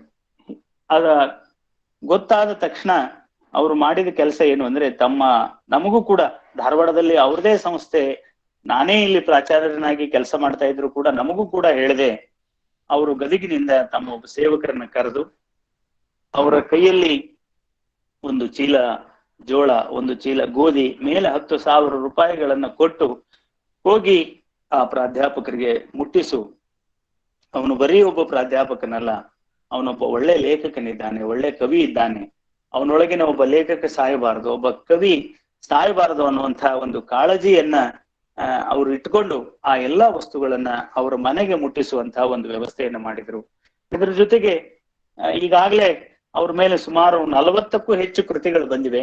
ಆ 40ಕ್ಕೂ ಹೆಚ್ಚು ಕೃತಿಗಳಲ್ಲಿ ಅವರ ಅಂತಃಕರಣದ ಬಗ್ಗೆ ಅನೇಕ ಜನ ದಾಖಲಿಸಿದ್ದಾರೆ. ಯಾರು ಕಷ್ಟಕರ ಸನ್ನಿವೇಶಗಳಲ್ಲಿ ಆತ್ಮವಿಶ್ವಾಸವನ್ನ ಕಳೆದುಕೊಂಡಾಗ, ಮುಂದೆ ದಿಕ್ಕೇನು ದಾರಿ ಅನ್ನುವಂತ ತೋಚದೆ ಆದಾಗ ತೋಂಟದಾರ್ಯ ಮಠಕ್ಕೆ ಹೋದವರು, ತೋಂಟದಾರ್ಯ ಮಹಾಸ್ವಾಮಿಗಳನ್ನ ಕಂಡಂಥವ್ರಿಗೆಲ್ಲ ತೋಂಟದಾರ್ಯರು ಯಾವ ರೀತಿ ತಮ್ಮ ಅಂತಃಕರಣವನ್ನು ಧಾರೆ ಎರೆದ್ರು ಅನ್ನುವುದನ್ನ ಅವರೆಲ್ಲ ದಾಖಲಿಸಿದ್ದಾರೆ. ಸುಮ್ಮನೆ ಒಂದು ಸಂದರ್ಭ, ಒಂದು ಘಟನೆ ಅಂತ ನಾನು ಈ ಒಂದು ವಿಷಯವನ್ನ ಹೇಳಿದೆ. ಈ ತೋಂಟದಾರ್ಯರು ಒಂದು ಸಾರಿ ಮಹಲಿಂಗಪುರದಲ್ಲಿ ಈ ದೇವದಾಸಿಗಳ ಸಮ್ಮೇಳನದಲ್ಲಿ ಒಂದು ಭಾಷಣವನ್ನ ಮಾಡುವಾಗ ಬಹಳ ಗಟ್ಟಿಯಾಗಿ ಹೇಳಿದ್ರು, ಈ ಸಮಾಜದಲ್ಲಿ ಮೇಲ್ವರ್ಗದ ಮಹಿಳೆಯರನ್ನ ಯಾರನ್ನೂ ದೇವದಾಸಿಯರನ್ನಾಗಿ ಬಿಡೋದಿಲ್ಲ. ಯಾಕೆ ದೇವರು ಮೇಲ್ವರ್ಗದ ಮಹಿಳೆಯರನ್ನ ಕೆಳದಿಲ್ಲ? ಕೆಳವರ್ಗದ ಮಹಿಳೆಯರನ್ನೇ ಯಾಕೆ ಅವರು ದೇವದಾಸಿಯನ್ನ ಆಗಿ ಅವನು ಬೇಡ್ತಾನೆ? ದೇವರ ಲೋಕದಲ್ಲಿ ಎಂದೂ ಅಸಮಾನತೆ ಇಲ್ಲ, ದೇವರ ಲೋಕದಲ್ಲಿ ಎಂದೂ ಪಕ್ಷಪಾತವಿಲ್ಲ. ನಾವು ಆ ಕೆಳವರ್ಗದ ಜನರಲ್ಲಿರುವಂತಹ ಅಜ್ಞಾನವನ್ನ ಬಂಡವಾಳವನ್ನಾಗಿ ಮಾಡಿಕೊಂಡು, ಅವರಲ್ಲಿರುವಂತಹ ಬಡತನವನ್ನ ಬಂಡವಾಳವನ್ನಾಗಿ ಮಾಡಿಕೊಂಡು ಆ ಮಹಿಳೆಯರನ್ನ ದೇವದಾಸಿಯರನ್ನಾಗಿ ನಾವು ಬಿಡ್ತಾ ಇರೋದಿದೆಯಲ್ಲ, ಇದು ಮಾನವತೆಗೆ ಮಾಡುವಂತ ಒಂದು ದೊಡ್ಡ ದ್ರೋಹ. ದೇವದಾಸಿ ಮಹಿಳೆಯರ ಒಂದು ವಿಮೋಚನೆ ಇದೆಯಲ್ಲ, ಅದು ವಿಮೋಚನೆ ಆಗಬೇಕು ಅನ್ನುವಂತ ಮಾತನ್ನ ಅವರು ಬಹಳ ಗಟ್ಟಿಯಾಗಿ ಹೇಳಿದ್ರು. ಅಷ್ಟೇ ಅಲ್ಲದೆ ಆ ದೇವದಾಸಿ ಮಹಿಳೆಯರ ವಿಮೋಚನೆಗಾಗಿ ದುಡಿತಾ ಇದ್ದಂತ ಅಥಣಿಯ BL ಪಾಟೀಲ್ ವಕೀಲರ ಬೆನ್ನು ಹಿಂದೆ ಅವರು ಬಹಳ ಗಟ್ಟಿಯಾಗಿ ನಿಂತುಕೊಂಡ್ರು. ಅಥಣಿಯ ಬಿ ಎಲ್ ಪಾಟೀಲ್ರು ಅನೇಕ ಸಂದರ್ಭದಲ್ಲಿ ಅವ್ರು ಹೇಳಿದ್ದಾರೆ, ಇಳಕಲ್ಲಪ್ಪಗಳು ಮತ್ತು ಗದುಗಿನ ತೋಂಟದಾರ್ಯ ಸ್ವಾಮಿಗಳು ನನ್ನ ಹಿಂದೆ ಗಟ್ಟಿಯಾಗಿ ನಿಂತುಕೊಳ್ಳದೆ ಹೋಗಿರದೆ ಇದ್ರೆ ನಾನು ಈ ಸಂಸ್ಥೆಯನ್ನ ನಡೆಸಲಿಕ್ಕೆ ಸಾಧ್ಯ ಆಗ್ತಾ ಇರಲಿಲ್ಲ, ಈ ಒಂದು ಕ್ಷೇತ್ರದಲ್ಲಿ ಕೆಲಸ ಮಾಡ್ಲಿಕ್ಕೆ ಸಾಧ್ಯ ಆಗ್ತಿರ್ಲಿಲ್ಲ ಅನ್ನುವಂತ ಮಾತನ್ನ ಬಿ ಎಲ್ ಪಾಟೀಲ್ರು ಇವತ್ತಿಗೂ ಕೂಡ ನೆನಪಿಸ್ಕೊಳ್ತಾರೆ. ಸಮಾಜದ ಅನೇಕರನ್ನ ಎದುರು ಹಾಕೊಂಡು ಪೂಜ್ಯರು ಈ ದೇವದಾಸಿ ಪದ್ಧತಿ ಇದೆಯಲ್ಲ, ಇದು ಮಾನವತೆಗೆ ಅಂಟಿಕೊಂಡಂತ ಕಳಂಕ, ಮೇಲ್ವರ್ಗದವರು ಈ ಒಂದು ಕಳಂಕವನ್ನ ಕಳ್ಕೋಬೇಕು, ಅವರು ಕೂಡ ಆ ದೇವದಾಸಿ ಮಹಿಳೆಯರು ಕೂಡ ನಿಮ್ಮೆಲ್ಲರ ಹಾಗೆ ಸಮಾಜದ ಒಂದು ಮುಂಚೂಣಿಗೆ ಬರಬೇಕು ಅನ್ನುವಂತ ಮಾತನ್ನ ಬಹಳ ಗಟ್ಟಿಯಾಗಿ ತೋಂಟದಾರ್ಯ ಶ್ರೀಗಳು ಹೇಳ್ತಾ ಇದ್ರು. ಇದರ ಜೊತೆಗೆ ಈ ತೋಂಟದಾರ್ಯ ಮಠ ಇದೆಯಲ್ಲ, ಅದು ಜಾತಿ ಲಿಂಗಾಯತರ ಮಠ ಆಗಬಾರದು, ಅದು ಸರ್ವ ಜನಾಂಗದ ಶಾಂತಿಯ ತೋಟ ಆಗಬೇಕು ಅಂತ ಸಮಾಜದ ಎಲ್ಲ ಸಮುದಾಯಗಳಲ್ಲಿ ಇರುವಂತಹ, ಸಮಾಜದ ಎಲ್ಲ ಕ್ಷೇತ್ರಗಳಲ್ಲಿ ಇರುವಂತಹ ತಜ್ಞರನ್ನ, ಪ್ರಾಜ್ಞರನ್ನ, ಸಜ್ಜನರನ್ನ, ಕಲಾವಿದರನ್ನ, ಕವಿಗಳನ್ನ, ಸಾಧಕರನ್ನ, ಒಳ್ಳೆಯ ಜನರನ್ನೆಲ್ಲ ಅವರು ತೋಂಟದಾರ್ಯ ಮಠಕ್ಕೆ ಕರೆಸ್ತಾ ಇದ್ರು. ಈ ಮಠ ನಿಮ್ಮ ಮಠ, ಇದು ನಮ್ಮ ಮಠ ಅನ್ನುವ ಹಾಗೆ ನಮ್ಮ ಮನಸ್ಸಿನಲ್ಲಿ ಒಂದು ಸದ್ಭಾವ ಮೂಡುವ ರೀತಿಯಲ್ಲಿ ಅವರು ನಡ್ಕೊಳ್ತಾ ಇದ್ರು. ಇಂಥ ತೋಂಟದಾರ್ಯ ಸ್ವಾಮಿಗಳು ಬಹುತೇಕ ಲಿಂಗಾಯತ ಸಮಾಜದಲ್ಲಿನೇ ನಾವು ಇನ್ನು ಮುಂದೆ ಕಾಣ್ತೇವೇನಪ್ಪ, ಕಾಣಬಹುದೇನಪ್ಪ ಅನ್ನುವ ರೀತಿಯಲ್ಲಿ ಬಹಳ ಅತ್ಯದ್ಭುತವಾದ ಒಂದು ಕಾರ್ಯವನ್ನ, ಈ ಮಠವನ್ನ ಒಂದು ಹಿನ್ನೆಲೆಯನ್ನಾಗಿಟ್ಟುಕೊಂಡು ಅವರು ಮಾಡಿದ್ರು. ಮಠವನ್ನ ಹೀಗೂ ಕಟ್ಟಬಹುದಾ, ಮಠವನ್ನ ಹೀಗೂ ಬೆಳೆಸಬಹುದಾ ಅನ್ನುವಂತಹ ಒಂದು ವಿಸ್ಮಯವನ್ನ ಅವರು ಮೂಡಿಸಿದ್ರು. ಅವರು ಮಾಡಿದಂಥ ಕಾರ್ಯ ಇದೆಯಲ್ಲ, ಅದು ಕನ್ನಡ ನಾಡಿನ ಮಠಗಳ ಇತಿಹಾಸದಲ್ಲಿ, ಲಿಂಗಾಯತ ಧರ್ಮದ ಇತಿಹಾಸದಲ್ಲಿ ಸದಾವಕಾಲ ಅದು ಜೀವಂತವಾಗಿ ಉಳಿಯುವಂತ ಒಂದು ಕಾರ್ಯ ಅಂತ ನಾನು ವೈಯಕ್ತಿಕವಾಗಿ ಭಾವಿಸ್ಕೊಂಡಿದ್ದೇನೆ. ಅವರ ಮೇಲೆ ಅನೇಕ ಜನ ಲಿಂಗಾಯತರು ಅವರು ಇತರೆ ಜನ ಸಮುದಾಯಗಳನ್ನೆಲ್ಲ ಪ್ರೀತಿಸುವ ಕಾರಣಕ್ಕೆ, ಇತರೆ ಜನ ಸಮುದಾಯದ ಜನರೆಲ್ಲ ಮಠಕ್ಕೆ ಬರುವ ಹಾಗೆ ಮಾಡಿದ ಕಾರಣಕ್ಕೆ, ಜಾತ್ರಾ ಮಹೋತ್ಸವಕ್ಕೆ ಅನ್ಯ ಧರ್ಮದ ವ್ಯಕ್ತಿಗಳನ್ನ ಅಧ್ಯಕ್ಷರನ್ನಾಗಿ ಮಾಡಿದ ಕಾರಣಕ್ಕೆ, ಅವರ ಅಕ್ಕಪಕ್ಕದಲ್ಲಿ ಒಂದು ಕಾಲದಲ್ಲಿ ನಿಂತುಕೊಂಡಂಥವ್ರೆ ಅವರ ಮೇಲೆ ಮುಗಿಬಿದ್ರೂ ಕೂಡ ಗುರುಗಳು ಅವರ ಟೀಕೆಗೆ, ಅವರ ದಾಷ್ಟ್ಯಕ್ಕೆ, ಅವರ ದುರ್ವರ್ತನೆಗೆ ಹೆದರದೆ ಒಂದು ಸತ್ಕಾರ್ಯವನ್ನ ಹೇಗೆ ಮಾಡಬೇಕು ಅನ್ನುವುದಕ್ಕೆ ಸ್ವತಃ ಒಂದು ನಿದರ್ಶನವಾಗಿ ಇವತ್ತು ಅವರು ಅನೇಕ ಕಾರ್ಯಗಳನ್ನ ಮಾಡಿ ನಮ್ಮೆದುರಿಗೆ ಬಹುದೊಡ್ಡ ಒಂದು ಇತಿಹಾಸವನ್ನ ಸೃಷ್ಟಿಸಿ ಅನೇಕ ಬಾರಿ ಹೇಳ್ತಾ ಇದ್ರು. ಎಂಥ ಮಾತನ್ನ ಹೇಳ್ತಾ ಇದ್ರು ಅಂದ್ರೆ, ಈ ಸನ್ಯಾಸ ಅನ್ನೋದಿದೆಯಲ್ಲ, ಅದು ನಿಸರ್ಗ ವಿರುದ್ಧವಾದಂತಹ ಒಂದು ಬದುಕು. ನಮ್ಮ ಶರಣರು ಸಂಸಾರದೊಳಗಿದ್ದುಕೊಂಡೇ ಸದ್ಗತಿಯನ್ನ, ಸತ್ಕಾರ್ಯಗಳನ್ನ ಮಾಡಿದಂಥವ್ರು. ನಾವು ಈ ಪರಂಪರೆಯ ಕಾರಣದಿಂದ ಈ ಮಠಕ್ಕೆ ಬಂದ್ವಿ.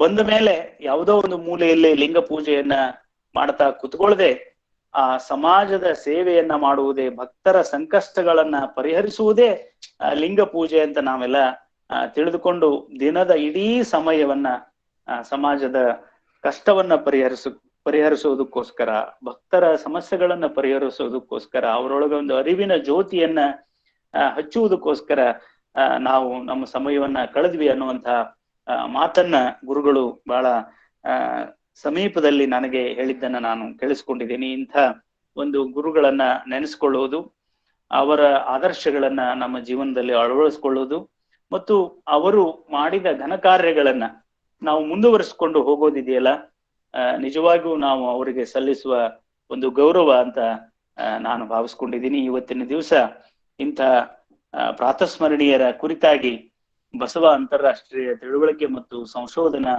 ಕೇಂದ್ರದ ಮೂಲಕ ಸಾವಿಲ್ಲದ ಶರಣರು ಅನ್ನುವ ಮಾಲಿಕೆಯಲ್ಲಿ ನನಗೆ ಮಾತನಾಡ್ಲಿಕ್ಕೆ ಅವಕಾಶ ಮಾಡಿಕೊಟ್ಟಂತ ಎಲ್ಲ ಮಹನೀಯರಿಗೆ ನಾನು ಈ ಎಲ್ಲಾ ಮಾತುಗಳನ್ನ ಹೇಳ್ತಾ ಕೃತಜ್ಞತೆಗಳನ್ನ ಅರ್ಪಿಸಿ ನನ್ನ ಮಾತಿಗೆ ವಿರಾಮ ಹೇಳ್ತೀನಿ. ಶರಣಾರ್ಥಿಗಳು. ತುಂಬಾ ವಾಸ್ತವಿಕ ಮತ್ತು ಅತ್ಯಂತ ಸುಂದರವಾಗಿ 1 ಗಂಟೆವರೆಗೆ ಗದುಗಿನ ಡಾಕ್ಟರ್ ತೋಂಟದ ಸಿದ್ಧಲಿಂಗ ಶ್ರೀಗಳ ಬಗ್ಗೆ ಡಾಕ್ಟರ್ ಶಶಿಧರ್ ತುಡ್ಕರ್ ಅವರು, ನಾ ತಪ್ಪಿ ಶಶಿಕಾಂತ್ ಅಂದಾಗ ಅವರೆಲ್ಲರೇ ನಾನು ಶಶಿಧರ್ ಅವರು ಎರಡು ಹೆಸರು ಬೇರೆ ಆದ್ರೂ ವ್ಯಕ್ತಿ ಮಾತ್ರ ಒಬ್ಬವನ. ಹಿಂಗಾಗಿ ನಾನು ಇನ್ನೊಂದು ಮಾತನ್ನ ಹೇಳ್ಬೇಕು ಸರ್, ಕ್ಷಮಾ ಮಾಡ್ಬೇಕು, ನಾನು ಡಾಕ್ಟರ್ ಅಲ್ಲ ಏನ್ರಿ, Okay. ಅದನ್ನು ದಯವಿಟ್ಟು ಬಳಸಬೇಡ್ರಿ ಪ್ಲೀಸ್. ಆಯ್ತು. ಶಶಿಧರ್ ತುಡ್ಕರ್ ಅವರು ನಮ್ಮ ಮಧ್ಯದ ಒಬ್ಬ ಕಳಕಳಿಯ ಪೂರ್ವಕ ಸಮಾಜದ ಬಗ್ಗೆ, ನಮ್ಮ ಸಾಹಿತ್ಯದ ಬಗ್ಗೆ ಕಳಕಳಿಯ ವಿಷಯಗಳನ್ನ ಬಹಳ ಸುದೀರ್ಘವಾಗಿ, ಪೋಸ್ಕೋ ಇರ್ಬೋದು, ಗೋಕಾಕ್ ವರದಿಯನ್ ಇರ್ಬೋದು, ನಾನು ಕೂಡ ಅವರನ್ನ ಅತ್ಯಂತ ಹತ್ತಿರದಿಂದ 78ರಿಂದ ನಾನು ಅವರ ಅತ್ಯಂತ ಹತ್ತಿರದಿಂದ ಬಲ್ಲಂತ ಕೆ ಸಿದ್ದಯ್ಯನವರಾಗ್ಲಿ, ಡಾಕ್ಟರ್ ಲಿಂಗಪ್ಪ ಕಲಬುರ್ಗಿ ಅವರಾಗ್ಲಿ, ನಾವು ಬಹಳ ಅವರನ್ನ ಹತ್ತಿರದಿಂದ ಕಂಡವ್ರು. ನಾವು ಅವರ ಕೆಲವು ಅಂಶಗಳನ್ನ, ಅವರ ನೇರ ನಿಷ್ಠುರ ಎಷ್ಟಿದ್ರು ಅಂತ ಅನ್ನಕ ಒಂದು ವಿಷಯವನ್ನ 2-3 ವಿಷಯಗಳನ್ನ ಅವ್ರು ಬಿಟ್ಟಾರ, ಅದನ್ನ ನಾನು ಹೇಳ್ಬೇಕಾಗತ್ತ, ಹೇಳಿದ್ರೆ ತಪ್ಪಾಗತ್ತ. ಶಿವಯೋಗ ಮಂದಿರದ ಶತಮಾನೋತ್ಸವ ಸಂದರ್ಭ, ಅವಾಗ ಗದುಗಿನ ಶ್ರೀಗಳಿಗೆ ಇಚ್ಛೆ ಇಲ್ಲ, ಯಾಕಂದ್ರೆ ಶಿವಯೋಗ ಮಂದಿರದ ಕಲೀಲಿಲ್ಲ ಅವರು, ಕಾಶಿ ಬಿಟ್ರು, ಆಮೇಲೆ 3000 ಮಠದ ಕಲ್ತರು. ಅವ್ರಿಗೆ ಯಾವುದೂ ಈ ಜಾತಿ ಜಂಗಮತ್ವದ ಬಂಧನಗಳು ಇರ್ಲಿಲ್ಲ. ಗದಗಿನ ಶ್ರೀಗಳ ಬಗ್ಗೆ ಧರ್ಮದ ಬಗ್ಗೆ ಇರ್ಲಿಲ್ಲ ಅಂತ ಅಂದಾಗ ಜಾತಿ ಬಗ್ಗೆ ಇರ್ಲಿಲ್ಲ. ಅವಾಗ ಕೆಲ ಮತೀಯ ಶಕ್ತಿಗಳು, ಕೆಲ ರಾಜಕಾರಣಿಗಳು ಇವರ ಕಾರ್ ಮೇಲೆ ಕಲ್ಲು ಒಗ್ಸಿದ್ರು. ಬಹಳ ನೋವಿನ ಸಂಗತಿ. ಗದಗಿನ ಶ್ರೀಗಳು ಇಷ್ಟೊಂದು ಮುಗ್ದ್ರು ಅಂತಂದ್ರೆ ಇರ್ಲಿ ಬಿಡಪ್ಪ ಅಂತಂದ್ರು. ಮುಂದೆ ಅದನ್ನ ಇನ್ನೊಬ್ಬ ವಿರಕ್ತ ಪರಂಪರೆಯ ಶ್ರೇಷ್ಠ ಜಗದ್ಗುರು ಅನ್ನೋರು ಒಂದು ಭಾಷಣದಾಗ ಹೇಳಿದ್ರು, ಗದಗಿನ ಶ್ರೀ ಇನ್ನೊಬ್ಬರ ಶ್ರೀಗಳ ಜಗದ್ಗುಳಕ್ಕೆ ಬಿದ್ದಂಗೆ ನಮಗ್ ಕಾಲು ಬೀಳಂಗಿಲ್ರಪ್ಪ ಅಂತಂದ್ರು. ನನಗೆ ಬಹಳ ನೋವಾಯ್ತು. ಆ ಸ್ವಾಮಿಗಳಿಗೆ ನಾವು ಪತ್ರ ಬರೆದೆ, ಅಲ್ರಿ ನೀವು ಇಬ್ರು ಬಸವ ಧರ್ಮದ ದಂಡನಾಯಕರು, ಗದುಗಿನ ಜಗದ್ಗಳಿಗೆ ಅನ್ಯಾಯ ಅಂತಂದ್ರೆ ಕನ್ನಡದ ಧರ್ಮಕ್ಕ, ಕನ್ನಡದ ದಂಡನಾಯಕರಿಗೆ ಅನ್ಯಾಯ ಆದಂಗ ನೀವು ಅದನ್ನ ಸಂಭ್ರಮಿಸ್ತಿರಲ್ಲ, ಇದು ತಪ್ಪು ಅಂತ ಅಂದೆ. ಅವಂದ ಅವರು ಇಲ್ರಿ, ಅದು ಬಾಗಲಕೋಟೆ ಒಳಗೆ ಕೆಲ ಶಕ್ತಿಗಳು ಮಾಡ್ಯಾರ, ನಾ ಮಾಡಿಲ್ಲ ಅಂತಕ್ಕಂಥ ವಿಚಾರವನ್ನು ಹೇಳಿದ್ರು. ಎರಡನೇದು ಡಾಕ್ಟರ್ ಎಂ ಕಲಬುರ್ಗಿ ಅವ್ರ ಬಗ್ಗೆ ತೋಂಟದ ಸಿದ್ಧಲಿಂಗ ಶ್ರೀಗಳಿಗೆ ಎಷ್ಟು ಗೌರವ ಇತ್ತು ಅಂತಂದ್ರ, ಅವ್ರ ಒಂದು ಬಹಳ ಸಲ ಆಯ್ತು ಕಲಬುರ್ಗಿ ಅವರು, ಅವ್ರಿಗೆ ಜ್ಞಾನಪೀಠ ಪ್ರಶಸ್ತಿ ಸಿಗ್ಬೇಕು, ಶಶಿಕಾಂತ್ ಪಟ್ಟಣ ಇಲ್ಲಪ್ಪ, ಅವರು ಸಾಹಿತ್ಯ ಅಕಾಡೆಮಿ ಏನ್ ಸಾಹಿತ್ಯ ಸಮ್ಮೇಳನ ಅಧ್ಯಕ್ಷ ಆಗ್ಬೇಕಿತ್ತು, ಎಲ್ಲಾ ಕ್ವಾಲಿಟಿ ಅದಾವು, ಆಗ್ಲಿಲ್ಲ. ಒಮ್ಮೆ ಏನ್ ಮಾಡಿದ್ರು, ಕಲಬುರ್ಗಿ ಅವ್ರ ಹೆಸರಿನಾಗ ಒಂದು 5 ಕೋಟಿ ರೂಪಾಯಿ ರೊಕ್ಕ ಇಟ್ಟು ಅದ್ರ ಬಡ್ಡಿಯಿಂದ ಡಾಕ್ಟರ್ ಎಂ ಕಲಬುರ್ಗಿ ಒಂದು ಪ್ರಶಸ್ತಿ ಪ್ರದಾನ ಮಾಡ್ತಕ್ಕಂಥ ಕೆಲಸ ನಾವು ಮಾಡೋಣ ಅಂತ ತಿಳ್ಕೊಂಡು ಮಾಡಿದಾಗ ಅದ್ರ ಕಲಬುರ್ಗಿ ಸರ್ ಸ್ವತಃ ಒಪ್ಲಿಲ್ಲ. ಮತ್ತು ಕಲಬುರ್ಗಿ ಅವರ ಗುಂಡು ಬಿದ್ದಾಗ ತಮ್ಮ ತಂದೆ, ತಮ್ಮ ತಮ್ಮ, ತಮ್ಮ ತಾಯಿ ಕಳ್ಕೊಂಡಾಗ ಹೆಂಗ ಸಣ್ಣ ಮುಗ್ಧವಾದ ಮಕ್ಕಳು ಅಳ್ತಾರಲ್ಲ, ಅವತ್ತ ನಮ್ಮ ಲಿಂಗಪ್ಪಣ್ಣ ಕಲಬುರ್ಗಿ ಅವರ ಸಹೋದರರು ಬಂದಿದ್ರು, ಶಿವಲಿಂಗಪ್ಪಣ್ಣ ಅವರು ಎಲ್ಲರೂ ಬಂದಿದ್ರು. ಗಳಗಳ ಕಣ್ಣೀರ್ ತೆಗೆದು ಸಣ್ಣ ಮಕ್ಕಳಂಗೆ ಅಳಾಕ್ ಚಾಲು ಮಾಡಿದ್ರು. ಅವ್ರು ಒಂದ್ ಮಾತು ಹೇಳಿದ್ರು, ಬಸವ ಧರ್ಮವಾದ, ನಾನು ಕಂಡ ಬಸವ ಧರ್ಮದ ಸೂರ್ಯ ಇವತ್ತು ಅಸ್ತಮ ಆದ, ನನಗೆ ಮಾತು ಬರ್ತಾ ಇಲ್ಲ ಅಂತ. ಮರುದಿವಸ ನಾವು ಪ್ರೊಟೆಸ್ಟ್ ಮಾಡಿದ್ವಿ. ನಾವು ಸಮಗ್ರವಾಗಿ ಎಲ್ಲಿಂದ ಅಂದ್ರ ಕಲಾಭವನದಿಂದ ಹಿಡ್ಕೊಂಡು ಅವರು ಸಮಾಧಿಯವರೆಗೆ ನಿರಂತರವಾಗಿ ನಡ್ಕೊಂಡು ಬಂದ್ರು.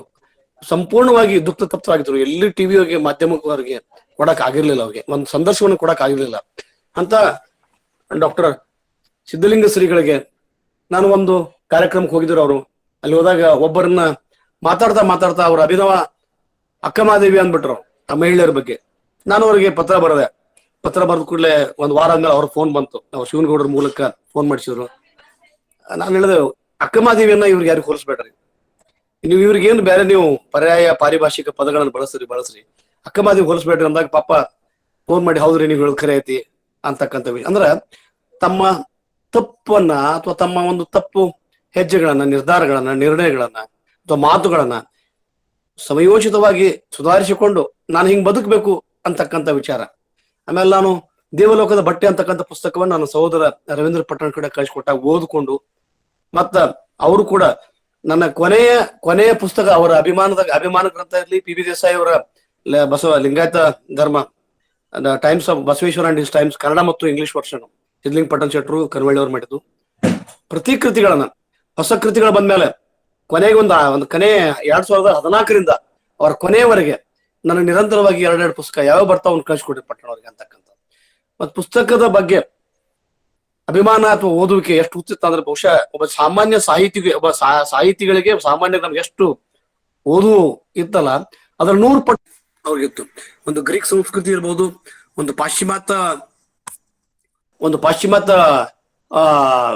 ಕಲೆಗಳಿರ್ಬೋದು, ಭಾಷೆಗಳಿರ್ಬೋದು.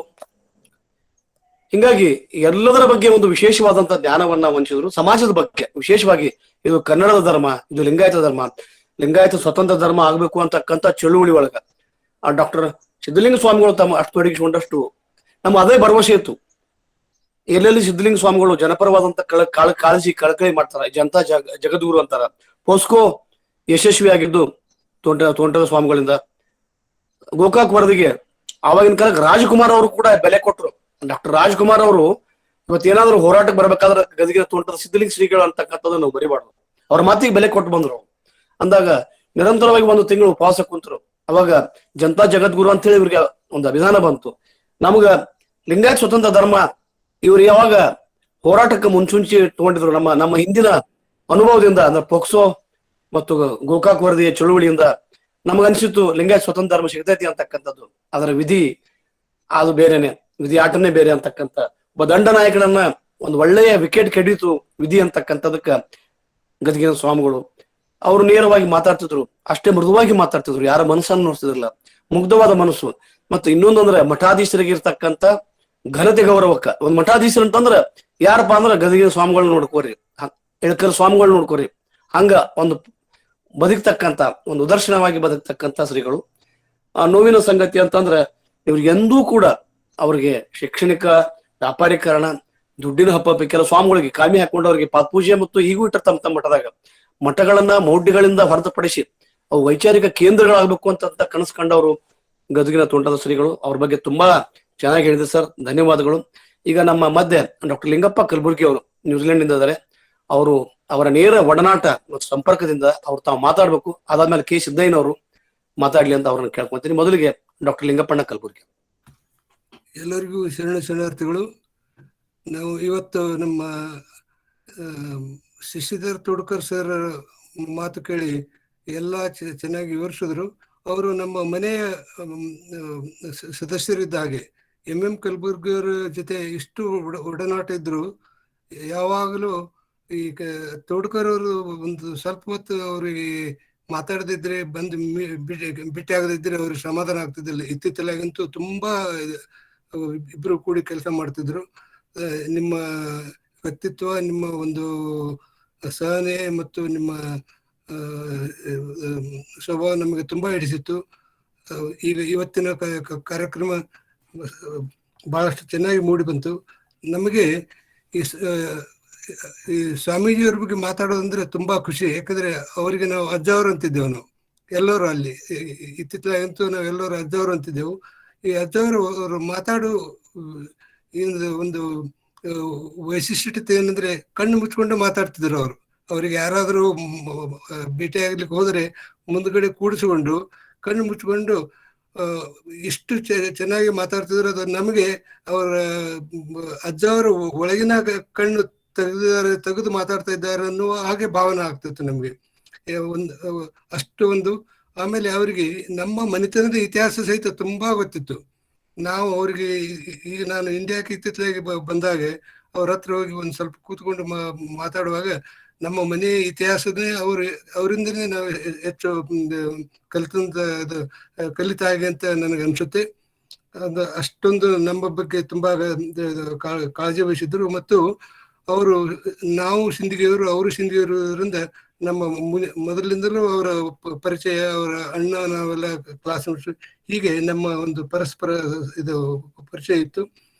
ಈಗ ಈ ಗುರು ಪರಂಪರೆ ಒಂದು ಓದುವುದ ಬಗ್ಗೆ ನಾನೊಂದು ಒಂದು ಉದಾಹರಣೆ ಕೊಡ್ಬೇಕಂತ ನನ್ನ ಮನಸ್ಸು. ಏನಂದ್ರೆ, ನಮ್ಮ ಡಾಕ್ಟರ್ R.C. ಹಿರೇಮಠರು ಬಸವೇಶ್ವರ ವಿದ್ಯಾವರ್ಧಕ ಸಂಘದ ಕಾಲೇಜು ಬಾಗಲಕೋಟೆಯಲ್ಲಿ ಅವರು ತಮ್ಮ ಇದು ಕೆಲಸ ಶುರು ಮಾಡಿದಾಗ ಒಂದು ಇದು ಏನು ಇದು ಒಂದೊಂದು ಇದು ಯಾವುದಂದ್ರೆ, ಒಂದು ಹಾಲಿಡೇ ಇದ್ದಾಗ ಅವರು ಏನ್ ಮಾಡ್ತಾರೆ, ಲೈಬ್ರರಿಯಲ್ಲೇ ಕೂತ್ಕೊಂಡು ತಮ್ಮ ಪ್ಯೂನ್ ಹೇಳ್ತಾರಂತೆ, ನಾನು ಇವತ್ತ ಇದು ಶಿವಯೋಗ ಇದೆ, ಅದಕ್ಕೆ ಹೊರಗಡೆ ಹೋಗೋದಿಲ್ಲ, ಅಲ್ಲೇ ಕೂತ್ಕೊಂಡೆ ನಾನು 2 ದಿವಸ ಅಲ್ಲೇ ಓದ್ತಿದ್ದೀನಿ, ಅದಕ್ಕೆ ನೀವು ಯಾರಿಗೂ ಹೇಳೋ ಅವಶ್ಯಕತೆ ಇಲ್ಲ ಅಂತ. ಅಷ್ಟೊಂದು ಅವರು ಓದಿನ ಬಗ್ಗೆ ಒಂದು ಅವರಿಗೆ ತುಂಬಾ ಇದು ಒಂದು ಹಂಬಲ ಇತ್ತಲ್ಲ. ಆ ಹಂಬಲವನ್ನು R.C. ಹಿರೇಮಠರ ಶಿಷ್ಯರಾದ ಎಂ ಕಲಬುರ್ಗಿಯವರು ಅದನ್ನ ಇದು ರೂಢಿಸಿಕೊಂಡ್ರು. ಏನಂದ್ರೆ, ಎಂ ಕಲಬುರ್ಗಿಯವರು ಕರ್ನಾಟಕ ಕಾಲೇಜಲ್ಲಿ ಪ್ರಾಧ್ಯಾಪಕರಿದ್ದಾಗ ಕ್ಲಾಸ್ ಮುಗಿದ ತಕ್ಷಣ ಲೈಬ್ರರಿ ಹೋಗ್ತಿದ್ರಂತೆ.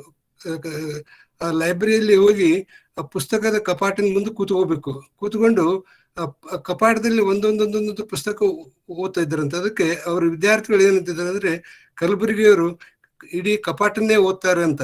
ಸೊ ಅದೊಂದು ಅಷ್ಟು ಅವರು ಓದುವ ಹಂಬಲ. ಇದೇ ಪ್ರಕಾರ ನಮ್ಮ ಎಂ ಕಲಬುರ್ಗಿಯವರ ಶಿಷ್ಯರಾದ ಅಜ್ಜ ಅವರು ತೋಂಟದ ಶ್ರೀಗಳು ಇಲ್ಲಿ 2008ಕ್ಕೆ ಇಲ್ಲಿ ನ್ಯೂಜಿಲೆಂಡ್ ಆಸ್ಟ್ರೇಲಿಯಾಗೆ ನಾವು ಕರೆಸಿದಾಗ ಅವರಿಗೆ ನಾವು ಒಂದು ಪ್ರೋಗ್ರಾಮ್ ಹಾಕಿದ್ದೆವು. ಇಷ್ಟು ದಿವಸ ಇಲ್ಲಿದ್ದಾಗ ಇಲ್ಲೆಲ್ಲ ಕರ್ಕೊಂಡು ಹೋಗ್ಬೇಕು ಅಂತ. ಅವರು ನಮ್ಮ ಮನೆಗೆ ಬಂದು ಈ ಮಹಾಮಾರ್ಗ ಅನ್ನೋದನ್ನು ಎಂ ಕಲಬುರ್ಗಿಯವರ 60ನೇ ಅಭಿನಂದನಾ ಗ್ರಂಥ ನೋಡಿ ಅವರು ಅಲ್ಲಿ ಇಂಡಿಯಾದಲ್ಲಿ ಅವರಿಗೆ ಓದಲಿಕ್ಕೆ ಅವಕಾಶ ಸಿಕ್ಕಿದ್ದಿಲ್ಲ ಅಂತ. ಅದನ್ನು ನೋಡಿ ತುಂಬಾ ಖುಷಿಯಾಗಿ ಏನ್ ಹೇಳಿದಂತೆ, ಲಿಂಗಣ್ಣ ನನಗೊಂದು 2 ದಿವಸ ನನ್ನ ಕಾರ್ಯಕ್ರಮ ಕ್ಯಾನ್ಸಲ್ ಮಾಡಪ್ಪ, ನಾನು ಇಲ್ಲಿ ರೂಮ್ ಅಲ್ಲಿ ಕೂತ್ಕೊಂಡು ಓದ್ತೀನಿ, ನನಗೆ ಡಿಸ್ಟರ್ಬ್ ಮಾಡಬೇಡಿ ಅಂತ. ಅಷ್ಟು ಬಂದು ಅವ್ರಿಗೂ ಓದುವ ಹಂಬಲ. ಈ 3 ಗುರುಗಳಿಗೆ ಈ ಓದುವ ಹಂಬಲ ಒಂದು ಪರಂಪರೆನೇ ಬಂದ ಹಾಗೆ ಅಂತ ನನಗೊಂದು ಯಾವಾಗಲೂ ಅನಿಸ್ತಾ ಇತ್ತು.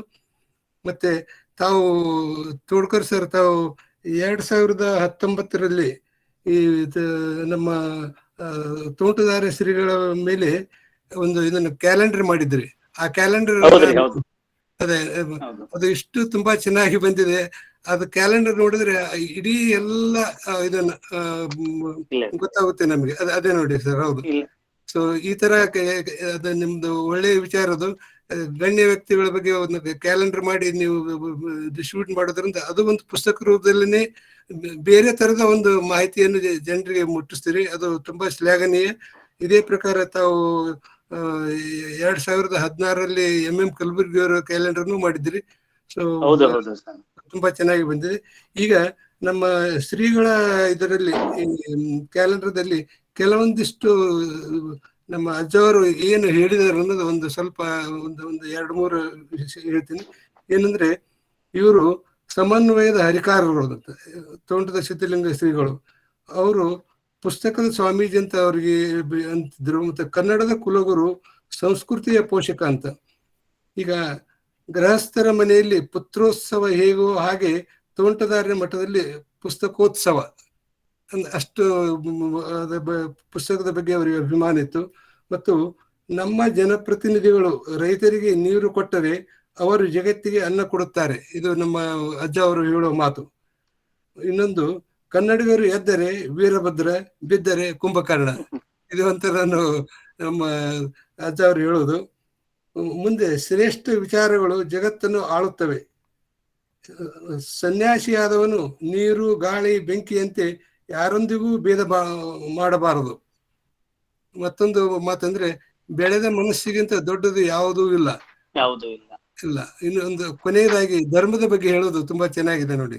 ಧರ್ಮ ಅಂದ್ರ ಅದು ಕೈಲಾಸದಾಗಿಲ್ಲ, ಧರ್ಮ ಅಂದ್ರ ಗುಡಿಯಾಗಿಲ್ಲ, ಧರ್ಮ ಅಂದ್ರ ಮಠದಾಗಿಲ್ಲ, ಧರ್ಮ ಅಂದ್ರ ಗುಂಡುಗಡಿಯಾಗಿಲ್ಲ, ಅದು ಆಚರಣೆಯೊಳಗೆ ಐತಿ. ಸಿಂಪಲ್ ಆಗಿ ಹೇಳಿದ್ದಾರೆ ಇದು. ಸೊ ಈ ತರ ಇಂಥ ನಮ್ಮ ಅಜ್ಜ ಅವರು ಮಾತು ಕೇಳೋದಂದ್ರೆ ತುಂಬಾ ಇದು ಒಂಥರ ತುಂಬಾ ಸಂತೋಷ ಅನಿಸ್ತಿತ್ತು. ಮತ್ತು ಅವ್ರ ಜೊತೆನೆ ಇನ್ನು ಕೂಡ್ಬೇಕು, ಮಾತಾಡ್ಬೇಕು ಅಂತ ಒಂದು ಹಂಬಲ ಅದನ್ನ ಅವರು ಹುಟ್ಟಿಸ್ತಿದ್ರು. ಸೊ ಅಂತ ಸ್ವಾಮಿಗಳನ್ನು ನಾವು ಕಳ್ಕೊಂಡಿದ್ದೀವಿ. ಮತ್ತು ಆ ಸ್ವಾಮೀಜಿಯವರು ನಮ್ಮ ಕಲಬುರ್ಗಿಯವರು ಹತ್ಯೆ ಆದ 3 ವರ್ಷದಲ್ಲಿನೇ ನಾವು ಸ್ವಾಮೀಜಿಯವ್ರನ್ನು ಕಳ್ಕೊಂಡೆವು. ಸೊ ಅವರಿಬ್ಬರದು ಇದು ಎಷ್ಟು ಬಾಂಧವ್ಯ ಅನ್ಯೋನ್ಯತೆ ಇತ್ತು ಅಂದ್ರೆ, ಐ ಥಿಂಕ್ ಕಲಬುರ್ಗಿಯವ್ರನ್ನ ಬಿಟ್ಟು ನಮ್ಮ ಅಜ್ಜವ್ರಿಗೆ ಇರ್ಲಿಕ್ಕೆ ಆಗ್ಲಿಲ್ಲ ಅನ್ನುವ ಹಾಗೆ ಅವ್ರು ಬೇಗ ಹೋಗ್ಬಿಟ್ರು ಅಂತ ಕೆಲವು ಜನರ ಒಂದು ಇದು ವಿಚಾರ. ಏನೇ ಆಗ್ಲಿ ಇಬ್ಬರನ್ನು ನಾವು ಕಳ್ಕೊಂಡಿದ್ದೀವಿ. ಬಟ್ ತಾವು ನಮ್ಮ ಅಜ್ಜವ್ರದ್ದು ಎಲ್ಲ ವಿಚಾರಗಳನ್ನು ಬಿಡಿಸಿ ವಿಸ್ತಾರವಾಗಿ ತಿಳಿಸಿದ್ರಿ. ತಮಗೆ ಧನ್ಯವಾದಗಳು. ಶರಣಾರ್ಥಿಗಳು. ಲಿಂಗಣ್ಣ ಸರ್, ಶರಣಾರ್ಥಿಗಳು. ಹೇಳಿ ಸರ್. ಬಹಳ ಒಳ್ಳೆ ಮಾತುಗಳನ್ನ ತಾವ್ ಹೇಳಿದ್ರಿ. ಈ ಸಂದರ್ಭದಲ್ಲಿ ನಾನು ಇನ್ನೊಂದು 2 ಮಾತನ್ನ ಹೇಳೋದಾದ್ರೆ, ಕಲಬುರ್ಗಿ ಸರ್ ಅವರು ಗದಗಿನ ಪೂಜ್ಯರ ಬೌದ್ಧಿಕ ಸಂಗಾತಿಯಾಗಿದ್ರು. ಗದಗಿನ ಪೂಜ್ಯರು ಎಲ್ಲೇ ಮಾತಾಡೋದಿರ್ಲಿ, ಏನೇ ಮಾತಾಡೋದಿರ್ಲಿ, ಯಾವುದೇ ಒಂದು ಕಾರ್ಯಕ್ರಮಕ್ಕೆ ಹೋಗುವ ಮುಂಚೆ ಕಲಬುರ್ಗಿ ಸರ್ ಜೊತೆಗೆ ಗಂಟೆಗಟ್ಲೆ ಮಾತಾಡೋದನ್ನ ನಾನು ಸ್ವತಃ ಪ್ರತ್ಯಕ್ಷ ಕೇಳಿದ್ದೀನಿ. ಇದ್ರ ಜೊತೆಗೆ ಕಲಬುರ್ಗಿ ಸರ್ ಬಗ್ಗೆ ಈಗಾಗಲೇ ಪಟ್ಟಣ್ ಸರ್ ಒಂದು ಮಾತು ಹೇಳಿದ್ರು, ಅಜ್ಜ ಅವರು ಇಲ್ಲ ಅವರು ಸಾಹಿತ್ಯ ಸಮ್ಮೇಳನದ ಅಧ್ಯಕ್ಷರಾಗ್ಬೇಕು, ಅವ್ರಿಗೆ ಆ ಪ್ರಶಸ್ತಿ ಬರ್ಬೇಕು, ಈ ಪ್ರಶಸ್ತಿ ಬರ್ಬೇಕು ಅನ್ನುವಂತ ಮಾತನ್ನ ನನ್ನ ಎದುರಿಗೆ ಗುರುಗಳು ಹೇಳ್ತಾ ಇದ್ರು ಅಂತ ಹೇಳಿ. ಕಲಬುರ್ಗಿ ಸರ್ ಈ ಸಂದರ್ಭ ಬಹುತೇಕ ಇದು ಎಲ್ಲಿಯೂ ದಾಖಲೆ ಆಗಿಲ್ಲ. ಇದೆಲ್ಲ ಪಟ್ಟಣ ಸರ್ ಆದಿಯಾಗಿ ಎಲ್ಲರಿಗೂ ಇದು ಗೊತ್ತಾಗ್ಬೇಕು ಅನ್ನೋ ಕಾರಣದಿಂದ ಇದನ್ನ ಹೇಳ್ತಾ ಇದ್ದೀನಿ. ಈಗಾಗಲೇ ಲಿಂಗಣ್ಣ ಕಲಬುರ್ಗಿ ಸರ್ ಹೇಳಿದ ಹಾಗೆ ಸುಮಾರು 94ರಿಂದ 2015 ಅದೇನು ಕೊನೆಯ ಕ್ಷಣ ಇದೆಯಲ್ಲ, ಆಗಸ್ಟ್ 30 ಆ ಒಂದು ಸಂದರ್ಭ ಇದೆಯಲ್ಲ, ಅಲ್ಲಿವರೆಗೂ ನಾನು ಕಲಬುರ್ಗಿ ಸರ್ ಒಂದು ಏನು ಭೌತಿಕ ಬದುಕಿತ್ತಲ್ಲ, ಭೌತಿಕ ಬದುಕಿನ ಜೊತೆಗೆ ಇದ್ದಂಥವನು. ಒಂದು ಸಂದರ್ಭ ಹೇಳಿದ್ರು ನನಗೆ, ಆಗ ಬಿಜಾಪುರದಲ್ಲಿ ಸಾಹಿತ್ಯ ಸಮ್ಮೇಳನ ನಡೆಯುವ ಎಲ್ಲಾ ಸಿದ್ಧತೆಗಳು ನಡೀತಾ ಇದ್ವು. ಅಧ್ಯಕ್ಷರು ಯಾರಾಗ್ಬೇಕು ಅನ್ನೋದನ್ನ ಸಾಹಿತ್ಯ ಪರಿಷತ್ತಿನ ಎಲ್ಲಾ ಜಿಲ್ಲಾ ಅಧ್ಯಕ್ಷರು ನಿರ್ಧರಿಸೋರಿದ್ರು. ಬಹುತೇಕವಾಗಿ ಎಲ್ಲರಿಗೂ ಏನು ಒಂದು ಸಾಹಿತ್ಯ ಲೋಕದ ಅಂತರಂಗದೊಳಗಿರುವಂತವ್ರಿಗೆ ಎಲ್ಲರಿಗೂ ಗೊತ್ತಿತ್ತು, ಇಲ್ಲ ಬಿಜಾಪುರದ ಸಾಹಿತ್ಯ ಸಮ್ಮೇಳನಕ್ಕ ಕಲಬುರ್ಗಿ ಸರೇ ಅಧ್ಯಕ್ಷರಾಗ್ತಾರ ಅನ್ನೋದು, ಮತ್ತದು ನಿಶ್ಚಿತವಾಗಿಯೂ ಆಗಿಯೂ ಆಗ್ತಿತ್ತು.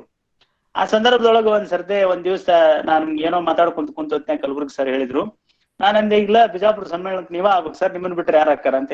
ಇಲ್ಲ ಹಂಗೆಲ್ಲ ಆಗ್ಬಾರ್ದು, ಒಂದು ಸಾಹಿತ್ಯ ಸಮ್ಮೇಳನಕ್ಕ ನಂದಿಮಠರನ್ನ ಅಧ್ಯಕ್ಷನ ಮಾಡಬೇಕು ಅಂತ ಹೇಳಿ ಡಾಕ್ಟರ್ ಎಸ್ ಸಿ ನಂದಿಮಠರು, ಆ ಕಾಲದ ಬಹಳ ದೊಡ್ಡ ಪ್ರಾಧ್ಯಾಪಕರು, ಪ್ರಾಚಾರ್ಯರು, ಸಂಶೋಧಕರು ಅಂತ ಹೆಸರಾದಂತವ್ರು, ಅವ್ರನ್ನ ಸಾಹಿತ್ಯ ಪರಿಷತ್ನವರು ಅಧ್ಯಕ್ಷರನ್ನ ಮಾಡಬೇಕು ಅಂತ ಹೇಳಿ ಅವ್ರ ಮನೆಗೆ ಹೋಗಿ ಅವ್ರನ್ನ ಒಪ್ಪಿಸ್ಕೊಂಡ್ರು. ಆತಂತ ಹೋದತ್ನ್ಯಾಗ ನಂದಿಮಠರು ಹೇಳಿದ್ರಂತೆ, ಇಲ್ಲ ನೀವೆಲ್ಲಾ ಹಿಂಗ್ ಮಾಡ್ಬೇಡ್ರಿ, ನನಗಿಂತ ಕನ್ನಡಕ್ಕೆ ದೊಡ್ಡ ಕೆಲಸ ಮಾಡಿದಂತ ಹಿರಿಯರು ಇನ್ನೂ ಇರುವಾಗ ನಾನು ಅವ್ರಿದ್ರಿಗೆ ಸಾಹಿತ್ಯ ಸಮ್ಮೇಳನದ ಅಧ್ಯಕ್ಷರಾಗಬಾರ್ದು, ನಿಮಗ ನಾನಾ ಆಗ್ಬೇಕು ಅನ್ನೋದಿತ್ತಂದ್ರ ನಾ ಯಾರನ್ನ ಹೇಳ್ತೇನೆ ನೀವು ಅವ್ರನ್ನ ಮಾಡ್ಬೇಕು, ನನ್ ಜೊತೆಗ್ ಬರ್ರಿ ಅಂತ ಅವ್ರನ್ನ ಕರ್ಕೊಂಡು ಧಾರವಾಡಕ್ಕೆ ಬಂದ್ರನ್. ಧಾರವಾಡಕ್ಕೆ ಬಂದು ರೆವರೆಂಡ್ ಉತ್ತಂಗಿ ಚೆನ್ನಪ್ಪನವ್ರ ಮನೆಗೆ ಸಾಹಿತ್ಯ ಪರಿಷತ್ತಿನ ಎಲ್ಲಾ ಸಂಘಟಕರನ್ನ ಕರ್ಕೊಂಡು ಹೋಗಿ, ಇಲ್ಲ ನೋಡ್ರಿ ಇಂಥ ಕೆಲಸ ಮಾಡಿದಾರೆ ಇವರು, ಒಬ್ಬ ಕ್ರಿಶ್ಚಿಯನ್ ಧರ್ಮದ ಪ್ರಚಾರಕನಾಗಿ ಪಾದ್ರಿಯಾಗಿ ಅವರು ಸರ್ವಜ್ಞನ ಮೇಲೆ ಇಷ್ಟು ಉತ್ಕೃಷ್ಟವಾದಂತ ಕೆಲಸ ಮಾಡಿದ್ದಾರೆ, ಇಂಥ ಹಿರಿಯರು ಇರುವಾಗ ನನ್ನಂತವ್ರನ್ನ ನೀವು ಸಾಹಿತ್ಯ ಸಮ್ಮೇಳನದ ಅಧ್ಯಕ್ಷರು ಮಾಡ್ಬೇಡ್ರಿ, ನೀವು ಇವ್ರನ್ನ ಮಾಡ್ರಿ ಅಂತ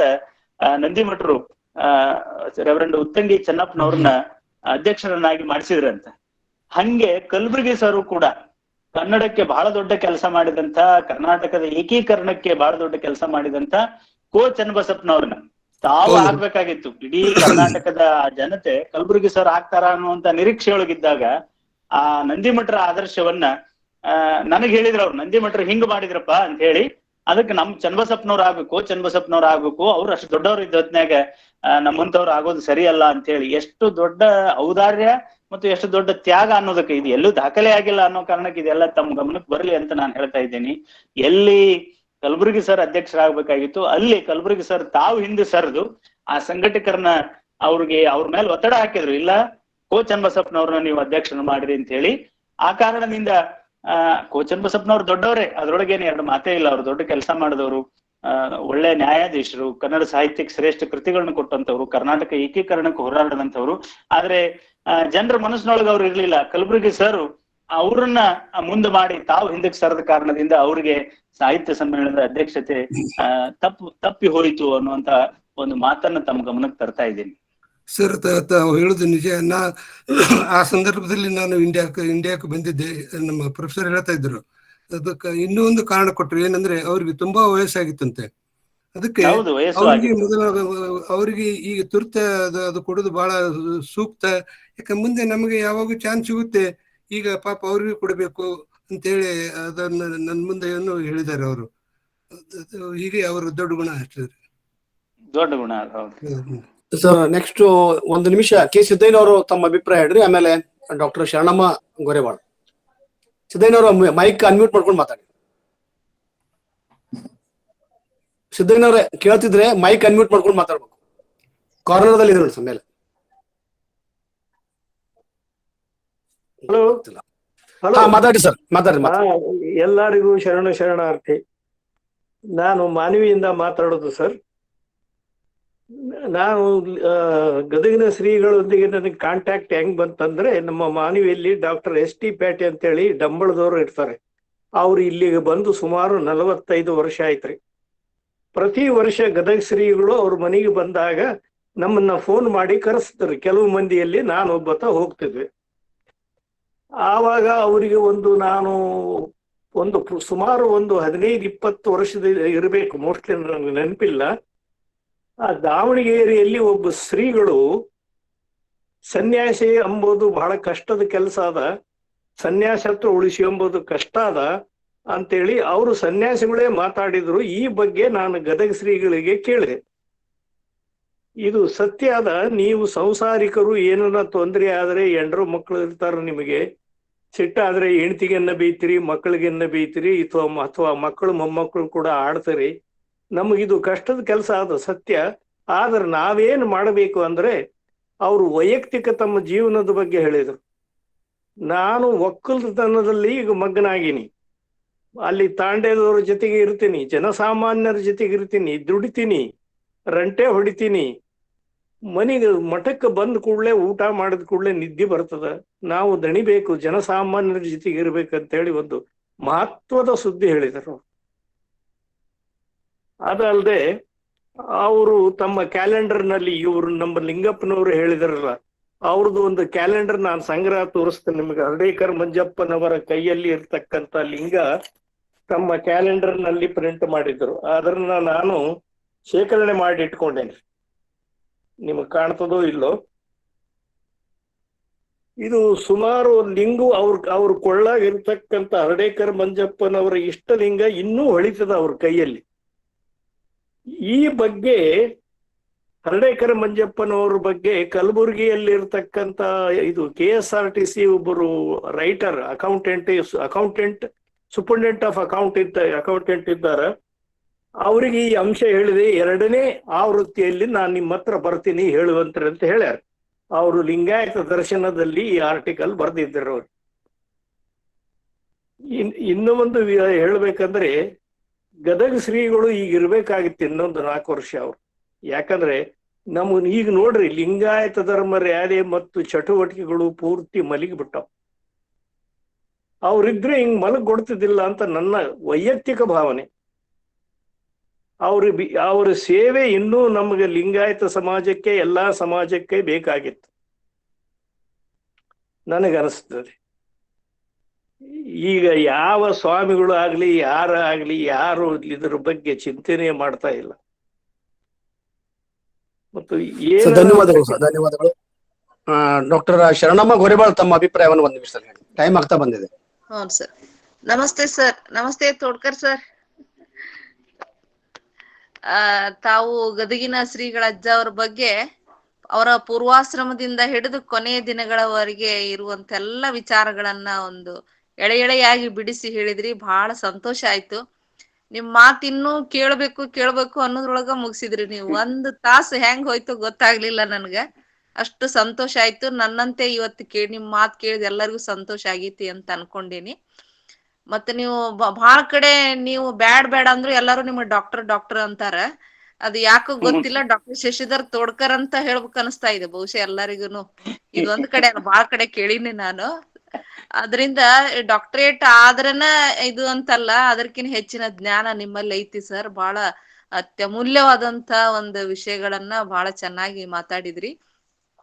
ನನಗೂ ಕೂಡ ಶ್ರೀಗಳವ್ರನ್ನ ಭೇಟಿ ಆಗುವಂತ ಸಂದರ್ಭ ಬಂದಿತ್ತು. ಒಮ್ಮೆ ವಾಲ್ಮೀಕಿ ಜಯಂತಿ ಇದ್ದಾಗ ಅಲ್ಲಿ ಗದಗಿನ ಮಠಕ್ಕೆ ನನ್ನ ಕೂಡ ವಾಲ್ಮೀಕಿ ಅವ್ರ ಬಗ್ಗೆ ಮಾತಾಡ್ಲಿಕ್ಕೆ ಕರೆದಿದ್ರು ಅಜ್ಜ ಅವ್ರಿದ್ದಾಗ. ನಾನು ಹೋಗಿದ್ದೆ. ಬಹಳ ಎಷ್ಟೊಂದು ನಮ್ಮನ್ನ ಆದರ ಆತಿಥ್ಯ ಮಾಡಿ ಬಹಳಷ್ಟು ನಮ್ಮನ್ನ ಪ್ರೀತಿಯಿಂದ ಕಂಡ್ರು ಅಜ್ಜಾರವ್ರು. ಅವ್ರಿಗೆ ನಮಸ್ಕಾರ ಮಾಡಿದಾಗ ನೀನ್ ಇನ್ನು ಎತ್ತರ ಬೆಳಿಬೇಕವ ಅನ್ನುವಂತ ಒಂದು ಆಶೀರ್ವಾದ ಮಾಡಿದ್ರು. ಆ ಆಶೀರ್ವಾದ ಇನ್ನೂ ನನ್ನ ತಲೆ ಮೇಲೆ ಇದೆ ಅನ್ನುವಂತ ಸಂತೋಷವನ್ನ ಈ ಸಂದರ್ಭದಲ್ಲಿ ಹೇಳಿಕ್ ಇಷ್ಟಪಡ್ತೀನಿ. ಶ್ರೀಗಳವರ ಜೊತೆಗೆ ನನ್ನ ಗುರುಗಳಾದಂತ MM ಕಲ್ಬುರ್ಗಿ ಸರ್ ಬಗ್ಗೆನೂ ನೀವು ಮಾತಾಡಿದ್ರಿ. ಅವರನ್ನ ಮತ್ತೊಮ್ಮೆ ನೆನಪಿಸಿದ್ರಿ. ಅದಕ್ಕಾಗಿ ಧನ್ಯವಾದಗಳನ್ನ ಹೇಳ್ತಾ, ಒಟ್ಟಾರೆ ನಿಮ್ಮ ಮಾತು ಬಹಳ ಇತಿಹಾಸ ಪೂರ್ಣವಾದಂತ ಒಂದು ದಾಖಲೆಯುತವಾದಂತ ಮಾತುಗಳನ್ನ ಆಡಿದ್ರಿ ಅಂತ ಹೇಳಿ, ಈ ಒಂದು ಅವಕಾಶ ಮಾಡಿಕೊಟ್ಟಂತ ನೀವು ಮಾತಾಡ್ಲಿಕ್ಕೆ, ನಾವು ಕೇಳಲಿಕ್ಕೆ ಅವಕಾಶ ಮಾಡಿಕೊಟ್ಟಂತ ಡಾಕ್ಟರ್ ಶಶಿಕಾಂತ್ ಪಟ್ಟಣ್ ಸರಿಗೂ ಕೂಡ ನಾನು ಧನ್ಯವಾದಗಳನ್ನ ಹೇಳಿ ನನ್ನ ಅಭಿಪ್ರಾಯ ಮುಗಿಸ್ತೇನೆ. ನಮಸ್ಕಾರ ಸರ್. ಧನ್ಯವಾದಗಳು ಮೇಡಮ್. ಧನ್ಯವಾದ. ತೋಡ್ಕರ್ ಸರ್, ಶರಣಾರ್ಥಿ. ಶರಣಾರ್ಥಿ. ಮುಂಬೈಯಿಂದ ವೀರಣ್ಣ. ಹೌದ್ರಿ, ಮಾತಾಡಿ ಸರ್, ಮಾತಾಡಿ. ವೀರಣ್ಣ, ನಿಮ್ಗೆ ಎರಡು ಮಾತನ್ನು ಹೇಳ್ರಿ ಕನವಳ್ಳಿ. ನಾವು ಅಜ್ಜರ್ ಒಡನಾಟದೊಳಗ ಕೆಲವೇ ನಿಮಿಷದೊಳಗೆ ಅಂದ್ರೆ ನಾವು ಕೆಲವೇ ಶಾರ್ಟ್ ಪೀರಿಯಡ್ ಒಳಗೆ ಅವ್ರ ನಮ್ದು ಬಂಧನ ಆಯ್ತು ಅವ್ರಿಗೂ ನಮಗೂ. ಅಂದ್ರೆ ಇಂತ ಒಂದು ಜಗದ್ಗುರು ಸಿಗಾಕ್ ಸಾಧ್ಯನೇ ಇಲ್ಲ.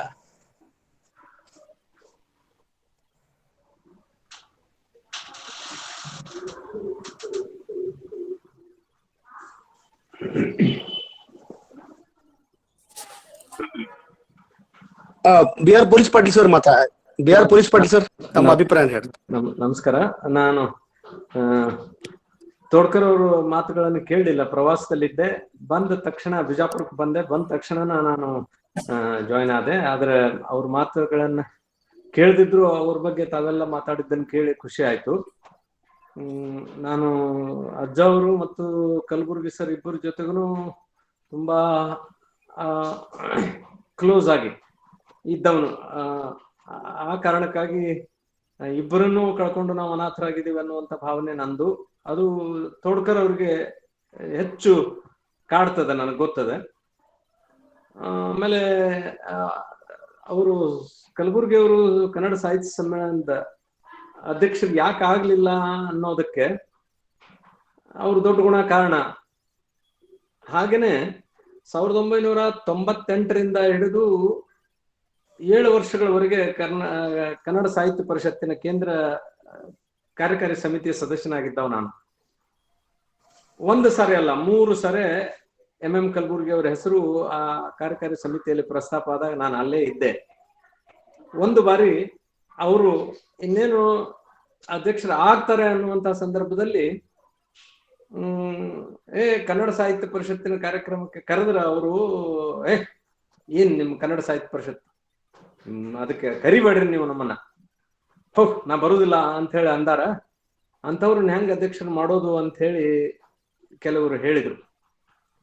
ಆ ಕಾರಣಕ್ಕಾಗಿ ಆ ಸಾರಿ ಅವರ ಅಧ್ಯಕ್ಷರ ಆಗ್ಲಿಲ್ಲ ಅನ್ನೋದನ್ನ ತುಂಬಾ ನೋವಿನಿಂದ ನಾನು ಈ ಮಾತು ಹೇಳ್ಬೇಕಾಗ್ತದೆ. ಆದ್ರೆ ಕಲಬುರ್ಗಿ ಅವರು ಇಡೀ ಕನ್ನಡ ಸಾಹಿತ್ಯ ಪರಿಷತ್ತಿನ ಚಟುವಟಿಕೆಗಳ ಬಗ್ಗೆ ಈ ಮಾತುಗಳನ್ನ ಆಡಲಿಕ್ಕೆ ಸಾಧ್ಯ ಇಲ್ಲ. ಕನ್ನಡ ಸಾಹಿತ್ಯಕ್ಕೆ, ಕನ್ನಡ ಸಂಶೋಧನೆಗೆ ಅಷ್ಟು ದೊಡ್ಡ ಕಾಣಿಕೆ ಕೊಟ್ಟಂತವ್ರು ಯಾವುದೋ ಒಂದು ಕನ್ನಡ ಸಾಹಿತ್ಯ ಪರಿಷತ್ತಿನ ಘಟಕ ಅವರಿಗೆ ಸರಿ ಬರದೇ ಇರುವಂತ ಕಾರ್ಯಕ್ರಮಗಳನ್ನು ಮಾಡಿದ್ದಕ್ಕೆ ಅವ್ರು ಹಾಗೆ ಅಂದಿರಬಹುದು. ಆದ್ರೆ ಅದನ್ನ ತಿರುಚಿ ಹೇಳಿದ್ದಕ್ಕಾಗಿ ಅವ್ರಿಗೆ ಆ ವರ್ಷ ದಕ್ಕಬೇಕಾದಂತ ಕನ್ನಡ ಸಾಹಿತ್ಯ ಸಮ್ಮೇಳನದ ಅಧ್ಯಕ್ಷರಿಗೆ ದಕ್ಕಲಿಲ್ಲ. ನನಗೆ ಈಗಲೂ ಕೂಡ ಆ ಮಾತು ನೆನಪಾದಾಗೆಲ್ಲ ನೋವಾಗ್ತದೆ. ಏನೇ ಇದ್ರೂ ಕೂಡ ಯೋಗ್ಯತೆ ಏನಿತ್ತು ಅದಕ್ಕೆ ಸಿಗಬೇಕಾದಂತ ಗೌರವ ಸಿಗ್ಬೇಕಾಗಿತ್ತು, ಹಾಗಾಗ್ಲಿಲ್ಲ. ಬಹುಶಃ ಕಲಬುರ್ಗಿ ಅವರಿಗೆ ಬರ್ಬೇಕಾದಂತ ಅನೇಕ ಪ್ರಶಸ್ತಿಗಳು ಗೌರವಗಳು ಕೂಡ ಈ ರೀತಿಯಾಗಿ ಹಿತಶತ್ರುಗಳ ಮೂಲಕವೇ ತಪ್ಪಿದವ ಅನ್ನುವಂಥ ಮಾತನ್ನು ಕೂಡ ನಾನು ಹೇಳ್ಬೇಕಾಗ್ತದೆ. ಅಜ್ಜ ಅವರ ಬಗ್ಗೆ ಶಶಿಧರ್ ತೋಡ್ಕರ್ ಅವರು ಮಾತಾಡುವಷ್ಟು ಆಪ್ತವಾಗಿ ಬೇರೆಯವರು ಮಾತಾಡ್ಲಿಕ್ಕೆ ಸಾಧ್ಯ ಇಲ್ಲ, ಅದು ಗೊತ್ತಿದೆ. ಯಾಕಂದ್ರೆ ಹಿರೇಮಲ್ಲೂರು ಈಶ್ವರನ್ನ ಕಾಲೇಜು ತೋಡ್ಕರ್ ಅವರು, ಕಲಬುರ್ಗಿ ಸರು ಮತ್ತು ತೋಂಟದಾರ್ಯ ಅಜ್ಜ ಅವರು ಮೂವರು ಕೂಡಿ ಕಟ್ಟಿ ಬೆಳೆಸಿದಂತಹ ಸಂಸ್ಥೆ ಅದು. ಇದನ್ನ ಬೆಳೆಸ್ಲಿಕ್ಕೆ ಅವರಿಗೆ ನೀರೆರೆದವರು ಕಲಬುರ್ಗಿ ಸರು ಮತ್ತು ತೋಂಟದಾರ್ಯ ಅಜ್ಜ ಅವರು. ಇದೊಂದು ಒಳ್ಳೆ ಸಂಗಮ ಇದು. ಈಗ ತೋಡ್ಕರ್ ಅವರ ಮೇಲೆ ತುಂಬಾ ದೊಡ್ಡ ಜವಾಬ್ದಾರಿ ಇದೆ. ಅವರು ನನಗೆ ಒಂದು ಜವಾಬ್ದಾರಿ ಒಪ್ಪಿಸಿದ್ದಾರೆ. ಆ ನಿಟ್ಟಿನಲ್ಲಿ ನನಗಾಗುವ ಎಲ್ಲ ಕೆಲಸವನ್ನ ಮಾಡಬೇಕು ಅಂತ ನಾನು ಸಂಕಲ್ಪ ಮಾಡೀನಿ. ಈಗ ಅದಕ್ಕೆ ತಮ್ಮೆಲ್ಲರ ಸಹಕಾರ ಬೇಕು. ಗುರುಗಳ ಬಗ್ಗೆ ತಮಗೆ ತಿಳಿದ ಎಲ್ಲಾ ಸಂಗತಿಗಳನ್ನ ನಾನು ತಮ್ಮ ಜೊತೆಗೆ ಮಾತಾಡಿದಾಗ ಹಂಚ್ಕೋಬೇಕು ಅಂತ ಹೇಳಿ ಕೇಳ್ಕೊಂಡು ಇವತ್ತಿನ ಕಾರ್ಯಕ್ರಮ ಅರ್ಧ ಕೇಳಿದ್ದಕ್ಕಾಗಿ ನನಗೆ ಬಹಳ ವಿಷಾದ ಅನಿಸ್ತದೆ. ಎಲ್ಲರಿಗೂ ವಂದನೆಗಳು. ಪೊಲೀಸ್ ಪಾಟೀಲ್ ಸರ್, ಜವಾಬ್ದಾರಿ ಯಾವ್ದಂತ ಹೇಳ್ಬಿಡ್ರಿ. ಅಂದ್ರೆ ನಿಮ್ ಕಮಿಟ್ಮೆಂಟ್ ಇನ್ನೂ ಗಟ್ಟಿ ಆಗ್ತದೆ ಅಂತ ಹೊರಗೆ ಬಂದ ಮೇಲೆ ಗೊತ್ತಾಗ್ಲಿ ಅಂತ. ಧನ್ಯವಾದಗಳು ಸರ್. ಬಗ್ಗೆ ಒಂದು ಕಾದಂಬರಿ ಬರೀಲಿಕ್ಕೆ ನನಗೆ ತೋಡ್ಕರ್ ಅವರು ಜವಾಬ್ದಾರಿ ಒಪ್ಪಿಸಿದ್ದಾರೆ. ಅದನ್ನ ನಾನು ತುಂಬಾ ಹೃದಯದಿಂದ ಸ್ವೀಕಾರ ಮಾಡಿದ್ದೇನೆ. ಅಲ್ಲಿ ಲಿಂಗರಾಜ್ ಕೋಡ್ಶೆಟ್ಟರ್ ಮಾಡಿದ ಕೈ ರೇಸ್ ಹ್ಯಾಂಡ್ ಮಾಡಿದ್ದಾರೆ. 1 ನಿಮಿಷದಲ್ಲಿ ಮಾತಾಡಿ ಸರ್. ಲಿಂಗರಾಜ್ ಕೋಡ್ಶೆಟ್ಟರ್. ಹಲೋ, ಹಾ ಮಾತಾಡಿ ಸರ್. ಸರ್ ನಾನು ಈ ಸ್ವಾಮೀಜಿ ಅವ್ರದ್ದು ಇದು ತಮ್ಮದು ಲೇಟಾಗಿ ಇವತ್ತು ಕಾರ್ಯಕ್ರಮ ಅಟೆಂಡ್ ಆದೆ, ಮತ್ತೆ ನಾನು ಗೆಸ್ಟ್ ಬಂದಿದ್ರಿಂದ. ಆದರೆ ಇವತ್ತು ಸ್ವಾಮೀಜಿ ಅವ್ರ ಬಗ್ಗೆ ನನಗೆ ಸಂಪರ್ಕ ಇಲ್ಲದೆ, ಅಂದರೆ ಯಾವ ಥರ ನನಗೆ ಆದ ಕೆಲವೊಂದು ಘಟನೆಗಳನ್ನ ಹೇಳ್ಬೋದು ಅಂದರೆ ನಾನು ಹೇಳ್ಬೋದು, ಇಲ್ಲ ಸಮಯ ಅವಕಾಶ ಇಲ್ಲ ಅಂದರೆ ಸಂಕ್ಷಿಪ್ತವಾಗಿ 1 ನಿಮಿಷದಾಗ ಹೇಳಿ ಸರ್ ಪ್ಲೀಸ್. ಹೇಳ್ಬೋದು ಸರ್. ಹೇಳಿ 1 ನಿಮಿಷ ಅಂದ್ರೆ ಸಂಕ್ಷಿಪ್ತವಾಗಿ ಹೇಳಿ ಸರ್. ಏನಿಲ್ಲ ಸರ್, ಅವರು ನಾನು 1982ರಿಂದ 87ರವರೆಗೂ ನಾನು ಕೈಗಾರಿಕಾ ಇಲಾಖೆಯಿಂದ ಕೆಲಸ ಮಾಡ್ತಾ ಇದ್ದೆ. ಅದು ಗದಗ ಜಿಲ್ಲೆ ಮುಂಡ್ರಗಿ ತಾಲೂಕಿನಲ್ಲೇ ನನಗೆ ಫಸ್ಟ್ ಅಪಾಯಿಂಟ್ಮೆಂಟ್ ಅಲ್ಲಿ ಸ್ಟಾರ್ಟ್ ಆಯಿತು. ಅಲ್ಲಿ ಅವಾಗ ನಾನು ಕೆಲಸ ಮಾಡ್ತಿದ್ದೆ. ನನಗೆ ಯಾವಾಗಲೂ ಯಾರದೇ ಸ್ವಾಮೀಜಿಗಳಾಗಲಿ ಪೊಲಿಟಿಷಿಯನ್ಸ್ ಬಗ್ಗೆ ನಾನು ಹೆಚ್ಚಿನ ಒಂದು ಇದನ್ನು ಇಟ್ಟುಕೊಂಡಿದ್ದಿಲ್ಲ. ನನ್ನ ಕೆಲಸ ಆಯಿತು, ಜನರು ಕೂಡ ನಾನು ಮಾಡ್ತಾ ಇದ್ದೆ. ಹೀಗಾಗಿ ಅದು ನಾನು ಮುಂಡ್ರಗಿ ಅಂತಂದರೆ ಅಲ್ಲಿ ಯಾರೂ ಅಧಿಕಾರಿಗಳು ಇರ್ತಿದ್ದಿಲ್ಲ. ನಾನು 5 ವರ್ಷ ಸರ್ವಿಸ್ ಮಾಡಿದೆ. ಅವಾಗ ಅಲ್ಲಿ ಮೊದಲೇ ಮುಂಡ್ರಗಿಯಲ್ಲಿ ಏನು ಕೈಗಾರಿಕಾ ಮಾಡ್ತೀರಾ, ಹಾಗೆ ಮಾಡ್ತೀರಾ ಎಲ್ಲರೂ ಹೇಳ್ತಾ ಇದ್ರು. ಅಂಥ ಟೈಮ್ನಲ್ಲಿ ನಾನು 5 ವರ್ಷ ಸರ್ವಿಸ್ ಮಾಡಿದಾಗ ಅವರು 2-3 ವರ್ಷಕ್ಕೆ ಸ್ವಾಮೀಜಿಯವ್ರಿಗೆ ಅದು ಏನೇನೋ ನಾ ಕೆಲಸ ಮಾಡಿದ್ದು ನೋಡಿ ಜನರಿಗೆ ಗೊತ್ತಾಯಿತು. ಗೊತ್ತಾದ ತಕ್ಷಣ ಅವರು ನನ್ನ ಮಠಕ್ಕೆ ಕರೆಸಿ, ಅಂದರೆ ಡಂಬಳದಲ್ಲಿ ಒಂದು ದೊಡ್ಡ ಶಾಖಾ ಮಠ ಇದೆ, ಅಲ್ಲಿಗೆ ಬರ್ತಾಯಿದ್ರು ಅವರು. ಅವಾಗ ಅಲ್ಲಿ ಕರೆಸಿ ಮಾತಾಡಿ ಕೇಳಿದ್ರು. ಆಮೇಲೆ ಯಾರೋ ಹೋಗಿ ನನ್ನ ಬಗ್ಗೆ ಒಬ್ರು ಯಾರೋ ಕಂಪ್ಲೇಂಟ್ ಮಾಡಿದರು, ಹೀಗೆ ಅವ್ರು ನನಗೆ ಸಹಾಯ ಮಾಡ್ತಾ ಇಲ್ಲ ಅಂತೇಳಿ. ಅದಕ್ಕೆ ಅವರು ಕರೆಸಿದ್ರು, ಅವ್ರನ್ನೂ ಕರೆಸಿದ್ರು, ನನ್ನೂ ಕರೆಸಿದ್ರು. ಕೇಳಿದೆ, ಇಲ್ಲ ಸರ್, ಅದು ನಾವೆಲ್ಲ ಮಾಡಿದ್ದೀವಿ, ಬ್ಯಾಂಕ್ನವರು ಮಾಡ್ಲಿಕ್ಕೆ ಆಗದಿದ್ದೆ ನಾ ಏನು ಮಾಡ್ಲಿಕ್ಕಾಗಲ್ಲ. ನನಗೇನಿಲ್ಲ, ನನಗೆ ಬಡಿಲಿಕ್ಕೆ ಬಂದಿದ್ದ. ಅದಕ್ಕೆ ಅವ್ರ ಮಠಕ್ಕೆ ಕರೆಸಿ ಅವನಿಗೆ ಸಮಾಧಾನ ಹೇಳಿ ಇದನ್ನು ಮಾಡಿದರು. ನೋಡಪ್ಪ, ಅವ್ರ ಕೆಲಸ ಮಾಡೋದು ಅವ್ರು ಮಾಡ್ತಾ ಇದ್ದಾರೆ, ಅಂಥ ಟೈಮ್ನಿಗೆ ಆ ಥರ ಮಾಡಬಾರ್ದು ಅಂತೇಳಿ ಸ್ವತಃ ಸ್ವಾಮೀಜಿಯವರು ಮಾಡಿದರು. ಅಷ್ಟೇಳಿ ನಾನು ಬಂದೆ. ನಾನು ಯಾವಾಗಲೂ ಮತ್ತೆ ಮಠಕ್ಕೆ ಹೋಗಿರಲಿಲ್ಲ. ಅವತ್ತೇ ಮಠಕ್ಕೆ ಹೋಗಿದ್ದು. ನಾ ಊರಿಗೆ ಹೋದ್ರೂ ಮಠಕ್ಕೆ ಹೋಗಿದ್ದಿಲ್ಲ, ಅಂದರೆ ನನ್ನ ಕೆಲಸ. ಆಮೇಲೆ ಅವತ್ತು ಹೋದಾಗ ನನಗೆ ಅಲ್ಲಿ ITI ಇದೆ ಅನ್ನೋದು ಗೊತ್ತಾಯಿತು. ITI ಸ್ಟಾರ್ಟ್ ಮಾಡಿದ್ರು. ಅಲ್ಲೊಬ್ಬರು ಇನ್ನೊಬ್ಬರು ಶಾಖಾಮಠ ಸ್ವಾಮಿಗಳಿದ್ರು. ಅವರು ಒಳ್ಳೆ ಸ್ವಾಮೀಜಿಯವರು. ಸ್ವತಃ ಇದರಲ್ಲಿ ತೋಟ ಮಾಡಿ ತಾವೇ ಟ್ರ್ಯಾಕ್ಟರ್ ಸಂಕ್ಷಿಪ್ತವಾಗಿ ಮಾತಾಡ್ರಿ, ಯಾಕಂದ್ರೆ ಇನ್ನೂ 2-3 ಮಂದಿ ಮಾತಾಡೋದು. ದಯವಿಟ್ಟು ಸಂಕ್ಷಿಪ್ತವಾಗಿ ಹೇಳಿ. ಅವಾಗ ಸರ್ ನಂದು ಎಲ್ಲ ಆಯಿತು. ನಂದು 85ದಲ್ಲಿ ನನಗೆ ಟ್ರಾನ್ಸ್ಫರ್ ನಾನೇ ಮಾಡಿಕೊಂಡೆ ಬೇರೆ ತಾಲೂಕಿಗೆ. ಅವರು ಒತ್ತಾಯ ಮಾಡಿ ಹೇಳಿದರು, ಮಾಡಬೇಡಿ ಟ್ರಾನ್ಸ್ಫರ್ ಮಾಡಬೇಡಿ ಅಂತ. ಅವರು ಬರೆದ್ರು, ರಾಜಕಾರಣಿಗಳು ಬರೆದ್ರು, ಎಲ್ಲ ಬರೆದ್ರು. ಆದರೂ ನಾನು ಹೋದ್ಮೇಲೆ ನಾನು ನವಲಗುಂದ ತಾಲೂಕು ಬಂದಾಗ ಅವರು ಒಂದು ಲೆಟ್ರ್ ಕಳಿಸ್ಕೊಟ್ರು ನನಗೆ.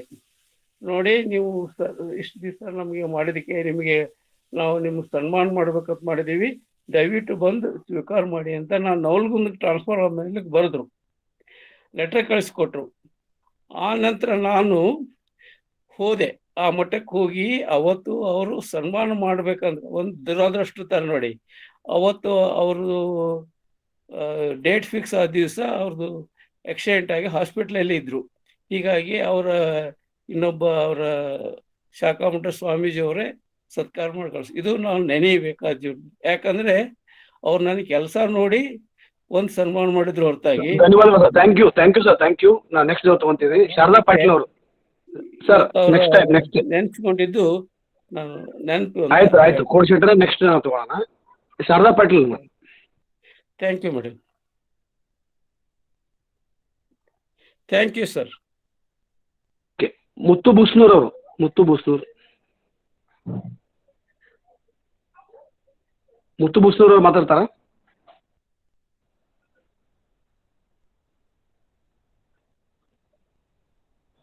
ನಾಗರಾಜ್, H ನಾಗರಾಜ್, ಕೊನೆಗೆ H ನಾಗರಾಜ್. ಸರ್ ಶರಣಾರ್ಥಿ ಸರ್. ಒಂದೆರಡು ನಿಮಿಷದಲ್ಲಿ ಹಂಚ್ಕೊಂತೀನಿ ಸರ್ ವಿಚಾರ. ಹೇಳ್ರಿ, ಬೇಗ ಹೇಳ್ರಿ. ಓಂ ಶ್ರೀ ಗುರು ಬಸವಲಿಂಗಾಯ ನಮಃ. ಈ ವಚನ ಮಾಲಿಕೆಯಲ್ಲಿ ಭಾಗಿಯಾದಂತ ಎಲ್ಲ ಶರಣ ಬಂಧುಗಳಿಗೆ ಶರಣಾರ್ಥಿಗಳು. ಇದುವರೆಗೂ ಈ ನಮ್ಮ ಶಶಿಧರ್ ತೋಡ್ಕರ್ ಅವರು ಬಹಳ ಸವಿಸ್ತಾರವಾಗಿ ನನ್ನ ಪೂಜ್ಯ ಗುರುವಿನ ಬಗ್ಗೆ ಚೆನ್ನಾಗಿ ಅನುಭವವನ್ನು ಮಾಡಿದ್ರು. ನಾವೇನ್ ತಿಳ್ಕೊಂಡಿದ್ವಿ, ಕೇವಲ ಬಸವ ತತ್ವ ನಿಷ್ಠರು, ಬಸವ ತತ್ವ ಪ್ರಚಾರಕರು ಸ್ವಾಮೀಜಿಯವರು ಹಾಗೂ ಜಾತಿ ಭೇದಗಳನ್ನ ಮಾಡೋದಿಲ್ಲ, ಇಷ್ಟ ಅರ್ಥ ಆಗಿತ್ತು. ಆದ್ರೆ ಅವರ ಹಿನ್ನೆಲೆಯನ್ನೆಲ್ಲ ಕೇಳಿ ಬಹಳ ಸಂತೋಷ ಆಯ್ತು. ಬಹಳ ಸುಂದರವಾಗಿ ಅವರ ಚಿಂತನೆಯನ್ನು ಮಾಡಿದ್ರು. ನನಗೆ ಏನಪ್ಪಾ ಅಂದ್ರೆ ಅವ್ರ ವಿಚಾರವಾಗಿ ಹೇಳ್ಬೇಕಾದ್ರೆ ಪೂಜ್ಯರ ಜೊತೆಗೆ ದುಬೈಗೆ ಹೋಗುವಂತ ಒಂದು ಅವಕಾಶ ನನಗೆ ಬಂತು. ನನ್ನ ಮತ್ತು ಪೂಜ್ಯರನ್ನ ತೋಂಟದ ಸಿದ್ಧಲಿಂಗ ಸ್ವಾಮೀಜಿಯವ್ರನ್ನ ದುಬೈದವರು ಬಸವ ಜಯಂತಿ ನಿಮಿತ್ತ ಕರೆಸಿದ್ರಲ್ಲಿ. ಅಲ್ಲೆಲ್ಲ 4 ದಿನ ಅವ್ರ ಸಮೀಪದಲ್ಲಿ ಇರುವಂತಹ ಒಂದು ನಂದು ಒಂದು ಸೌಭಾಗ್ಯ ಆಗಿತ್ತು. ಅಲ್ಲೆಲ್ಲ ಡಿಸ್ಕಷನ್ ಮಾಡ್ತಿದ್ವಿ. ಆಮೇಲೆ ವಾಪಸ್ ಬರುವಾಗ ಅವ್ರು ಹೇಳಿದ್ರು, ಅಲ್ಲಿರುವಂತಹ ಕನ್ನಡಿಗರಿಗೆಲ್ಲ ನೋಡ್ರಿ, ನನಗೆ ಅರ್ಜೆಂಟ್ ಕೆಲಸ ಇದೆ, ನಾ ಹೋಗ್ತೀನಿ. ಇಲ್ಲಿ ತಾಯಿಯವರು ಏನಿದಾರಲ್ಲ, ಇವರಲ್ಲಿ ಇರುವಂತ ಜ್ಞಾನ ಬಿಡ್ಬೇಡ್ರಿ, ಬಸವ ತತ್ವದ ಜ್ಞಾನವನ್ನೆಲ್ಲ ಹೀರ್ಕೊಂಡ್ಬಿಟ್ಟು ನೀವು ಕಳಿಸ್ರಿ ಅವ್ರನ್ನ ಅಂತಹ ಒಂದು ನನಗ ಅನಿಸ್ತು, ಇದೇನ ಪಾಪ ಅವ್ರು ನನಗೆ ಇಂಥ ಒಂದು ಜವಾಬ್ದಾರಿ ಹಾಕಿ ಕಳಿಸಿದ್ರು ಅಂತ. ಅಲ್ಲಿರುವವರೆಲ್ಲರೂ ಕೂಡ ಡಾಕ್ಟ್ರು, ಇಂಜಿನಿಯರ್ಸ್, ಸೈಂಟಿಸ್ಟ್ ಎಲ್ಲರೂ ಇದ್ರು. ಅವರು ಬಿಡ್ಲಿಲ್ಲ. ಪ್ರತಿ ವಾರಕ್ಕೆ 2 ದಿನದಲ್ಲಿ ದೊಡ್ಡ ಕಾರ್ಯಕ್ರಮಗಳನ್ನ ಇಟ್ಕೊಂಡ್ಬಿಟ್ಟು ಅವ್ರು ಕೇಳಿದ ಪ್ರಶ್ನೆಗಳಿಗೆ ನಾವು ಉತ್ತರ ಕೊಡ್ಬೇಕು, ಈ ರೀತಿಯಾದಂತಹ ಒಂದು ಇದನ್ನು ಮಾರ್ಪಾಡು ಮಾಡಿದ್ರು. ಅಂದ್ರೆ ಅಲ್ಲಿ ಗುರು ಅಂದ್ರೆ ಯಾರಿಗೆ ಅನ್ಬೇಕು, ಲಿಂಗ ಅಂದ್ರೇನು, ಜಂಗಮ ಅಂದ್ರೇನು, ಎಲ್ಲಾ ತತ್ವ ಹೇಳುವಂತ ವಿಚಾರ ಇತ್ತು. ಆಮೇಲೆ ಆ ಒಂದು ದುಬೈನಲ್ಲಿ 1 ತಿಂಗಳವರೆಗೂ ನಾನು ಪೂಜ್ಯರ ಆಶೀರ್ವಾದದಿಂದ ಎಲ್ಲ ಜನರಿಗೂ ಬಹಳ ಒಂದು ಮನಪೂರ್ವಕವಾಗಿ ನಾಟುವಂತ ಬಸವ ತತ್ವ ಪ್ರಚಾರವನ್ನ ಮಾಡಲು ಅವಕಾಶ ಆಯ್ತು ಅಂತ ನಾ ಕೇಳ್ಕೊಳ್ತೀನಿ. 2ನೇದು ಶಿವಯೋಗಿ ಬಂದಿತ್ತು. ಪಟ್ಟಣ್ ಸರ್ ಅವರು ಹೇಳಿದ್ರು ಅಲ್ಲಿ ಕಲ್ಲು ಬಿದ್ದು ಕಾರಿಗೆ ಅಂತ. ಆ ಸಮಯದಲ್ಲಿ ನಾವು ಕೂಡ ಅಲ್ಲೇ ಇದ್ವಿ. ಅಂದ್ರೆ ಅವ್ರ ಅಪ್ಪ ಅವರ ಒಂದು ಮಾತು ನನಗೆ ಬಹಳ ಎಚ್ಚರಿಕೆಯನ್ನು ಕೊಡ್ತು. ಏನಪ್ಪಾ ಅಂದ್ರೆ, ಕೆಳಗೆ ವೇದಿಕೆ ಮೇಲೆ ಇರುವಷ್ಟು ಜನ ಕೆಳಗೆ ಇರ್ಲಿಲ್ಲ, ಯಾಕಂದ್ರೆ ಚೇರ್ಗಳನ್ನ ಸಾವಿರಾರು ಹಾಕಿದ್ರು. ಅದಕ್ಕೆ ಅವ್ರು ಏನ್ ಹೇಳಿದ್ರು, ಯಾಕಪ್ಪ ಅಂದ್ರೆ, ಯಾಕೆ ಜನ ಇಲ್ಲ ಅಂದ್ರೆ ನೀವು ಲಿಂಗಾಯತರನ್ನ ಒಳಗ್ ಬಿಟ್ಕೊಂಡಿಲ್ಲ ಅಂತ ಹೇಳ್ಬಿಟ್ಟು ಅವಾಗ ಹೇಳಿದ್ರು. ಅವ್ರು ತಿಳಿಸಿ, ಯಡಿಯೂರು ಸಿದ್ಧಲಿಂಗೇಶ್ವರರು ಲಿಂಗಾಯತ್ರೆ, ಗನ್ಮಠ ಶಿವಗಳು ಲಿಂಗಾಯತ್ರೆ ಅಂತ ಹೇಳಿ ಎಷ್ಟು ಎಲ್ಲ ಒಂದು ವಿವರವಾಗಿ ತಿಳಿಸಿ ಹೇಳಿದ್ದಕ್ಕಾಗಿ ಅವ್ರಿಗೆ ಅಲ್ಲಿ ಕಲ್ಲು ಬಿದ್ದು ಅಂತ ನನಗನ್ನಿಸ್ತದೆ. ಅಂತಹ ಒಂದು ವಿಚಾರ. ಹಾಗೂ ಸಿಂದಗಿ ಮಠದಲ್ಲಿ, ಹಾವೇರಿ ಸಿಂದಗಿ ಮಠದಲ್ಲಿ ಪೂಜ್ಯರು ಲಿಂಗೈಕ್ಯರಾಗಕ್ಕಂತ ಪೂರ್ವದಲ್ಲಿ ಒಂದು ಶಿಬಿರವನ್ನು ಏರ್ಪಡಿಸಿದ್ರು. ಆಗ ಅಲ್ಲಿರೋ ಮಕ್ಕಳಿಗೆಲ್ಲ ಅವರೆಲ್ಲ ಏನ್ ಹೇಳಿದ್ರಪ್ಪ ಅಂದ್ರೆ, ನೋಡ್ರಪ್ಪ, ದೊಡ್ಡ ವಯಸ್ಸಿನವ್ರ ಜೊತೆಗೆ ನೀವು ನಮಸ್ಕಾರ ಮಾಡಿಸ್ಕೋಬಾರ್ದು, ಇಲ್ಲಿ ಜಾತಿ ಮುಖ್ಯ ಅಲ್ಲ, ಅವರು ನಿಮ್ ತಂದೆ ತಾಯಿ ಇದ್ದಂಗೆ, ಇನ್ಮೇಲೆ ಶರಣಾರ್ಥಿ ಅನ್ಬೇಕು ಅಂತ ಹೇಳಿ ಆ ಮಕ್ಕಳಿಗೆ ಒಂದು ಬೋಧನೆಯನ್ನು ಮಾಡಿದ್ರಲ್ಲ, ನಿಜವಾಗ್ಲೂ ಮನ ಮುಟ್ಟುವಂತಹ ಒಂದು ಬೋಧನೆ ಆಗಿತ್ತು. ಹಂಗೆ ನಮ್ಮೆಲ್ಲಾ ತಾಯಂದ್ರನ್ನ, ರಾಣೆಬೆನ್ನೂರಿನ ತಾಯಂದ್ರನ್ನ ಯಡಿಯೂರಿಗೆ ಕರೆಸ್ಬಿಟ್ಟು ಅಲ್ಲೆಲ್ಲ ಶರಣರ ರೂಪಕಗಳನ್ನ ಎಲ್ಲ ಮಾಡೋದಾಗ್ಲಿ, ಆಮೇಲೆ ಅವರ ಜಾನಪದದ ಒಂದು ಏನೈತಲ್ಲ ಆ ಜಾನಪದ ಇದನ್ನ ಮಾಡೋದಾಗ್ಲಿ, ಕೋಲಾಟ ಇದನ್ನೆಲ್ಲ ಮಾಡಿದ್ದೆಲ್ಲ ನೋಡಿ ಇಷ್ಟು ಸಂಭ್ರಮ ಪಟ್ರು ಅಪ್ಪವರು. ಅಂದ್ರೆ ನಮ್ಮೆಲ್ಲರಿಗೂ ಕೂಡ ಸನ್ಮಾನ ಮಾಡಿ ಅನೇಕ ಪುಸ್ತಕಗಳನ್ನ, ಶರಣ ಚರಿತಾಮೃತ ಎನ್ನುವಂತ ಪುಸ್ತಕವನ್ನು ಕೂಡ ನನ್ನ ಕೈಲಿ ಕೊಟ್ಟು, ಇದರಲ್ಲಿ ಇನ್ನೂ ಅನೇಕ ಶರಣರು ಇದು ಅದಾವ, ಎಲ್ಲರೂ ಸೇರಿ ಮಾಡ್ರಿ, ನಿಮ್ಮನ್ನೆಲ್ಲ ನೋಡಿ ನನಗೆ ಹೃದಯ ತುಂಬಿ ಬರ್ತದೆ. ಅಂದ್ರೆ ಅವರು ಮಹಿಳೆಯರಲ್ಲಿ, ಹೆಣ್ಮಕ್ಳಲ್ಲಿ ಮುಂದ್ ಬಂದ್ರೆ ಎಷ್ಟೊಂದು ಅಭಿಮಾನ ಪಡ್ತಿದ್ರು. ಅಂದ್ರೆ ನಿಜವಾದ ಒಂದು ಬಸವಣ್ಣನವರ ಒಂದು ಪ್ರತಿಬಿಂಬವನ್ನ ನನ್ನಲ್ಲಿ ನೋಡ್ದಂಗಾಯ್ತು ಅಂತ ನಾನು ಅಪೇಕ್ಷೆ ಪಡ್ತೇನೆ ಸರ್. ನನಗೆ ನಿಜವಾಗ್ಲು ಈ ದಿನ ಇಷ್ಟು ಧನ್ಯವಾದಗಳು ಅಕ್ಕವ್ರೆ, ಧನ್ಯವಾದಗಳು. ಈಗ ಸರ್ಟಿಫಿಕೇಟ್ ಆಫ್ ಅಪ್ರಿಸಿಯೇಷನ್ ಇದರ Basava international understanding research centre Pune ಇದರ ಮೂಲಕ ನಾವು ಪ್ರೊಫೆಸರ್ ಶಶಿಧರ್ ತುರ್ಕರ್ ಅವರಿಗೆ ಕೊಡ್ಲಿಕ್ಕೆ ಇಚ್ಛೆ ಪಡ್ತೇವೆ. ವಿದ್ಯಾ ಮಗ್ದುಮ್ ಅವರಿಂದ ವಚನ ಮಂಗಳ. ವಿದ್ಯಾ ಮಗ್ದುಮ್.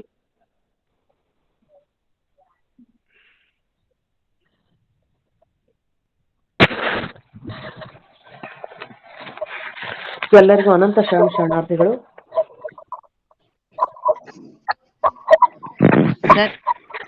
ಸರ್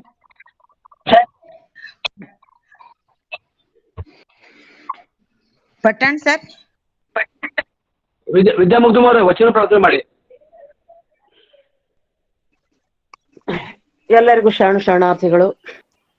ಶಂಕರ ದಾಸಿಮಯ್ಯನವರ ಒಂದು ವಚನ.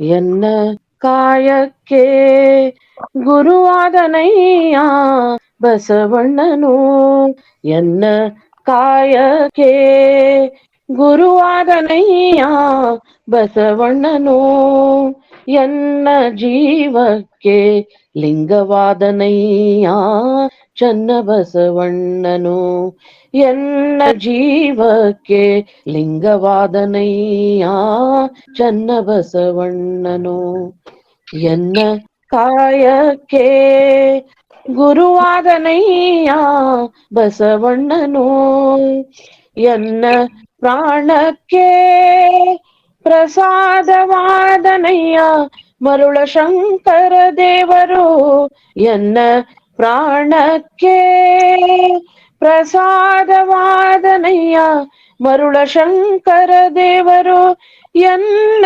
ಜ್ಞಾನಕ್ಕೆ ಜಂಗಮವಾದನಯ್ಯ ಪ್ರಭುದೇವರು ಎನ್ನ ಜ್ಞಾನಕ್ಕೆ ಜಂಗಮವಾದನಯ್ಯ ಪ್ರಭುದೇವರು ಇಂತಿವರ ಕರುಣದಿಂದ ಆನು ಬದುಕಿದೆನಯ್ಯ ಇಂತಿವರ ಕರುಣದಿಂದ ಆನು ಬದುಕಿದೆನಯ್ಯ ನಿಜ ಗುರು ಶಂಕರ ದೇವಾ ನಿಜ ಗುರು ಶಂಕರ ದೇವಾ ಇಂತಿವರ ಕಾರುಣದಿಂದ ಆನು ಬದುಕಿದೆನಯ್ಯ ನಿಜ ಗುರು ಶಂಕರ ದೇವಾ ಎನ್ನ ಕಾಯಕ್ಕೆ ಗುರುವಾದನಯ್ಯ ಬಸವಣ್ಣನು ಎನ್ನ ಜೀವಕ್ಕೆ ಲಿಂಗವಾದನಯ್ಯ ಚನ್ನ ಬಸವಣ್ಣನು ಎನ್ನ ಕಾಯಕ್ಕೆ ಎನ್ನ ಕಾಯಕ್ಕೆ ಎನ್ನ ಕಾಯಕ್ಕೆ ಗುರುವಾದನಯ್ಯ ಬಸವಣ್ಣನು. ಅನಂತ ಶರಣಾರ್ಥಿಗಳು. ಧನ್ಯವಾದಗಳು. ಸಮಯದ ಅಭಾವದಿಂದ ನಾನು ಶಾರದಾ ಪಾಟೀಲ್ ಅವರಿಗೆ ಮತ್ತು ಮುತ್ತು ಬುಸ್ಲೂರ್ ಅವರಿಗೆ ರೇಂಜ್ ಮಾಡಿದ್ರು, ಕರೆದೇ ಅವರು ಇರಲಿಲ್ಲ. ಮುಂದಿನ ಇದರಲ್ಲಿ ಅವರ ವಿಷಯಗಳನ್ನ ನಾವು ಮುಂದುವರ್ಸೋಣ. ವಚನ ಮಂಗಳ ಅರ್ಥಪೂರ್ಣವಾಗಿ ಹಾಡಿದಂತ ವಿದ್ಯಾ ಮಕ್ತುಮ್ ಅವರಿಗೆ ಶರಣಾರ್ಥಿ. ಈಗ ಕೊನೆಗೆ ಡಾಕ್ಟರ್ ದಾನಮ್ಮ ಜಳಕಿ ಅವರಿಂದ ಶರಣು ಸಮರ್ಪಣೆ. ಧನ್ಯವಾದಗಳು ಸರ್. ಈಗಾಗಲೇ ತುಂಬಾ ಉತ್ತಮವಾಗಿ ಒಂದು ಎಳೆಯಾಗಿ ಸಾವಿಲ್ಲದ ಶರಣರು ತ್ರಿವಿಧ ದಾಸೋಹಿ ತೋಂಟದ ಡಾಕ್ಟರ್ ಸಿದ್ಧಲಿಂಗ ಸ್ವಾಮಿಗಳು ಇವರ ಬಗ್ಗೆ ಅನುಭವವನ್ನ ಶಶಿಧರ್ ತೋಡ್ಕರ್ ಪ್ರಾಚಾರ್ಯರು, ಹಿರೇಮಲ್ಲೂರು ಈಶ್ವರನ್ PU ವಿಜ್ಞಾನ ಮತ್ತು ವಾಣಿಜ್ಯ ಮಹಾವಿದ್ಯಾಲಯ ಧಾರವಾಡ ಅವರು ಮಾಡಿದ್ರು. ಸಂಕ್ಷಿಪ್ತವಾಗಿ ಹೇಳ್ಬೇಕು ಅಂದ್ರೆ ಡಾಕ್ಟರ್ ಸಿದ್ಧಲಿಂಗ ಸ್ವಾಮಿಗಳ ಪೂರ್ವಾಶ್ರಮ, ಸಿದ್ದರಾಮ ಹೆಸರಿನಿಂದ ಪರಿಚಯ, ಸಾವಧಾನ ಪತ್ರಿಕೆ ಪ್ರಾರಂಭದ ಬಗ್ಗೆ, ಬಾಲ್ಯದಿಂದಲೂ ಅವರಿಗಿರುವಂತಹ ಓದಿನ ಹಂಬಲ, ಸ್ನಾತಕೋತ್ತರ ವಿಷಯ ಒಂದು ಕಲಿಕೆಯಲ್ಲಿ ಕಲಬುರ್ಗಿ ಸರ್ ಅವರ ಅಚ್ಚುಮೆಚ್ಚಿನ ಗುರುಗಳಾಗಿದ್ದು, ಗದಗಿನ ತೋಂಟದಾರಿ ಮಠದಲ್ಲಿ ನಡೆ ಕಲಿಸಿದ ಬಸವಣ್ಣ ಎಂಬ ಉಪನ್ಯಾಸದಿಂದ ಗದಗಿನ ಭಕ್ತರು ತಮ್ಮ ಮಠಕ್ಕೆ ಅವರೇ ಮಠಾಧೀಶರಾಗಬೇಕೆಂಬ ಬಯಕೆಯನ್ನು ವ್ಯಕ್ತಪಡಿಸಿದ್ದು, ಗುಬ್ಬಿ ನಂಜುಂಡ ಸ್ವಾಮಿಗಳ ವಾಣಿಯಂತೆ 1974ರಲ್ಲಿ ಪಟ್ಟಾಭಿಷೇಕ ಮೂಲಕವಾಗಿ ಮಠಾಧೀಶರಾಗಿದ್ದು, ಮಠಾಧೀಶರಾದ್ಮೇಲೆ ನಂತರ ಸ್ಥಿತಿಗತಿಗಳನ್ನ ತಿಳಿಸ್ತಾ ಕಲಬುರ್ಗಿ ಸರ್ ಅವರ ಸಹಾಯದಿಂದ ಲಿಂಗಾಯತ ಅಧ್ಯಯನ ಸಂಸ್ಥೆಯ ಸ್ಥಾಪನೆ, ಆಮೇಲೆ ಲಿಂಗಾಯತ ಪುಣ್ಯ ಪುರುಷ ರತ್ನ ಮಾಲಿಕೆ ಪ್ರಾರಂಭ, ಡಾಕ್ಟರ್ MM ಕಲಬುರ್ಗಿ ಅವರ ಅಧ್ಯಯನ ಸಂಸ್ಥೆ, ಕನ್ನಡ ಶಾಲೆಗಳ ಪ್ರಾರಂಭಕ್ಕೆ ಶ್ರಮಿಸಿದಂತ ಡೆಪ್ಯೂಟಿ ಚನ್ನಬಸಪ್ಪನವರ ಬಗ್ಗೆ ಪುಸ್ತಕದ ಪುಣ್ಯ ಪುರುಷ ರತ್ನ ಮಾಲಿಕೆಯಲ್ಲಿ ಪ್ರಕಟವಾಗಿರುವುದನ್ನ, ಪೂಜ್ಯರು ಬರೋ ಮುಂಚೆ ಶಿವಾನುಭವಗಳು ನಡೆಯುತ್ತಿರುವಂತ ಬಗ್ಗೆ ನಂತರದಲ್ಲಿ ಯಾವ ರೀತಿಯಾಗಿ ಬೇರೆ ಬೇರೆ ಕ್ಷೇತ್ರಗಳಿಂದ ರಾಜ್ಯದ ಎಲ್ಲ ಅನುಭವಿಗಳನ್ನ ಕರೆಸಿ ಪರಿಚಯ ಮಾಡಿಸಿದ್ದು, ವಿದ್ಯಾ ಕೇಂದ್ರಗಳ ಪ್ರಾರಂಭದ ಅನೇಕ ಕಡೆ ದಾಸೋಹಗಳ ಕಾರ್ಯಕ್ರಮ ಶುರು ಮಾಡಿದ್ದು, ಹೀಗೆ ಅತ್ಯಂತ ವಿಶೇಷವಾಗಿ ಎಳೆಯಾಗಿ ಬಿಚ್ಚಿಟ್ರು. ತೋಂಟದಾರಿ ಮಠದ ಜಾತ್ರೆಯಲ್ಲಿ ಮೂಢನಂಬಿಕೆಯನ್ನ ತೊಡೆದು ಹಾಕಿ ಕೃಷಿ ಸಂಬಂಧಿಸಿದಂತ ಜವಾರಿ ಬೀಜಗಳ ಬಗ್ಗೆ ಪ್ರದರ್ಶನ, ಹೈನುಗಾರಿಕೆ ಸಂಬಂಧಿಸಿದಂತ ಪ್ರದರ್ಶನ, ಪಾರಿತೋಷಕ ವಿತರಣೆ ಕಾರ್ಯಕ್ರಮ, ಬಹಳ ವಿಶೇಷವಾಗಿರುವಂತಹ ವಿಷಯಗಳನ್ನ ಬಿಚ್ಚಿಟ್ರು. ಗೋಕಾಕ ಚಳವಳಿಯ ಕೂಗು ತೋಂಟದಾರಿ ಮಠದಿಂದ ಮೊಳಗಿತು ಅನ್ನೋ ವಿಷಯವನ್ನ, ರೈತ ಚಳವಳಿ, ಪೋಸ್ಕೋ ಚಳವಳಿ, ಕಪ್ಪತ ಗುಡ್ಡದ ನಾಶದ ವಿರುದ್ಧ ಚಳವಳಿ, ಹೀಗೆ ಅನೇಕ ಚಳವಳಿಯಲ್ಲಿ ಒಂದು ಚಳವಳಿಯ ಸಖ ಅಂತ ಇವ್ರಿಗೆ ಅಂತ ಇದ್ರು. ಕೋಮು ಸೌಹಾರ್ದತೆಯನ್ನ ಪಾಲಿಸುವಂತ ಕಾರ್ಯಚಟುವಟಿಕೆಗಳು, ಅವ್ರ ಬಗ್ಗೆ 40ಕ್ಕೂ ಹೆಚ್ಚು ಕೃತಿಗಳೆಲ್ಲ ಬಂದ್ರು. ಅವೆಲ್ಲನೂ ಅಂತಃಕರಣದ ಕೃತಿಗಳ ಬಗ್ಗೆ ಬಿಚ್ಚಿಟ್ಟಿದ್ದು.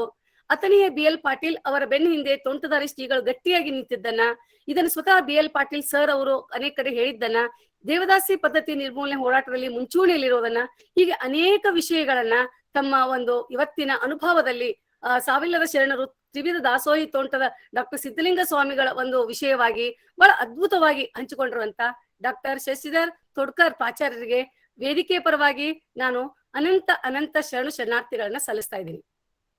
ಅದೇ ರೀತಿಯಾಗಿ ಶರಣಾರ್ಥಿ ಸರ್. ಅದೇ ರೀತಿಯಾಗಿ ಇವತ್ತು ಬಹಳ ಸುಶ್ರಾವವಾಗಿ ವಚನ ಪ್ರಾರ್ಥನೆಯನ್ನ ಮಾಡಿದಂತ ಶರಣೆ ಡಾಕ್ಟರ್ ನಿರ್ಮಲಾ ಪಟ್ಟಣ್ ಅವರಿಗೆ ವೇದಿಕೆಯ ಪರವಾಗಿ ಶರಣಾರ್ಥಿಗಳು. ಸ್ವಾಗತ ಹಾಗೂ ಉಪನ್ಯಾಸಕರ ಪರಿಚಯವನ್ನ ಅತ್ಯಂತ ಅರ್ಥಪೂರ್ಣವಾಗಿ ಮಾಡಿದಂತ ಡಾಕ್ಟರ್ ಶಶಿಕಾಂತ್ ಪಟ್ಟಣ್ ಸರ್ ಅವರಿಗೆ ವೇದಿಕೆಯ ಪರವಾಗಿ ಅನಂತ ಶರಣಾರ್ಥಿಗಳು. ಅದೇ ರೀತಿಯಾಗಿ ಇವತ್ತಿನ ಈ ಒಂದು ಉಪನ್ಯಾಸ ಮಾಲಿಕೆಯಲ್ಲಿ ಹಿರಿಯರು, ಅನುಭಾವಿಗಳು ಹಾಗೂ ಮಾರ್ಗದರ್ಶಕರು ಆಗಿರುವಂತ ಶರಣರಾದಂತ ಲಿಂಗಪ್ಪ ಕಲಬುರ್ಗಿ ಅಪ್ಪಾಜಿಯವರಿಗೂ, ಶರಣರಾದ ಕೆ ಸಿದ್ದಯ್ಯ ಸ್ವಾಮಿ, ಶರಣರಾದಂತ BR ಪೊಲೀಸ್ ಪಾಟೀಲ್ ಸರ್ ಅವರಿಗೂ, ಅನೇಕ ಹಿರಿಯರಿಗೆಲ್ಲರಿಗೂ ಸಹಿತ ಅನಂತ ಅನಂತ ಶರಣಾರ್ಥಿಗಳು. ಅದೇ ರೀತಿ ಸಂವಾದದಲ್ಲಿ ಭಾಗವಹಿಸಿದಂತ ಲಿಂಗರಾಜ್ ಕೋಡೆಶೆಟ್ಟರ್ ಹಾಗೂ ಸುವರ್ಣ ಪಾಟೀಲ್ ಹಾಗೂ ಇತರ ಎಲ್ಲ ಶರಣೆಯರಿಗೂ ವೇದಿಕೆ ಪರವಾಗಿ ಶರಣಾರ್ಥಿಗಳನ್ನ ಹೇಳ್ತಾ ಇದ್ದೀನಿ. ವಚನ ಮಂಗಳವನ್ನ ಮಾಡಿದಂತ ಶರಣೆ ವಿದ್ಯಾ ಮಗ್ದುಮ್ ಅವರಿಗೂ ಸಹಿತ ಅನಂತ ಅನಂತ ಶರಣಾರ್ಥಿಗಳು. ಇಂದಿನ ಉಪನ್ಯಾಸದಲ್ಲಿ ಭಾಗವಹಿಸಿದಂತ ಎಲ್ಲ ಶರಣ ಬಂಧುಗಳಿಗೆ, ಶರಣ ಚೇತನಗಳಿಗೆ ಶರಣಾರ್ಥಿಗಳನ್ನ ಹೇಳ್ತಾ, ಮುಂದಿನ ವಾರ ಪುನಃ ಶನಿವಾರ ಮತ್ತು ರವಿವಾರದ ಕಾರ್ಯಕ್ರಮಕ್ಕೆ ತಾವೆಲ್ಲರೂ ಉಪಸ್ಥಿತರಿರ್ತೀರಿ ಅನ್ನೋ ಆಶಯ ಭಾವನೆಯೊಂದಿಗೆ ಇವತ್ತಿನ ಶರಣ ಸಮರ್ಪಣೆಯನ್ನ ಇಲ್ಲಿಗೆ ನಾನು ಸಮಾಪ್ತಿಗೊಳಿಸ್ತಾ, ಮುಂದಿನ ವಾರ ಪುನಃ ಹೊಸ ವಚನ ಚಿಂತನಾ ಗೋಷ್ಠಿಯಲ್ಲಿ ಭಾಗವಹಿಸೋಣ. ಎಲ್ಲರಿಗೂ ಶರಣಾರ್ಥಿಗಳು. ಧನ್ಯವಾದಗಳು. ಶಶಿಧರ್ ತೋಡ್ಕರ್ ಸರ್ಗೆ ಎಲ್ಲರಿಗೂ ಧನ್ಯವಾದ. ಧನ್ಯವಾದಗಳು ಸರ್. ಧನ್ಯವಾದಗಳು. ಎಲ್ಲರಿಗೂ ಶರಣಾರ್ಥಿ. ಶರಣಾರ್ಥಿ ಎಲ್ಲರಿಗೂ.